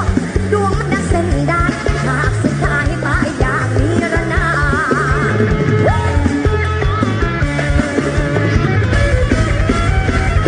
สนามชายแดนสุดแสนขนาดตำรวจทหารอสลูกพ่อสยามเล่นกีฬาฆ่าคนจนแพ้ทุกอย่างสนามสงครามเทียบกับสนามโลกีเลือกพี่ตายสมชาติชายเชื้อชาติทาสคุ้มเขาและลำธารดังสุสานโลกีลูกผู้ชายตายไม่เคยเลือกพี่ปาจูบนี้ถึงหลุมศพนักรบเยอรนา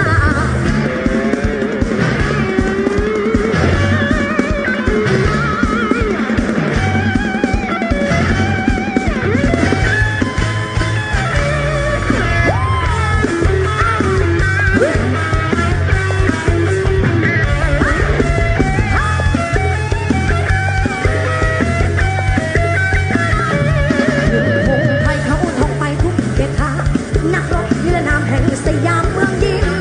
หลับกลางดินกินก็ไม่ค่อยอิ่มหน้าเปื้อนสนิมดินปืนและความตายก่อนไกลปืนทั้งเที่ยงคืนถึงเที่ยงวันหนาวร้อนช่างมันปล่อยสวรรค์จางหายหาดแฟนพวกดวงมันดังเส้นได้ฉากสุดท้ายตายอย่างนิรนาม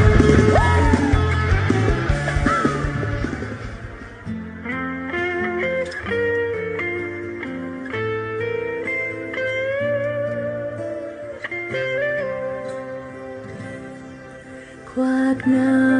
ำนั้นเป็นเพียงเครื่องทดสอบอย่าไปยอมแพ้แค่ขอให้เธออดทนไว้ความฝันต้องไม่ปล่อยให้มันเลือนหายไปไม่มีอะไรที่ไกลเกินฝันจงมั่นใจ To be number one To be number one อย่าที่จุดนั้นก้าวเข้าไปอย่าหวั่นไหว Number one To be number one สักวันที่ฝันนั้นจะกลายเป็นจริงอยากให้ตอบตัวเองว่าชอบเป็นอะไรหาตัวเองให้เจอแบบไหนนะที่เธอต้องการสานและต่อและเติมความฝันใฝ่รู้จริงจังและทำอย่างตั้งใจให้ถึงปลายทางที่เธอได้วางไว้เมื่อชีวิตเธอนั้นไม่ได้เป็นของใครก็จงทำมันให้ดี To be number one To be number one อยากที่จุดนั้นก้าวเข้าไปอย่าหวั่นไหว Number one To be number one สักวันที่ฝันนั้นจะกลายเป็นจริง To be number one To be number one ไม่มีอะไรที่จะไกลเกินฝัน To be number one To be number one สักวันที่ฝันนั้นจะกลายเป็นจริง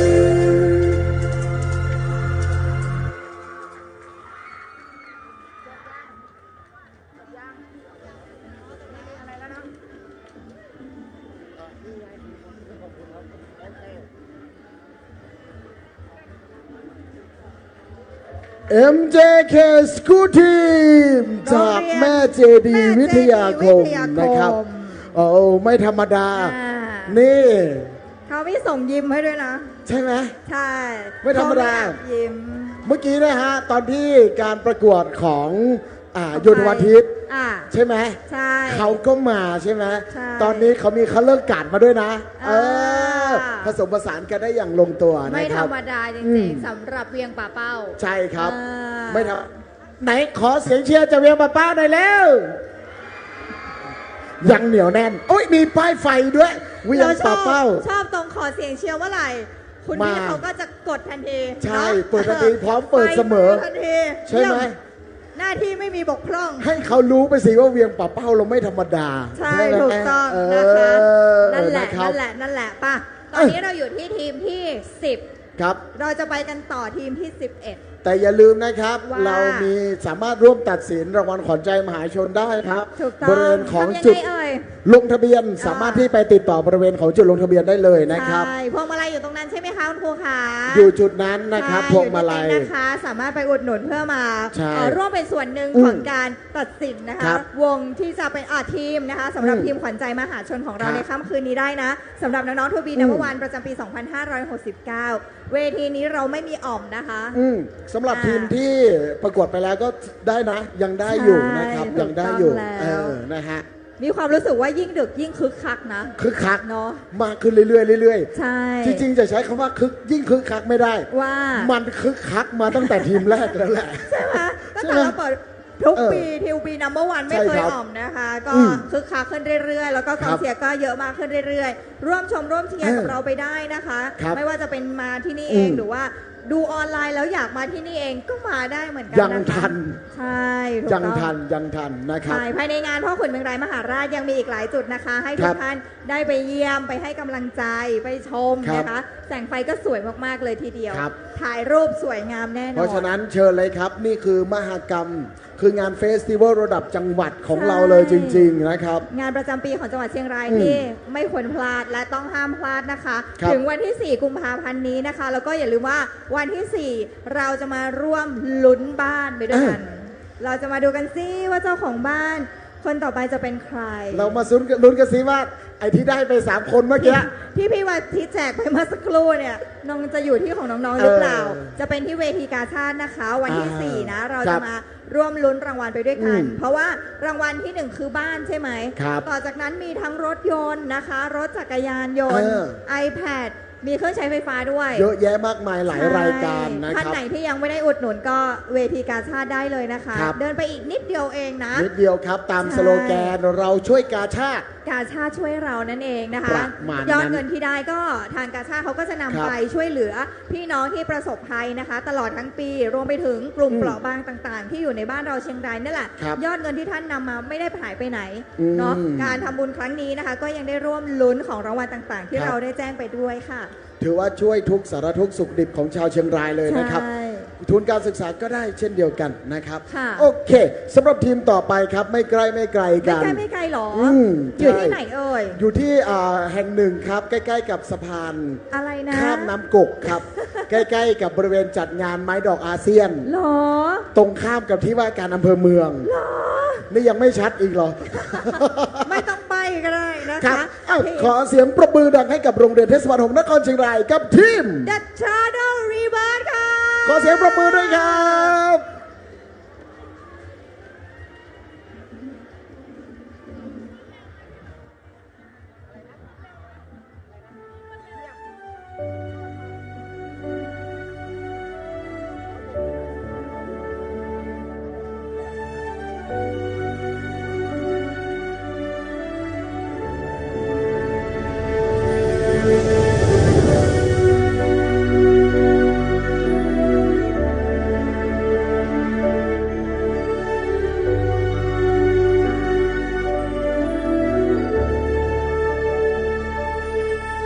อยากเป็นใครสักคนที่คนทั่วไปเขาจดจำอยากเป็นใครคนนั้นที่มีความฝันเพียงเป็นหนึ่งของใครหลายคนมันคงไม่ยากเกิน จะเดินไปจุดนั้น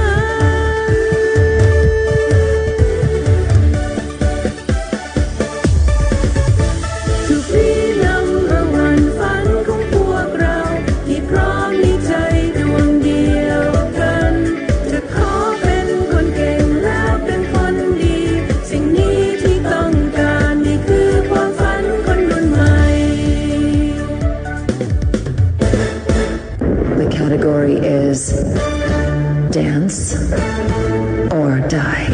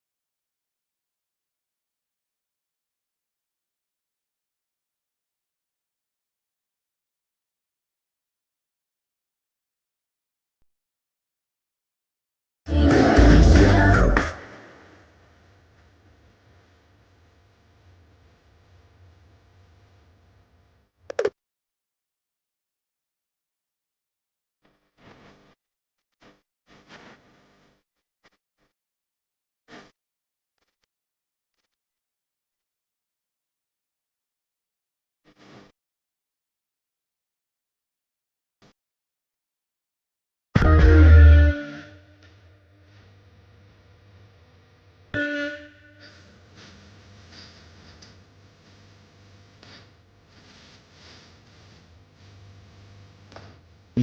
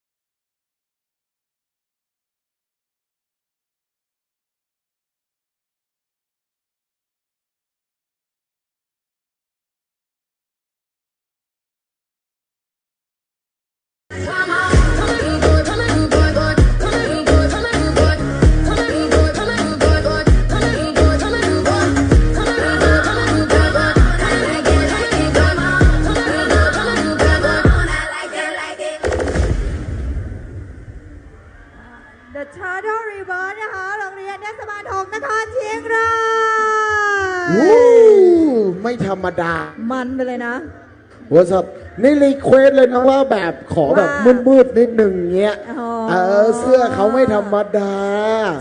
เรื่องแสงด้วยนะครับ เขียนเองหรือเปล่า เราดูแล้วเป็น เขียนเองด้วยสวย เดี๋ยวขอซื้อสักตัวหนึ่งนะครับ โอเคครับก็เป็นอีกหนึ่งการแสดงที่ทำให้เห็นว่าเวทีเราเปิดกว้างเนาะว่าจะเป็นการแสดงรูปแบบการแดนซ์แบบไหนก็ได้นะครับ สามารถที่จะนำมาประกวดบนเวทีของเราได้เช่นเดียวกันนะครับ จะแดนซ์โดดๆไปก็ได้ จะแดนซ์ผสมกับฟ้อนรำยังไงก็ได้นะคะเราเปิดเวทีกว้างเราเป็นเวทีที่ประกวดรูปแบบการโชว์ ใช่ถูกต้องแล้วนะคะ ยังมีอีก3ทีมนะให้ทุกท่านได้ร่วมชมและร่วมเชียร์กับเรานะคะแล้วก็หลังจากครบแล้วเราก็จะได้รับทราบผลการแข่งขันในปีนี้แน่นอนครับแล้วก็สามารถติดตามได้นะครับทางของสวทเชียงรายกรมประชาสัมพันธ์ Facebook นะครับสามารถที่จะส่งกำลังใจเข้ามาทางของแฟนเพจได้เลยในไลฟ์สดนะครับได้เรื่อยๆแล้วส่วนท่านที่อยู่ด้านหน้านะครับก็สามารถที่จะเป็นกำลังใจผ่านรูปแบบของพวงมาลัยด้านข้างขอบคุณครับขอบคุณครับทำไมการปฏิบัติหน้าที่วันนี้เหมือนเป็นผู้ประสบภัยอย่างนี่เมื่อกี้อยู่ข้างเวทีเนี่ยแต่ละทีมเขาเอาอะไรมาเล่นบนเวทีนี่พิธีกรรับหมดเลยนะครับ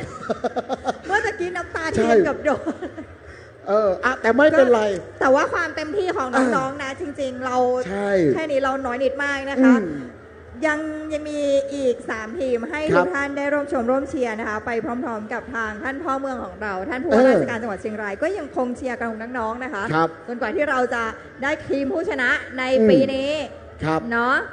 บอกได้เลยว่าทีมต่อไปเนี่ยก็เป็นหนึ่งในทีมตัวเต็งเหมือนกันนะ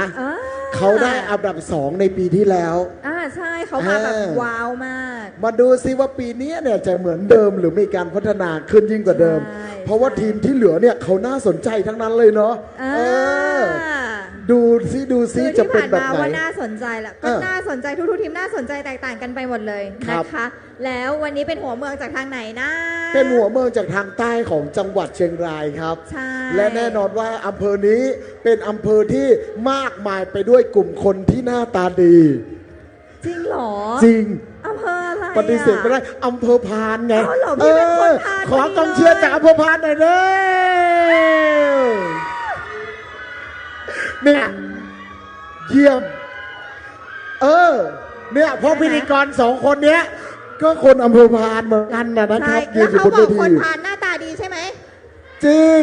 กรรมการก็มีคนนึงอำเภอพานนะครับแต่แม้ว่าพิธีกร2คนกรรมการเราจะเป็นคนพานก็ตามแต่เราไม่เขวนะเราไม่เขวแต่โดยรวมแล้วคนเชียงรายหน้าตาดีไหมคะอำเภอไหนหน้าตาดีที่สุดขอเสียงหน่อยเลย บัลล่าจากก้านเวียงป่าเป้าเห็นแล้วกันบันเดิน ไม่เชื่อ เพราะคนที่หน้าตาดีที่สุดในนี้คือท่านผู้ว่าราชการจังหวัดนะครับ ขอเสียงปรบมือด้วยนะครับ อยู่เป็นนะคะหนู เสมอ นี่ไงยกนิ้วละ หนู สอง อยู่ นิ้ว เป็นนะคะ อยู่เป็นเสมอแหละนะ แต่ ครับ น้องโตเมื่อสักอย่างไม่เป็นนะ ก็นั่นแหละครับ ถือว่าเป็นเวทีที่สำคัญครับ แล้วก็เรามีอีก 3 ทีม เพราะฉะนั้นอีก 3 ทีมเนี้ยจะต้องรอดูการแสดงจากน้องๆเลยนะครับ ใช่ สามารถเป็นกำลังใจได้ซื้อพวงมาลัยมาให้น้อง อ่า ๆ เพื่อสนับสนุนให้น้องๆได้รางวัลขวัญใจมวลชนนะครับ พร้อม ขวัญ ด้วย ใจมหาชน ขวัญใจมหาช ม น หาชนที่อยู่ที่นี่นะคะ ใช่ เป็นผู้ตัดสินให้น้องๆได้เลย เต็มที่เลยนะครับอ่ะน้องๆพร้อมหรือยังครับ น้องๆพร้อมหรือยังครับ โอเค กรรมการพร้อมหรือยังครับ พร้อมกองเชียร์พร้อมหรือยังครับเอ้าฉะไหนเลยขอเสียงปรบมือดังให้กับโรงเรียนพานพิทยาคมในทีม พี่เข้าใจ เฮ้ ขออนุญาตทดสอบไมค์นักร้องค่ะ บ้านนามีแต่ป่าแต่เขาเงียบเหงาวังเวงหัวใจ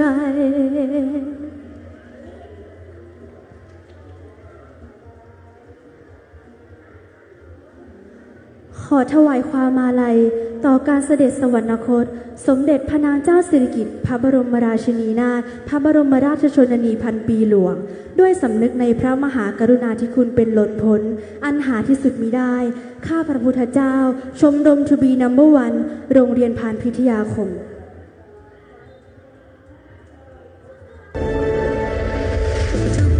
Number one ฝันของพวกเราที่พร้อมมีใจดวงเดียวกัน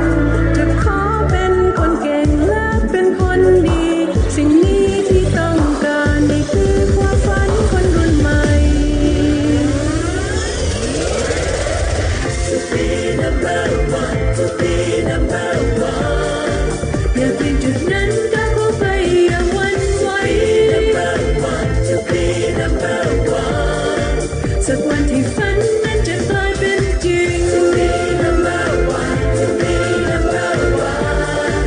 ไม่มีอะไรที่จะไกลเกินฝัน To be number one To be number one สักวันที่ฝันนั้นจะกลายเป็นจริง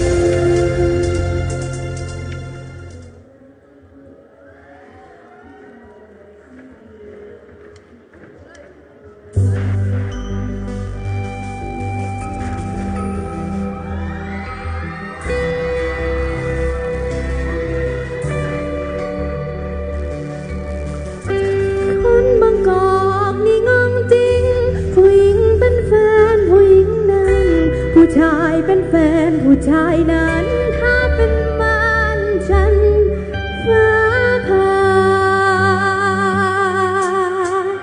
โอ้โหโอ้โห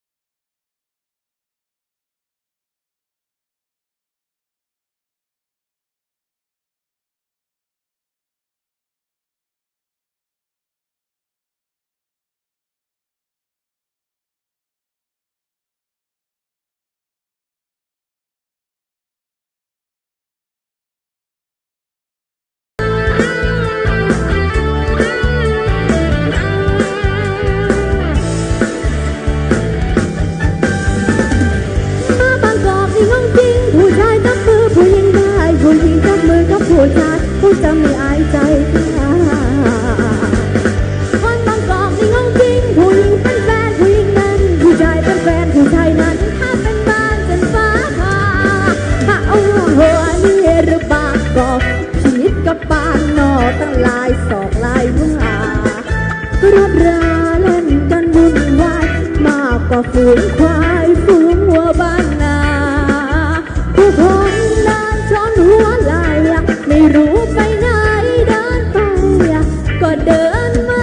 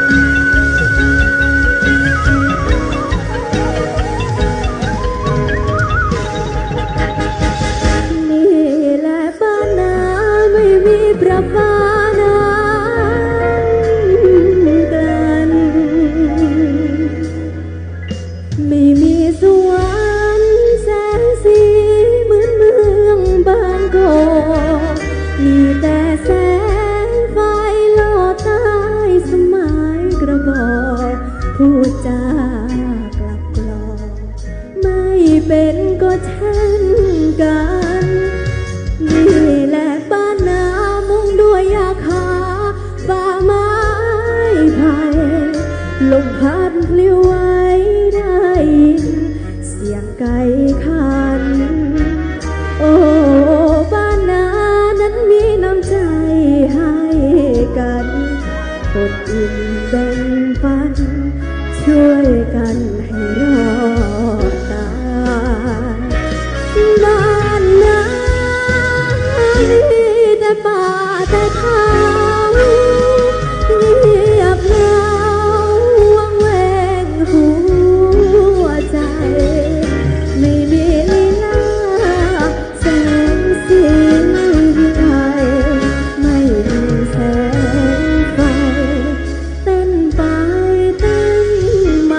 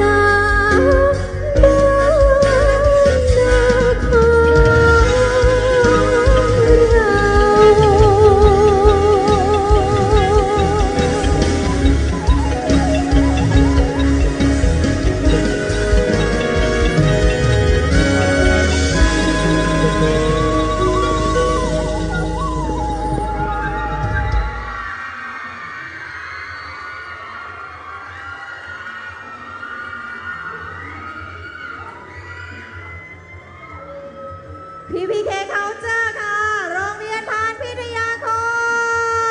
ม แน่พร้อมนะครับ1 2 3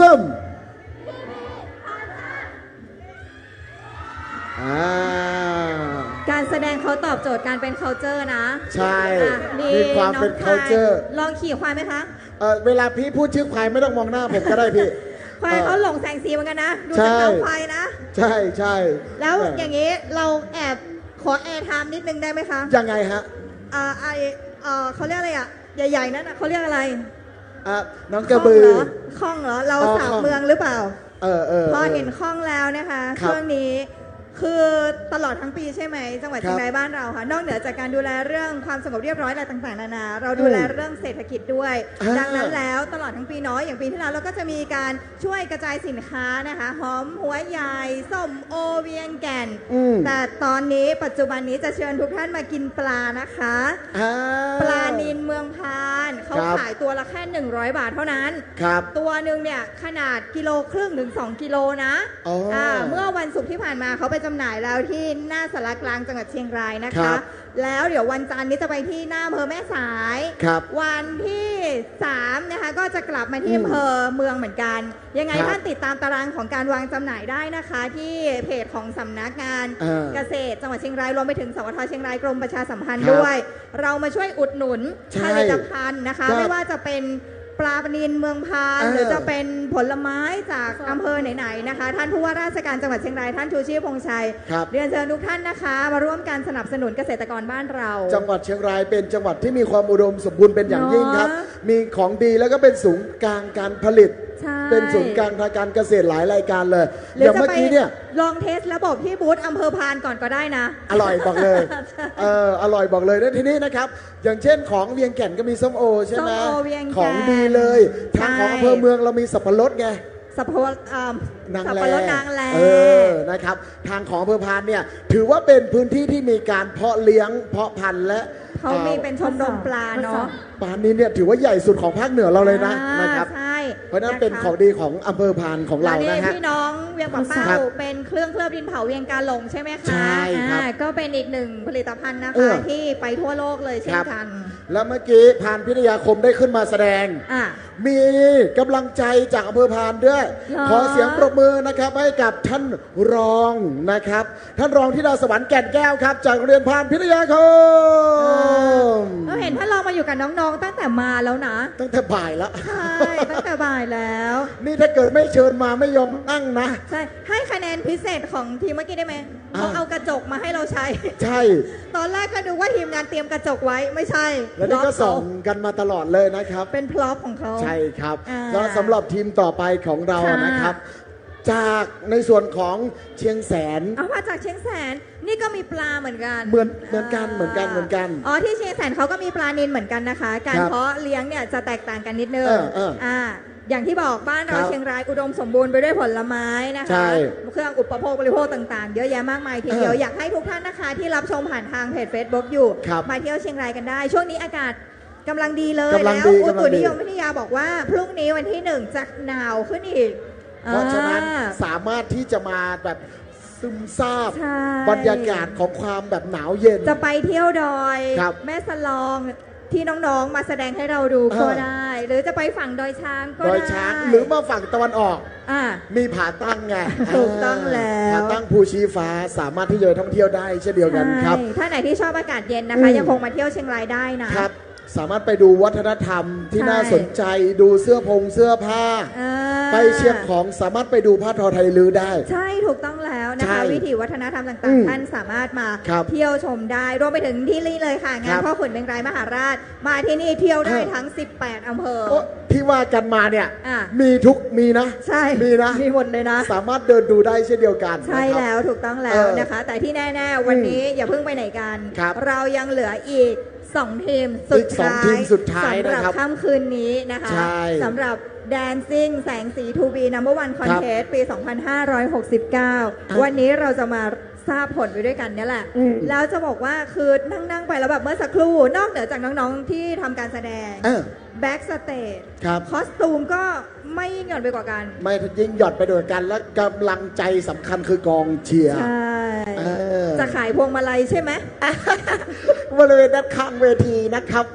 สามารถเป็นกำลังใจให้กับน้องๆทุกๆทีมได้อย่างเมื่อกี้เห็นว่ามีการซื้อหลายทีมแล้วไม่กล้าเอามาให้น้องเอามาให้ได้เลยนะครับ ไม่มีปัญหาสามารถมาให้ได้เลยเต็มที่เลย ทางของทีมงานเราก็พร้อมที่จะทำการบันทึกรายการนะครับว่าท่านได้เอาไปเชียร์ทีมไหนนะครับใช่เป็นรายการแบบนั้นไปนะฮะถูกต้องเดี๋ยวเราจะมาร่วมลุ้นด้วยกันนะคะ อีกสักครู่เดียวเท่านั้นนะคะขายของนิดนึงนะครับเสื้อพิธีกรในวันนี้ได้รับการสนับสนุนจากไหนนะคะจากอำเภอเมืองเชียงรายบูธของอำเภอเมืองเชียงรายร้านฐานิตาผ้าฝ้ายนะคะสามารถไปด้วยไปได้เลยฐานิตาผ้าฝ้ายนะครับใช่ถูกต้องส่วนกางเกงนะคะมาจากอำเภอเวียงแก่นคุณแม่น่ารักมากคุณแม่บอกว่าแม่มาจากข้างบนดอยเลยนะแม่มาอยู่ที่นี่เลยไปอุดหนุนกันได้นะคะรวมไปถึงทุกๆบูธเลยนะเขาก็จะมีสินค้านะคะที่เป็นสินค้าโดดเด่นของแต่ละอำเภอนำมาจัดแสดงนำมาจัดจำหน่ายให้ทุกท่านค่ะทีนี้มันมีคำเก่ามากๆเลยพี่บอกว่าอะไรใครได้เมียงามเพื่อไปแม่สวยใครรวยใครรวยขึ้นไปแม่สายหรอแล้วใครตายมาเมืองพานนะครับเพราะฉะนั้นพวกเมืองพานขายมีดนะครับเอาจริงเหรอใช่ไงปราสักใต้กลุ่มตีมีดสามารถไปได้จริงหรือเปล่าเนี่ยใช่ไหมได้เป็นหนึ่งในของดีเรามางานพ่อขุนทุกปีอันนี้คือที่มาของสโลแกนนี้เหรออาจจะใช่มีดคมไงนะครับเพราะฉะนั้นสามารถที่จะไปเยี่ยมชมแต่ละบูธได้เลยนะครับพี่ว่าเขาคงไปแม่สวยกันนะอยากได้สวยน้องนะครับเพราะฉะนั้นทีมต่อไปครับไม่ยิ่งหย่อนไปกว่ากันนะครับถูกต้องมาจากโรงเรียนเชียงแสนวิทยาคมอีกหนึ่งเครือข่ายของการดำเนินงานด้านทูบีน้ำวันที่เหนียวแน่นโรงเรียนเชียงแสนวิทยาคมนะครับก็สำหรับทีมปีที่แล้วก็การแสดงไม่ธรรมดาใช่ถูกต้องแล้วเมื่อตะกี้เหลือไปเห็นไหมครับอันนี้คือความมีเสน่ห์ความน่ารักของน้องๆทูบีนัมเบอร์วันนะคะครับเขาใช่ยังรอชมรอเชียร์เพื่อนๆอย่างเต็มที่รอกรีดให้กำลังใจกันแบบนี้น่ารักมากสำหรับหญ้าตรงนี้หญ้าปลอมตรงนี้น้องสามารถนั่งได้นะครับถ้าเกิดว่าอยากมาเห็นด้านหน้าเลยสามารถนั่งได้และถ้าเกิดว่าน้องๆเหลือบๆไปบริเวณด้านหลังท่านผู้ว่าราชการจังหวัดเชียงรายเนี่ยจะเห็นว่ามีกลุ่มหนึ่งมานั่งอยู่เราจะยังไม่บอกว่าใคร เดี๋ยวเราจะแนะนำกันอีกทีหนึ่งหลังจากนี้นะครับนะฮะเพราะฉะนั้นช่วงนี้นะครับในส่วนเรียนเชียงแสนวิทยาคมของพวกเราก็พร้อมแล้วนะฮะขอเสียงประมือให้กับศาลศิลป์ถิ่นเชียงแสนค่ะ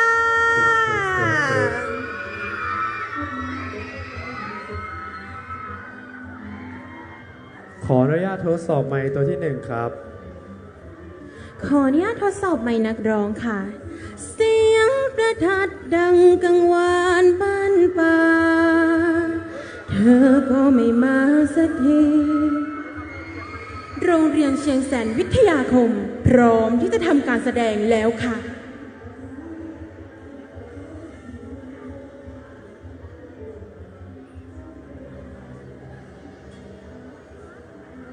ณแผ่นดินเหนือขอบฟ้าสายทาราหลั่งไหลรินดินแดนที่สายหมอกโอบกอดถึงเขาพวกเราชมรมทูบีนัมเบอร์วัน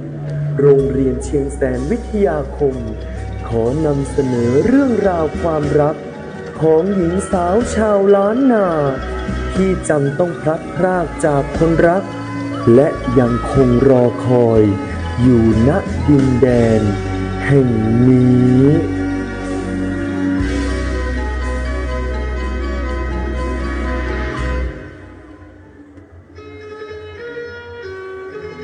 อ้ายบ่จากน้องไปบ่ได้กะแก้วอ้ายขอโทษอ้ายไม่อยากละน้องไปเลยแต่มันจำเป็นแต่ ถ้าอ้ายไปย่างการในเมืองอ้ายจะกระดีลืมน้องเนอะถ้าเฮาเป็นกูกันสักวันเฮาจะปิกมาป้ากันแหมอ้ายต้องไปก่อนแล้วเนอะแก้วอ้าย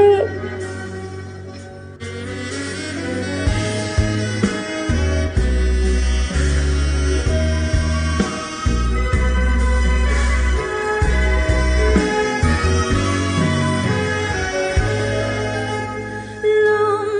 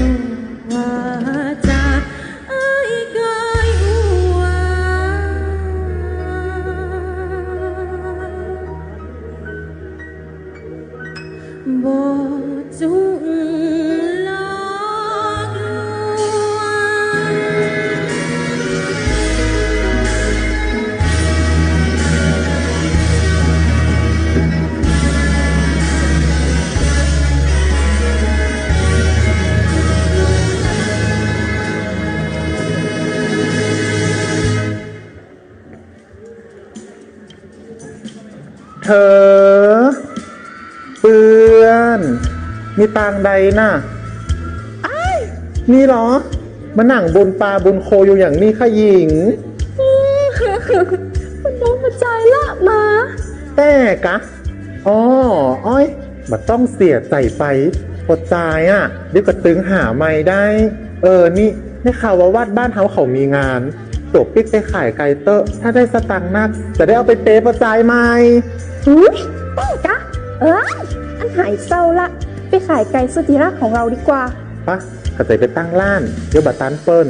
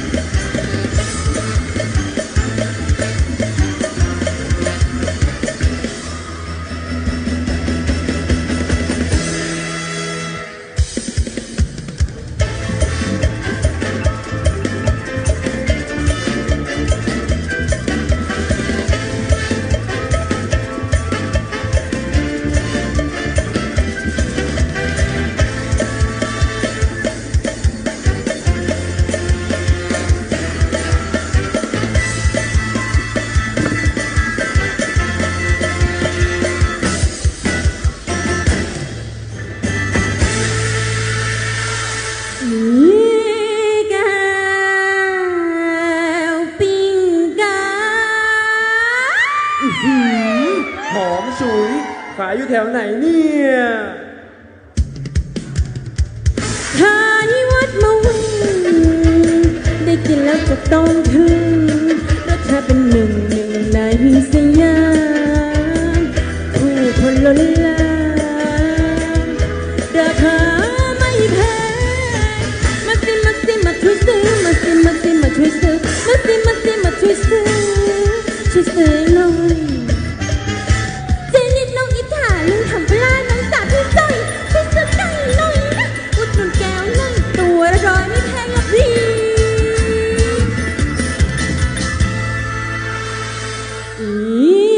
แก้วปิ้งไก่ควันคุ้งชะขายดีไหมจ้าขายดีขายดีชื่อกระช่างตอนนี้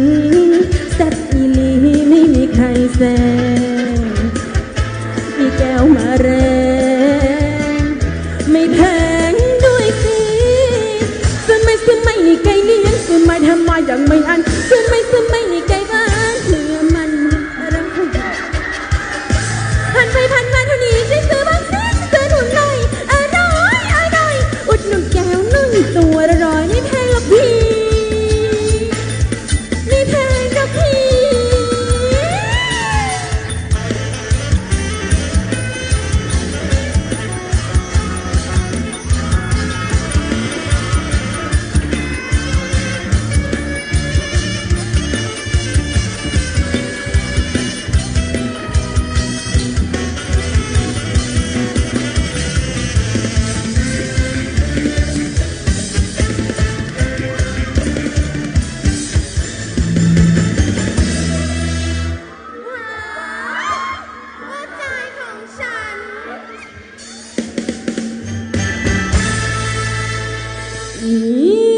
แก้วปิ้งไก่ครบหมดเสียละเสียดายจริงแล้วขายดีขายดีชื่อกระช่างตอนนี้แซ่บอีหลีไม่มีใครแซงมีแก้วมาแรงไม่แพงด้วยสิซื้อไม่ในไก่เลี้ยงซื้อไม่ทำมาอย่างไม่อันซื้อไม่ในไก่บ้านเนื้อมันอร่อยผ่านไปผ่านมาเท่านี้ช่วยซื้อบ้างสิหนูเจอหน่อยอร่อยอุดหนุนแก้วหน่อยตัวละร้อยไม่แพงหรอกพี่ไม่แพงหรอกพี่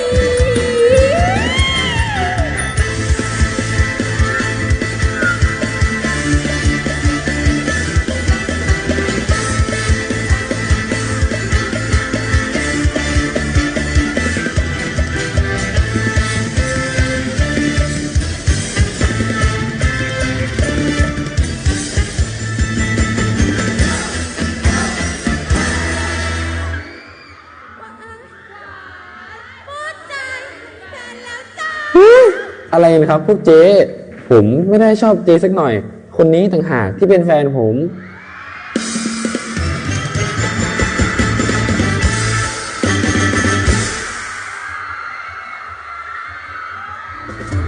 number one ฝันของพวกเราที่พร้อมมีใจดวงเดียวกันจะขอเป็นคนเก่งและเป็นคนดีสิ่งนี้ที่ต้องการนี่คือความฝันคนรุ่นใหม่ To be number one ฝันของพวกเราที่พร้อมมีใจดวงเดียวกันจะขอเป็นคนเก่งและเป็นคนดีสิ่งนี้ที่ต้องการจะเก่งและดี To be number one To be number one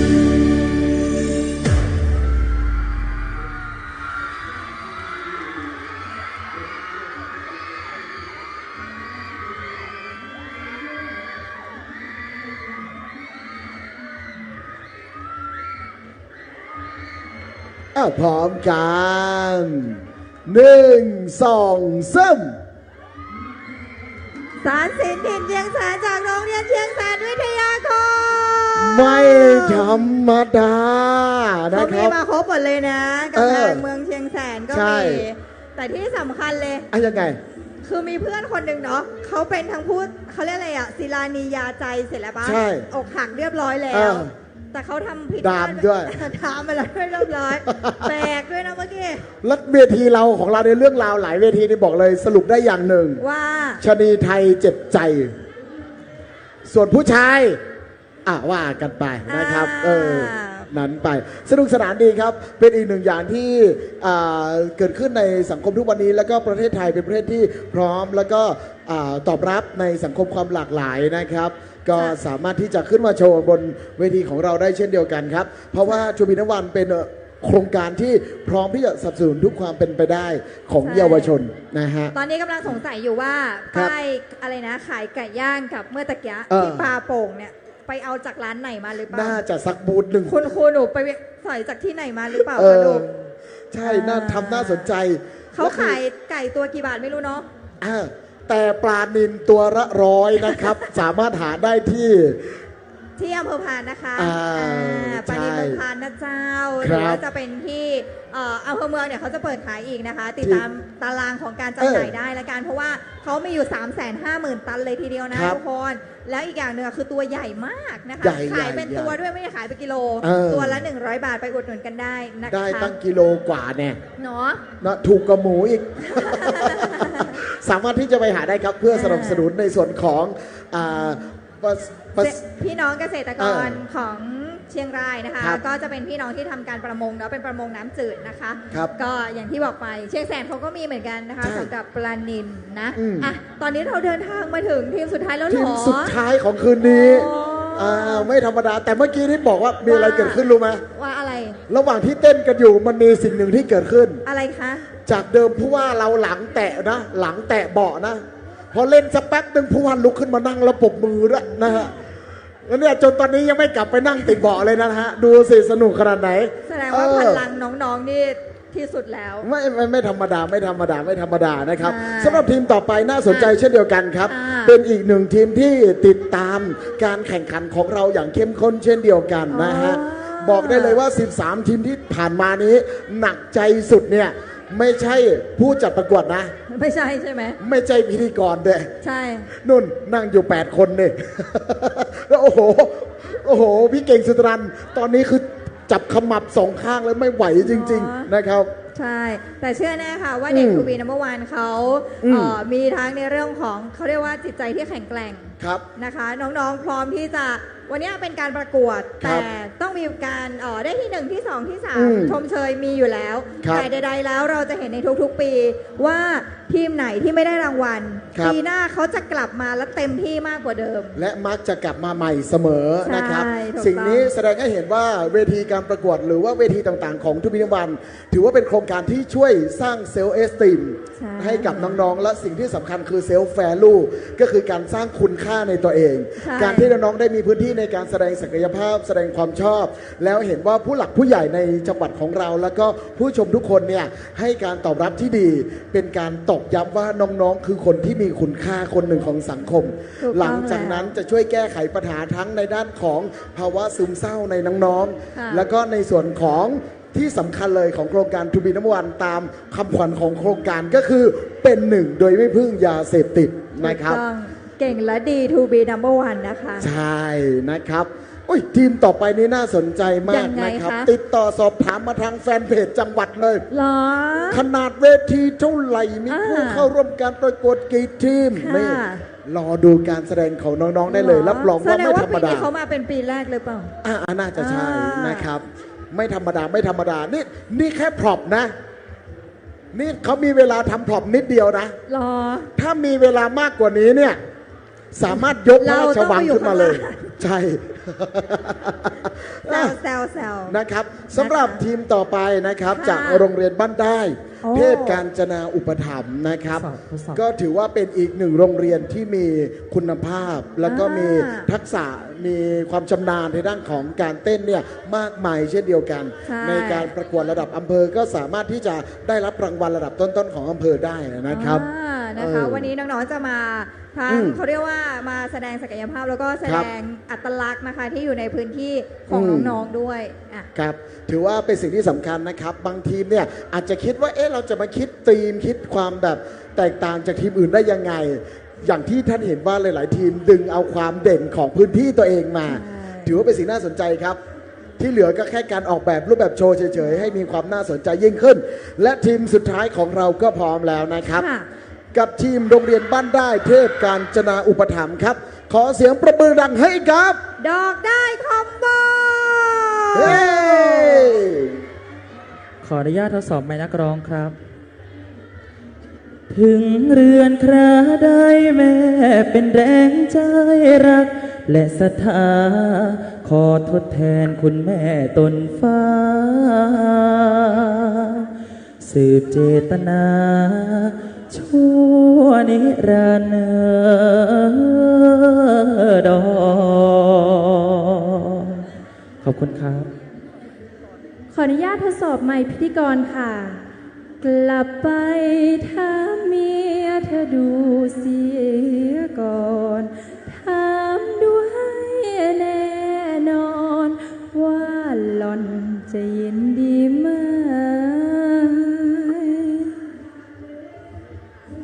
หมู่เฮาโรงเรียนบ้านได้เทพกาญจนาอุปถัมภ์พร้อมที่จะทำการแสดงแล้วครับขอเสียงปรบมือเพื่อเป็นกำลังใจให้หมู่เฮาหน่อยได้ก่อครับ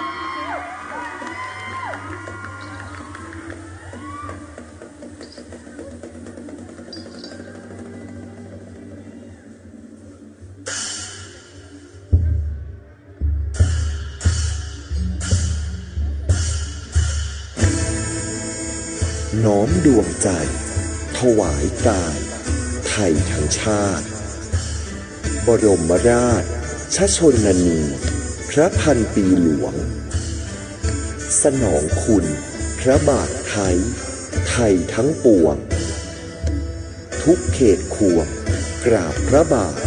ถวายอาลัยบนผืนพระสุธาทั่วทุกทิศาตลอด93พรรษาพระบารมีพระแม่มิ่งแผ่ขจรทั้งธรณีองค์พระแม่ฟ้าพระราชชนนีพระศกซึ้งน้อมใจถวายสดุดีใต้ฟ้าแห่งความภักดีณที่แห่งนี้บ้านของแม่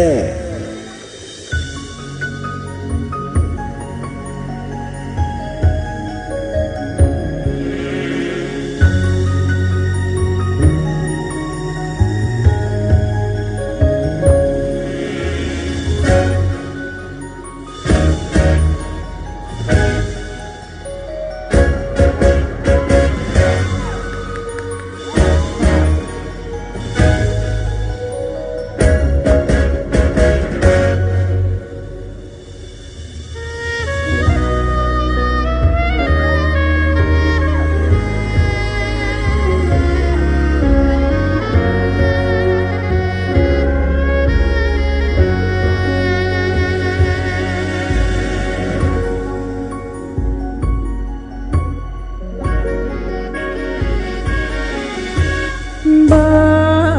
นหลังนี้ที่แม่สร้างมาด้วยความรักเมตตาให้ลูกอาศัยอยู่กินแม่เพียรสั่งสอนไม่เว้นทั้งศาสตร์และศิลป์ป้องแดดฝนทั่วแผ่นดินทุกผู้ทำกินในถิ่นเทหาลูกมะลิเป็นรั้วแห่งรักแม่ใส่ใจปกปักดูแลลูกทุกชีวาจากเหนืออีสานกลางใต้อยู่ร่วมชายคาบุญคุณสูงคำลำฟ้าแม่ปลูกศรัทธาด้วยความเอ็นดูงานอาชีพแม่เสริมแม่ส่งฐานะลูกจึงมั่นคงเป็นแรงส่งให้ลูกยืนสู้นับจากวันนี้จะขอยกย่องเชิดชูให้โลกสดับรับรู้แม่เป็นดังครูผู้ให้วิชา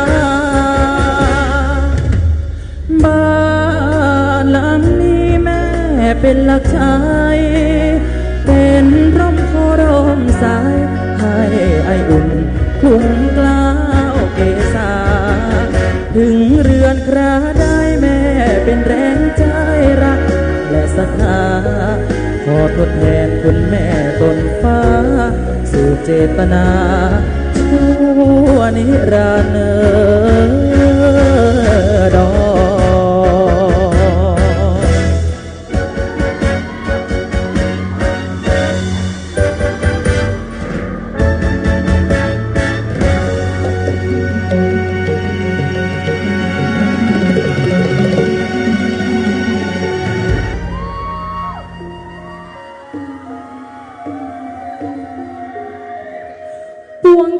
พุทธเจ้าทั้งหลายขอน้อมเกล้าน้อมกระหม่อมลำลึกในพระมหากรุณาธิคุณอันหาที่สุดมิได้ผู้ทรงเป็นดั่งแม่แห่งแผ่นดิน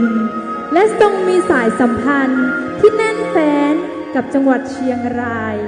โดยเฉพาะในเรื่องการส่งเสริมผ้าทอชาติพันธุ์ซึ่งถือเป็นมรดกทางวัฒนธรรมที่สำคัญของพื้นที่สูงของเชียงรายเสมอมา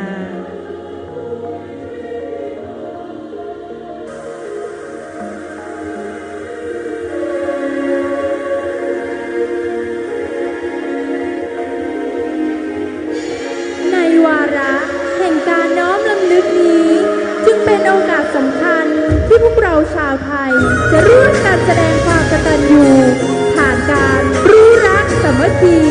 สานต่อพระราชปณิธานในการสร้างความปรองดองลดความขัดแย้งและร่วมใจกันพัฒนาประเทศชาติให้มั่นคงสืบไปให้สมดังตัวก็ไทยใจก็ไทย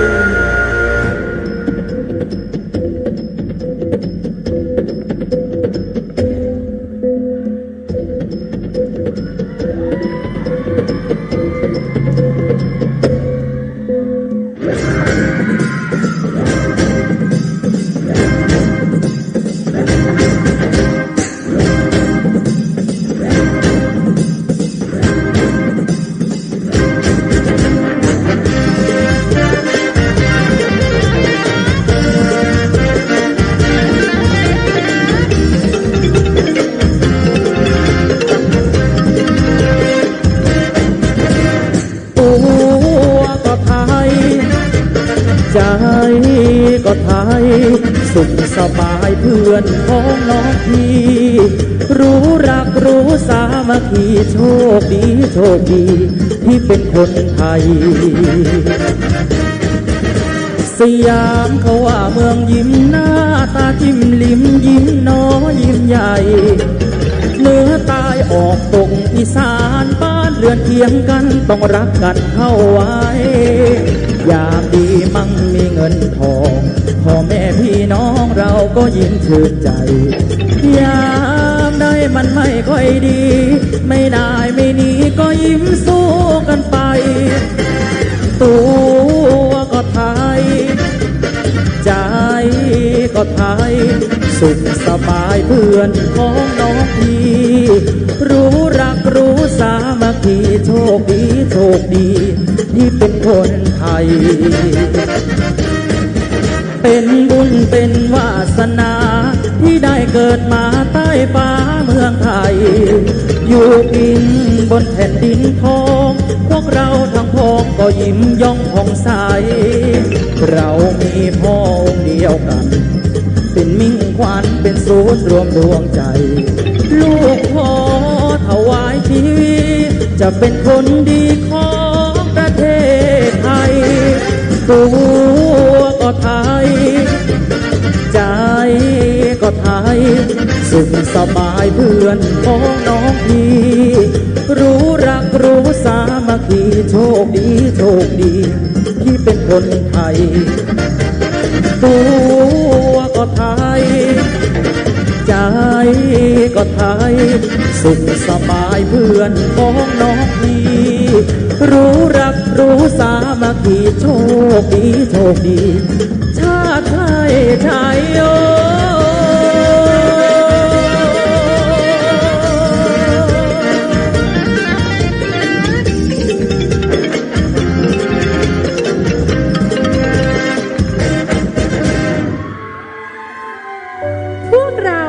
โรงเรียนบ้านได้เทพกาญจนาอุปถัมภ์ขอขอบคุณโครงการดีๆโครงการทูบีนัมเบอร์วันเราเชื่อมั่นว่าคนเป็นหนึ่งได้โดยไม่ต้องพึ่งยาเสพติดเพียงให้กล้าที่จะฝันกล้าที่จะทำและรวมพลังกันสร้างสรรค์สิ่งดีๆเพื่อตัวเองและสังคมทูบีนัมเบอร์วัน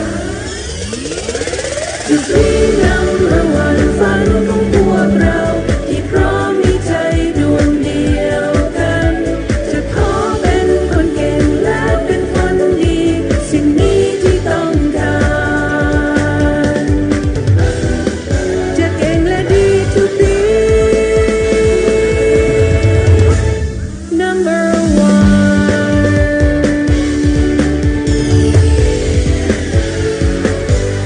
To be number one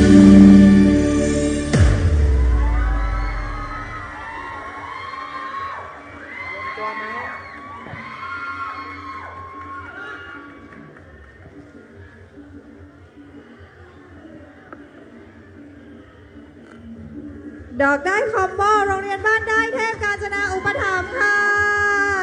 น้องๆบ้านได้จากอำเภอแม่สายนะครับเอา1 2 3สวยงามนะครับน่าสนใจประทับใจปีกมากเลยเมื่อกี้ เขามีอะไรเขาใช้อุปกรณ์ใช่เพราะน่าสนใจมากเราก็นั่งดูโอ้ปีกนางฟ้าแบบสวยมากสวยดีนะครับอยากได้ ใช่แมวที่บ้านพี่น่าจะชอบมาก โอเคเป็นประมาณนั้นครับช่วงนี้ครับขอกราบเรียนเชิญท่านคณะกรรมการทั้ง8ท่านครับได้ทำการบริเวณประชุมด้านข้างเวทีนี้ที่เราได้ทำการเตรียมไว้ให้กำลังจะถามเลยว่าท่านกรรมการรีบไปไหนคะเรียบไม่ได้เลยตอนนี้เจ็บหัวมากนะครับต้องไปประชุมกันด่วนเลยแหละนะฮะว่าเกิดอะไรขึ้นบ้าง น่าสนใจมากนี่ตั้งแต่เหนือจรดใต้ของจังหวัดเชียงรายของเราทุกพื้นที่ของจังหวัดเชียงรายทุกพื้นที่มี To be number one ใช่ถูกต้องเมื่อกี้เราบอกว่าทุกหัวเมืองเนาะไม่ว่าจะหัวเมืองทางด้านทิศไหนนะคะก็มีน้องๆ To be ที่คอยแสดงศักยภาพนะคะให้ทุกท่านได้เห็นถึงศักยภาพของทุกๆคนด้วย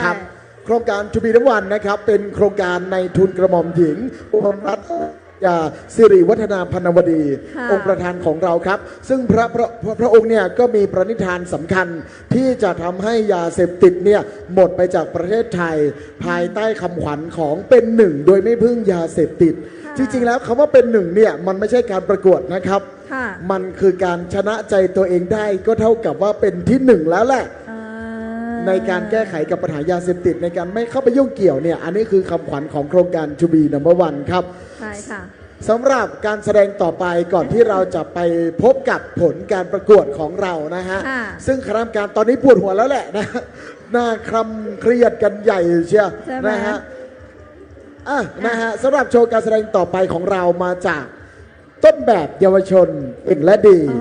ทูบีนัมเบอร์วันจังหวัดเชียงราย หรือว่ามีชื่อที่เรารู้จักกันในนามของทูบีนัมเบอร์วันไอดอล ใช่ นะครับ ถูกต้องแล้ว ซึ่งเป็นการประกวดที่มีตั้งแต่ระดับของอำเภอ ค่ะ จังหวัด ใช่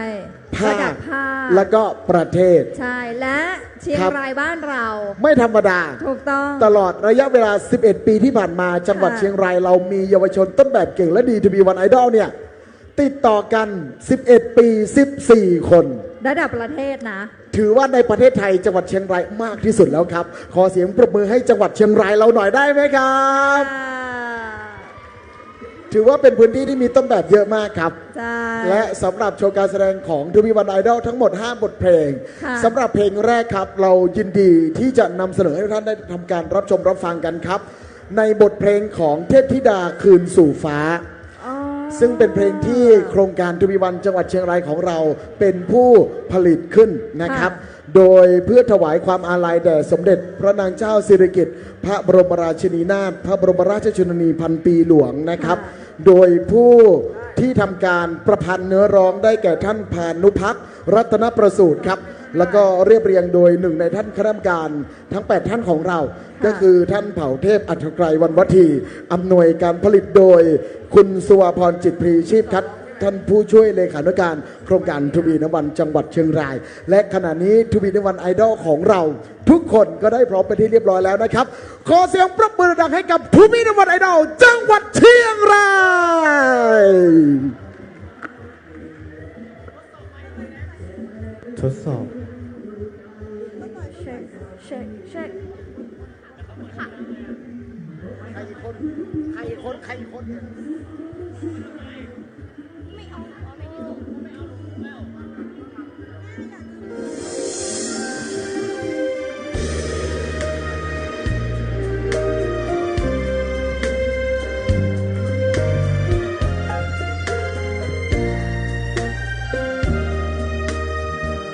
แผ่นดินของไทยมีแม่ยิ่งใหญ่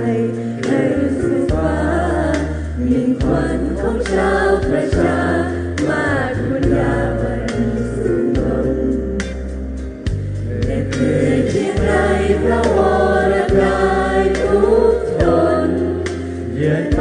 ทั่วทุกตำบลแม่อดทนสร้างคนสร้างงาน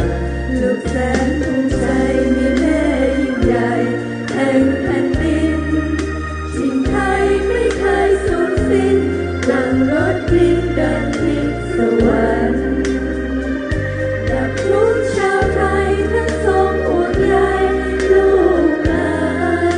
ด้วยหน้าหรือไทยมุ่งมั่นให้ลูกหลานหมดสิ้นทุกเขตเชิดไทยรักพันปีของไทยแม่คือศูนย์รวมใจลูกหลานไทยอยู่รายร่มเย็นซึ่งแม่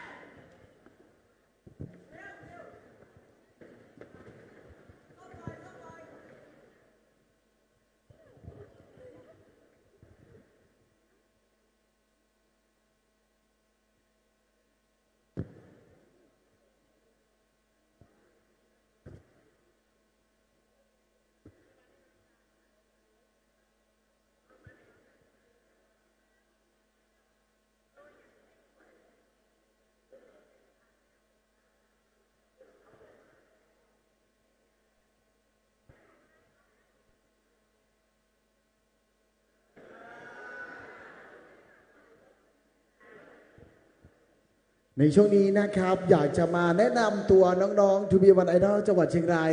ทุกๆคนให้ได้รู้จักกันนะครับเชิญน้องๆบริเวณด้านหน้าเพลงเมื่อกี้ซาบซึ้งมากเลยครับในบทเพลงของเทพธิดาคืนสู่ฟ้านะครับในช่วงนี้ขอเชิญน้องๆทุกคนได้ทำการแนะนำตัวเองนะครับให้กับผู้รับชมทุกท่านได้ทำการรู้จักกันนิดนึงครับเดี๋ยวเริ่มจากคนแรกกันเลยเชิญ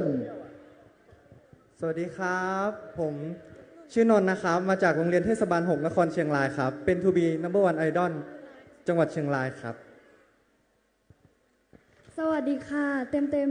มาจากโรงเรียนทานพิเศษพิทยานะคะเป็น To Be Idol จังหวัดเชียงรายค่ะสวัสดีค่ะชื่อมิวนะคะมาจากโรงเรียนสันติคีรีวิทยาคมค่ะเป็นไอดอล To Be จังหวัดเชียงรายค่ะสวัสดีค่ะชื่อมานานะคะมาจากโรงเรียนเชียงรายวิทยาคมค่ะเป็น To Be Idol ระดับเชียงรายค่ะสวัสดีค่ะเอแคร์นะคะมาจากโรงเรียนดำรงราชสงเคราะห์ค่ะเป็น To Be Number One Idol รุ่นที่ 12 จังหวัดเชียงรายค่ะค่ะสวัสดีค่ะชื่อหนงนะคะมาจากโรงเรียนองค์การบริหารส่วนจังหวัดเชียงรายเป็น To Be Number One Idol รุ่นที่ 13 จังหวัดเชียงรายค่ะสวัสดีค่ะปีโป้มาจากโรงเรียนเชียงรายวิทยาคมค่ะเป็น To Be Idol จังหวัดเชียงรายรุ่นที่ 12 ค่ะสวัสดีครับชื่อยูรีนะครับจากโรงเรียนดำรงราชสงเคราะห์เป็น To Be Number One Idol จังหวัดเชียงรายครับผมสวัสดีครับผมยาย่าแอนวันคารครับมาจากโรงเรียนเชียงแสนวิทยาคมครับเป็น To Be Number One Idol ระดับจังหวัดเชียงรายครับขอบคุณครับขอบคุณครับสวัสดีค่ะส้มปล่อยนะคะมาจากโรงเรียนดำรงราชสงเคราะห์จังหวัดเชียงรายเป็น To Be Number One Idol รุ่นที่ 13 ค่ะสวัสดีค่ะมายนะคะมาจากโรงเรียนเชียงแสนวิทยาคมเป็น To Be Idol จังหวัดเชียงรายค่ะขอบคุณค่ะ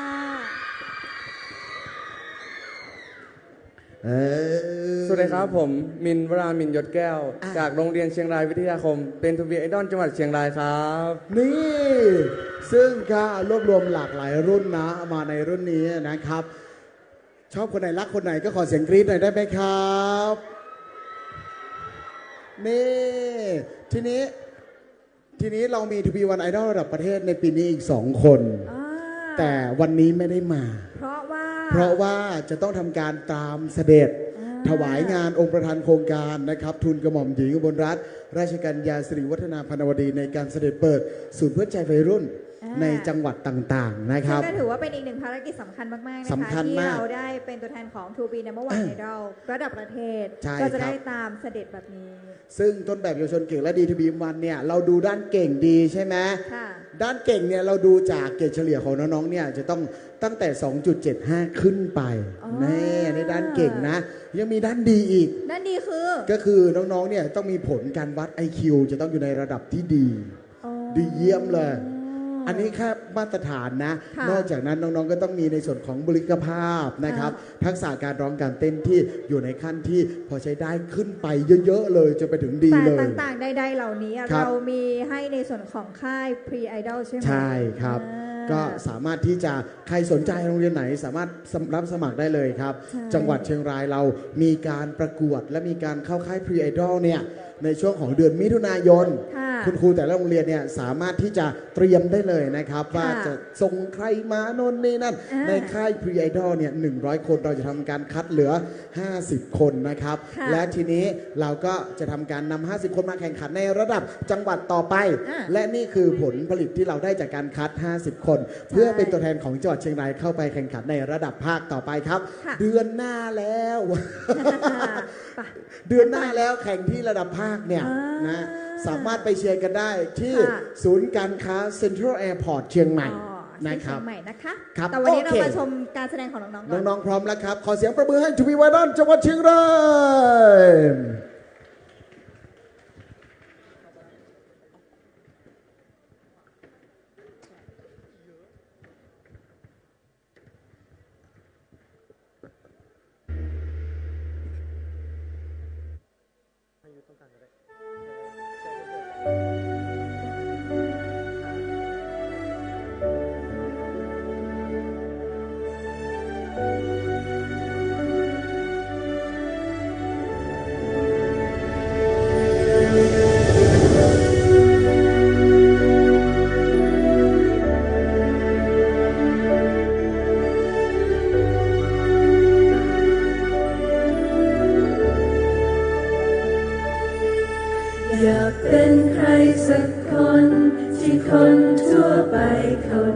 จ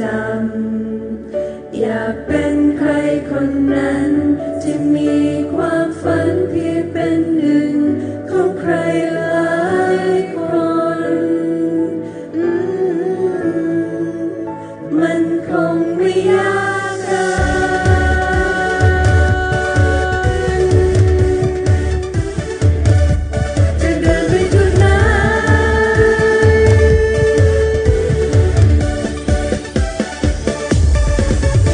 ทุกที่นำเรา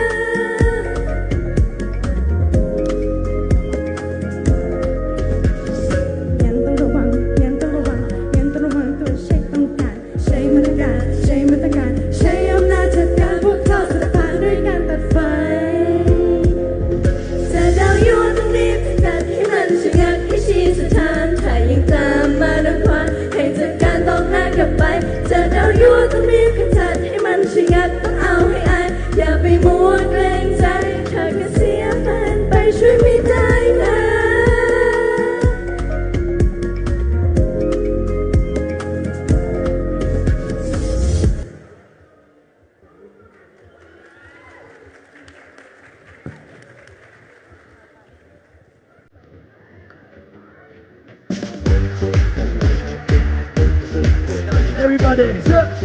yeah, yeah, yeah, yeah, everything up. Good. Go. Pick up.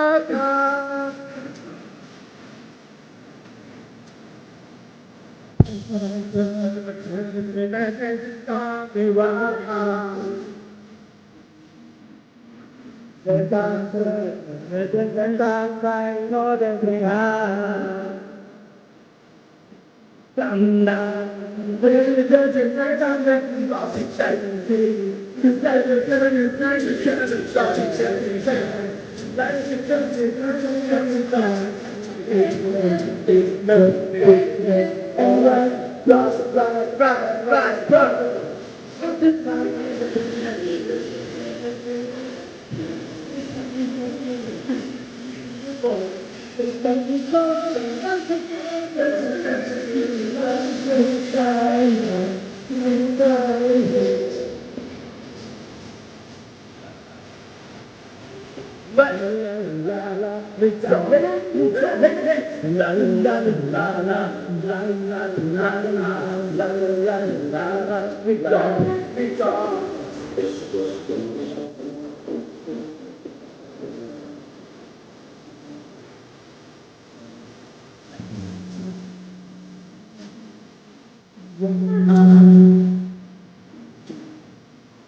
Cả đêm chợt có những nhân tế sinh phá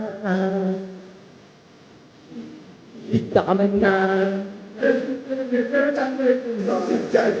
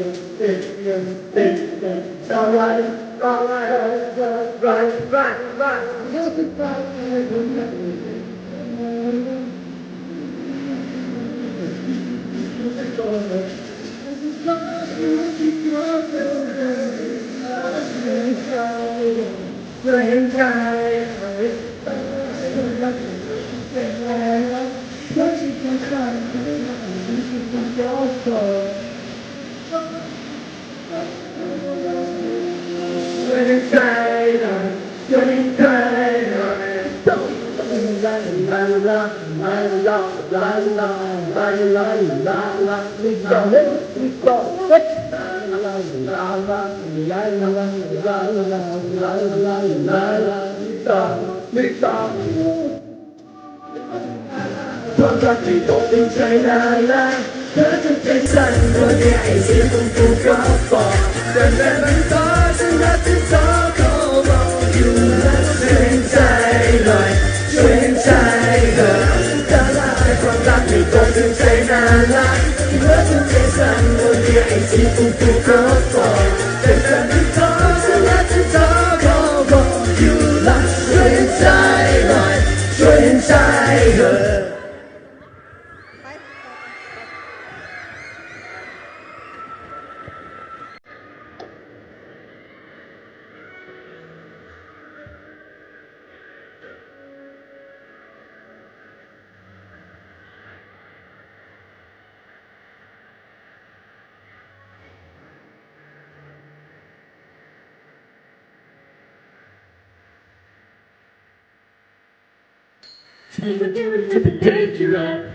To me like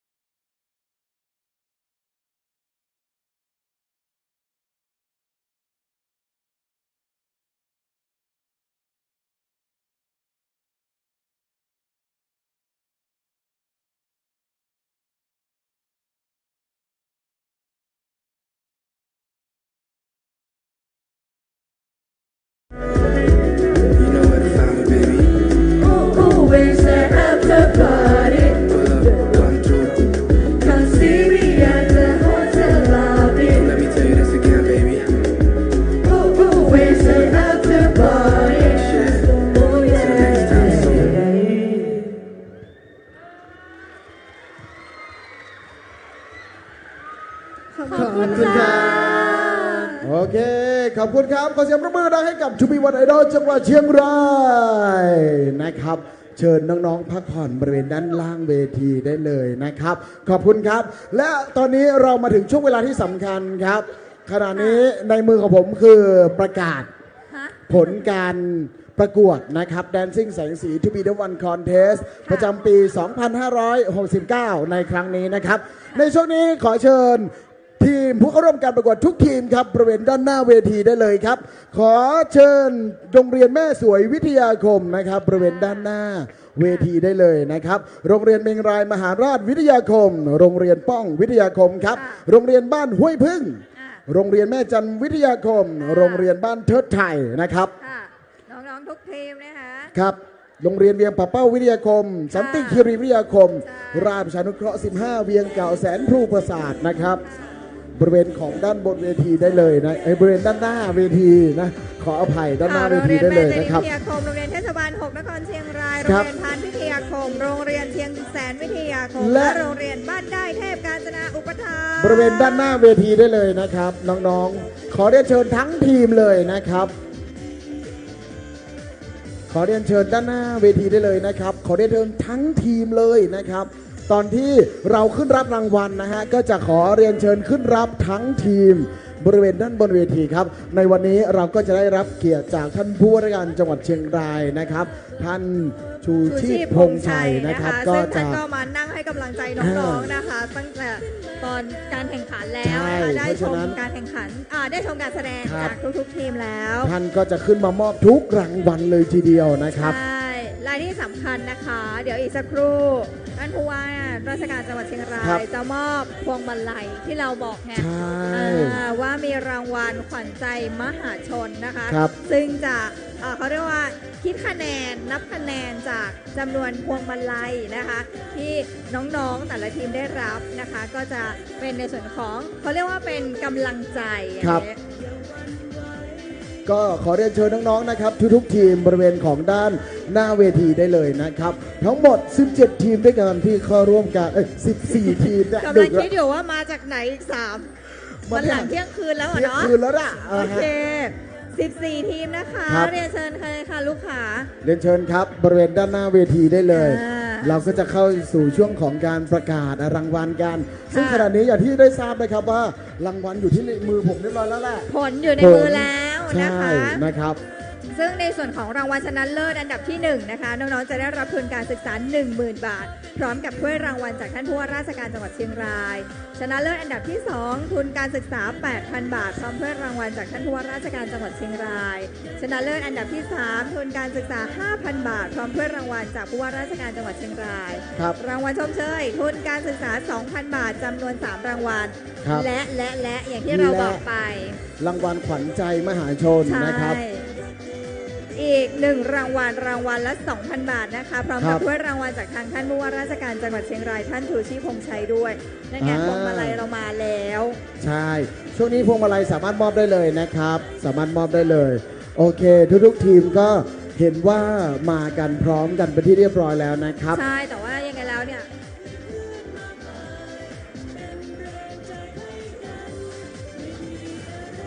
โอเคนะครับและช่วงนี้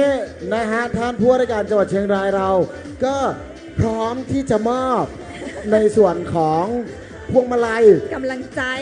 ใจให้กับน้องๆทุกทีมเลยนะครับในวันนี้ในการนี้ครับจึงขอกราบเรียนเชิญท่านผู้ว่าราชการจังหวัดเชียงรายครับท่านชูชีพพงษ์ชัยด้านบนเวทีค่ะเพื่อให้เกียรติมอบรางวัลนะคะให้กับน้องๆที่เข้าประกวด Dancing แสงสี To be number one contest ในปี 2569 นี้ขออนุญาตเรียนเชิญค่ะขออนุญาตกราบเรียนเชิญครับแล้วก็ขอเรียนเชิญท่านรองนายแพทย์สาธารณสุขจังหวัดเชียงรายท่านณรงค์ลือชานะครับแล้วก็ท่านผู้ช่วยเลขานุการโครงการ To be number one ท่านสุวพรจิตรีชีพครับท่านหัวหน้าฝ่ายด้านหัวหน้างานยาเสพติดและสุขภาพจิตครับหัวหน้าบรรจงภาษาวโพ1ใน8ท่านคณะกรรมการที่ทำการตัดสินนะครับสำหรับโรงเรียนแรกนะครับขอเชิญขึ้นรับขวัญกำลังใจจากท่านผู้ว่าราชการจังหวัดเชียงรายเป็นพวงมาลัยนะครับขอเรียนเชิญน้องๆจากแม่สวยวิทยาคม MSW Show ครับเรียนเชิญขึ้นรับด้านบนเวทีเลยนะครับเชิญครับขอเชิญตัวแทนนะครับโรงเรียนรับประมาณ3ท่านเนาะนะครับใ ขึ้นรับบริเวณด้านบนเวทีได้เลยนะครับ ค่ะและหลัง เชิญ จาก ค แม่ รับ สวยนะคะ ก็เรียนเชิญน้องๆจากโรงเรียนเมงรายมหาราชวิทยา ค ค รั ม บ นะคะ ทีมนาตะอัครเมงรายมหาราชด้วยนะคะ ครับเรียนเชิญครับทีมแม่สวยอยู่ตรงไหนครับ อยู่ตรงไหนเอ่ยเชิญขึ้นรับได้เลยนะครับโอเค เชิญทีมต่อไปครับ เมงรายมหาราชวิทยาคมนะคะ โรงเรียนเมงรายมหาราชครับเรียนเชิญด้านบนเวทีได้เลยนะครับเรียนเชิญครับขอตัวแทนทีมละ3ท่านนะครับ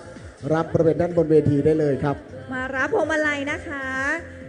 จากท่านผู้ว่าราชการจังหวัดเชียงราย โรงเรียนต่อไปเตรียมตัวเลยบริเวณด้านล่างเวทีนะครับโรงเรียนป้องวิทยาคมครับ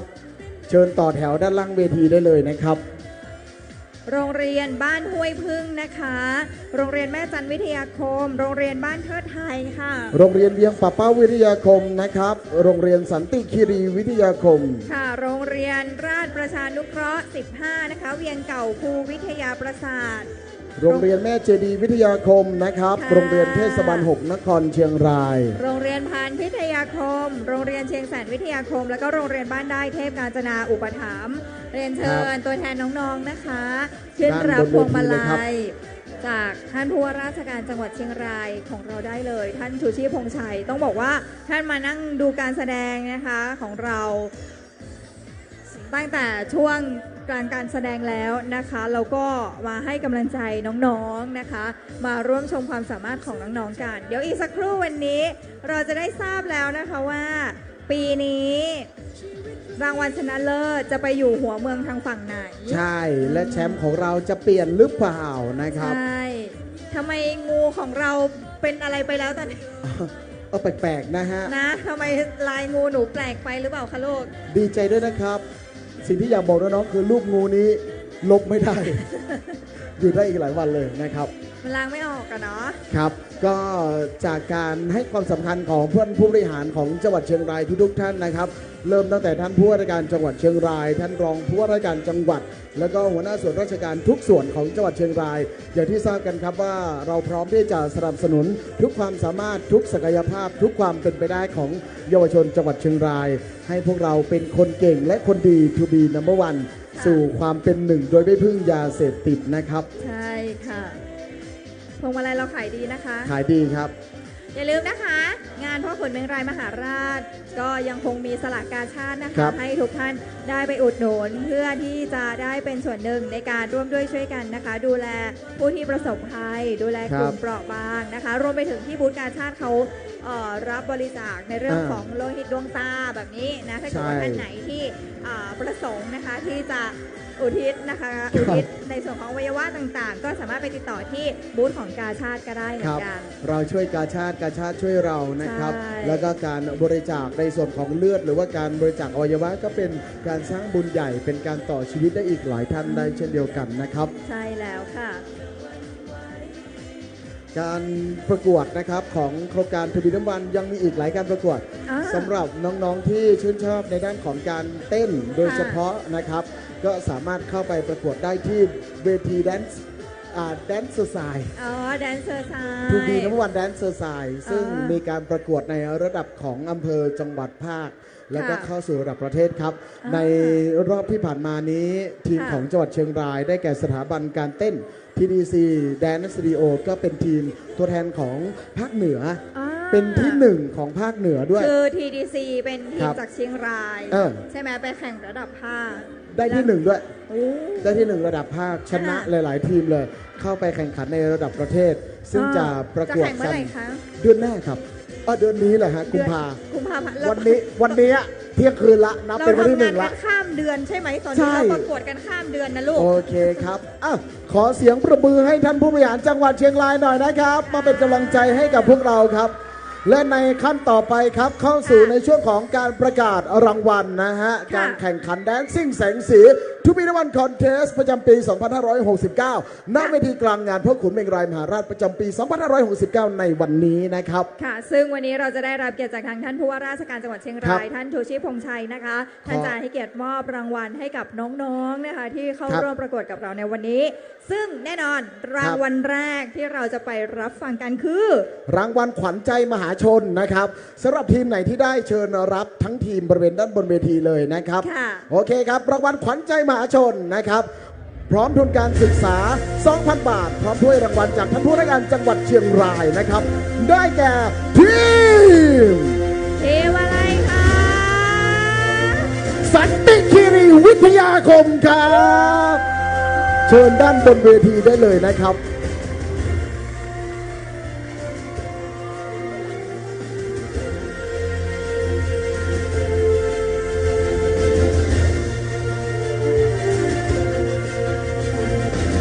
สันติคีรีเด็กดีทูบีนัมเบอร์วัน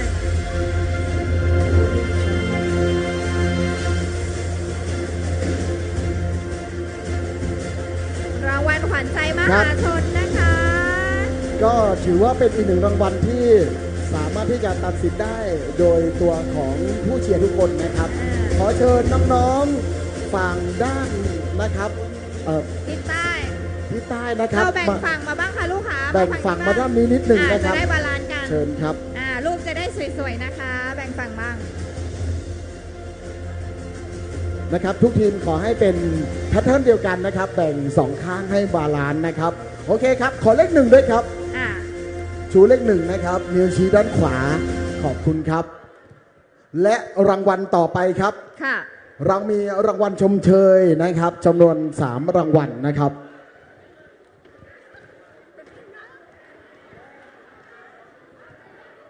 รางวัลชมเชยนะครับพร้อมทุนการศึกษาจำนวน 2,000 บาทจำนวน3รางวัลทั้งหมด3รางวัลด้วยกัน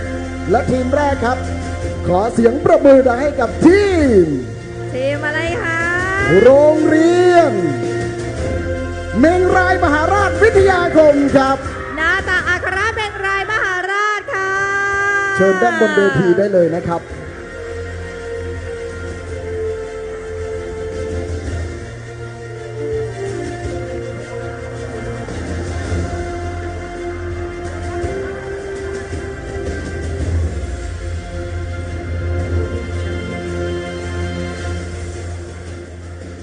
ด้านหน้าด้วยก็ได้นะคะลูกข้างหน้าไว้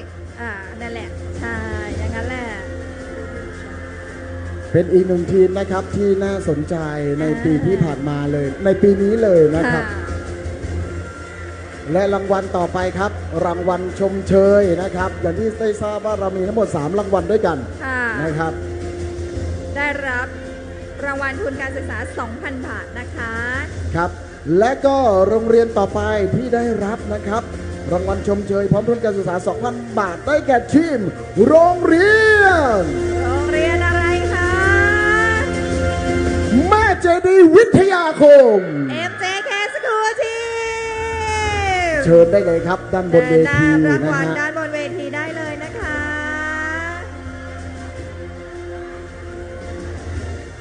น้องทหารของเรานั่นแหละลูกนี่ไงนั่นแหละแบ่งฝั่งถ่ายรูปด้วยนะลูกนักรบนิรนามแห่งสยามเมืองยิ้มนะถูกต้อง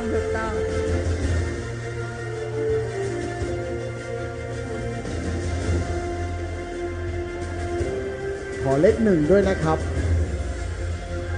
นิ้วชี้ขวานะครับเลขหนึ่งสวยครับขอบคุณครับรางวัลชมเชยครับรางวัลสุดท้ายได้แก่โรงเรียน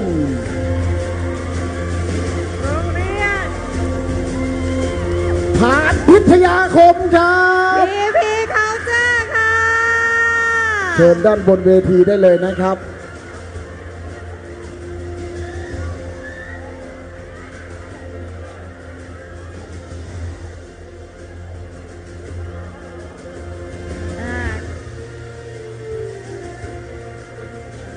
เต็มที่ทุกทีมบอกเลยเต็มทุกโรงเรียนปีนี้เป็นปีที่ขับเคี่ยวกันค่อนข้างที่จะนะฮะเข้มข้นกันเลยทีเดียวเชื่อแน่ว่าท่านคณะกรรมการก็จะมีจุดให้คะแนนนะคะของแต่ละทีมครับโอเคครับและการประกวดรางวัลต่อไปนะครับเป็นการประกวดรางวัลชนะเลิศอันดับที่3นะครับค่ะ ได้แก่โรงเรียนอะไรคะ รางวัลชนะเลิศอันดับที่ 3 ครับ พร้อมทุนการศึกษา 5,000 บาท พร้อมถ้วยรางวัลจากท่านผู้ว่าราชการจังหวัดเชียงราย ได้แก่ โรงเรียนบ้านได้เทพกาญจนาอุปถัมภ์ครับ ดอกได้คอมโบนะคะ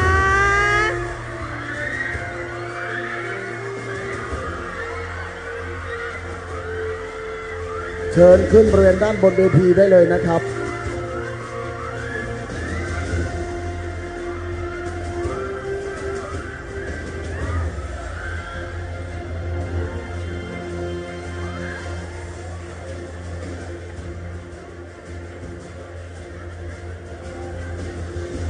ได้รับรางวัลเป็นทุนการศึกษา 5,000 บาท พร้อมกับ ครับ ถ้วยรางวัลจากท่านผู้ว่าราชการจังหวัดเชียงรายนะคะ และนี่คือสีหน้าของผู้ได้รับรางวัลนะครับ ชนะเลิศอันดับที่ 3 นะครับ พร้อมถ้วยรางวัลจากท่านผู้ว่าราชการจังหวัดเชียงราย ขอเลข 1ด้วยนะครับ ขอเลข 1ด้วยนะฮะลำดับต่อไปครับเป็นการประกาศรางวัลชนะเลิศอันดับที่ 2 ครับ ค่ะ ได้แก่ทีม ทีมอะไรคะส่งเสียงมาส่งเสียงมา โรงเรียนเชียงแสนวิทยาคมครับ สาย เชิญด้านบนเวทีเลยครับ เชียงแสนนะคะ ได้รับทุนการศึกษา 8,000 บาท พร้อม ครั ด้วย บ รางวัลจากท่านผู้ว่าราชการจังหวัดเชียงรายค่ะ และแน่นอนว่ารางวัลสุดท้ายนะครับ ค่ะ ที่จะทำการประกาศก็คือรางวัลชนะเลิศอันดับที่ 1 นะครับ ค่ะ ทีมของ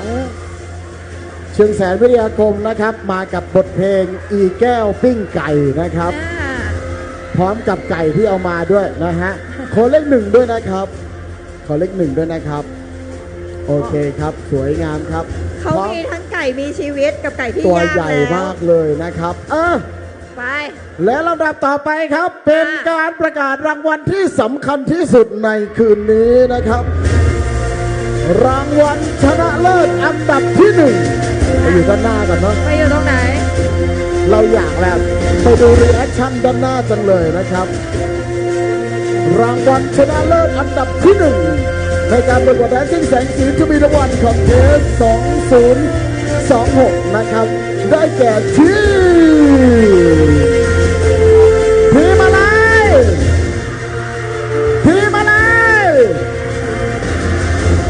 ทีมโรงเรียนเวียงป่าเป้าวิทยาคมครั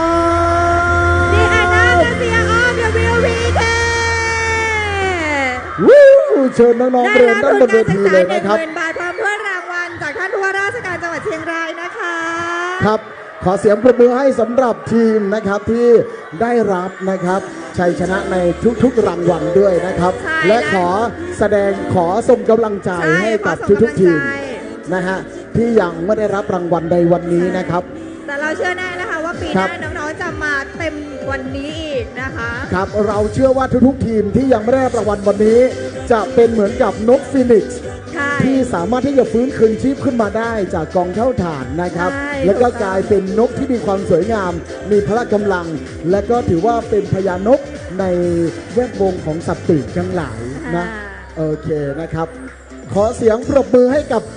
ทุกทีมในวันนี้ด้วยนะครับ ครับผมและนี่นะครับก็คือการประกาศผลนะครับการประกวด Dancing แสงสี To be number one contest ประจำปี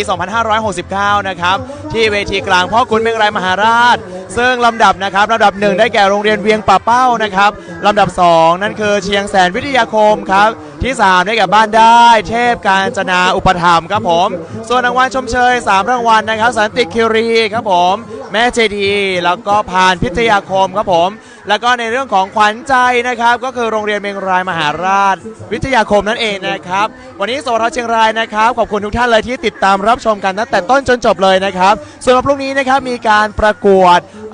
ในเรื่องของนางงามนะที่ดาดอยนั่นเองนะครับยังไงแล้วฝากติดตามรับชมกันด้วยสำหรับวันนี้สวทเชียงรายทีมงานทุกคนนะครับพร้อมด้วยท่านผอ.รัชพลงามกระบวนแล้วก็ดีเจทุกท่านแล้วก็ทีมช่างทุกท่านนะครับขอบคุณท่านผู้ชมท่านผู้ฟังมากๆเลยครับสำหรับวันนี้สวัสดีครับ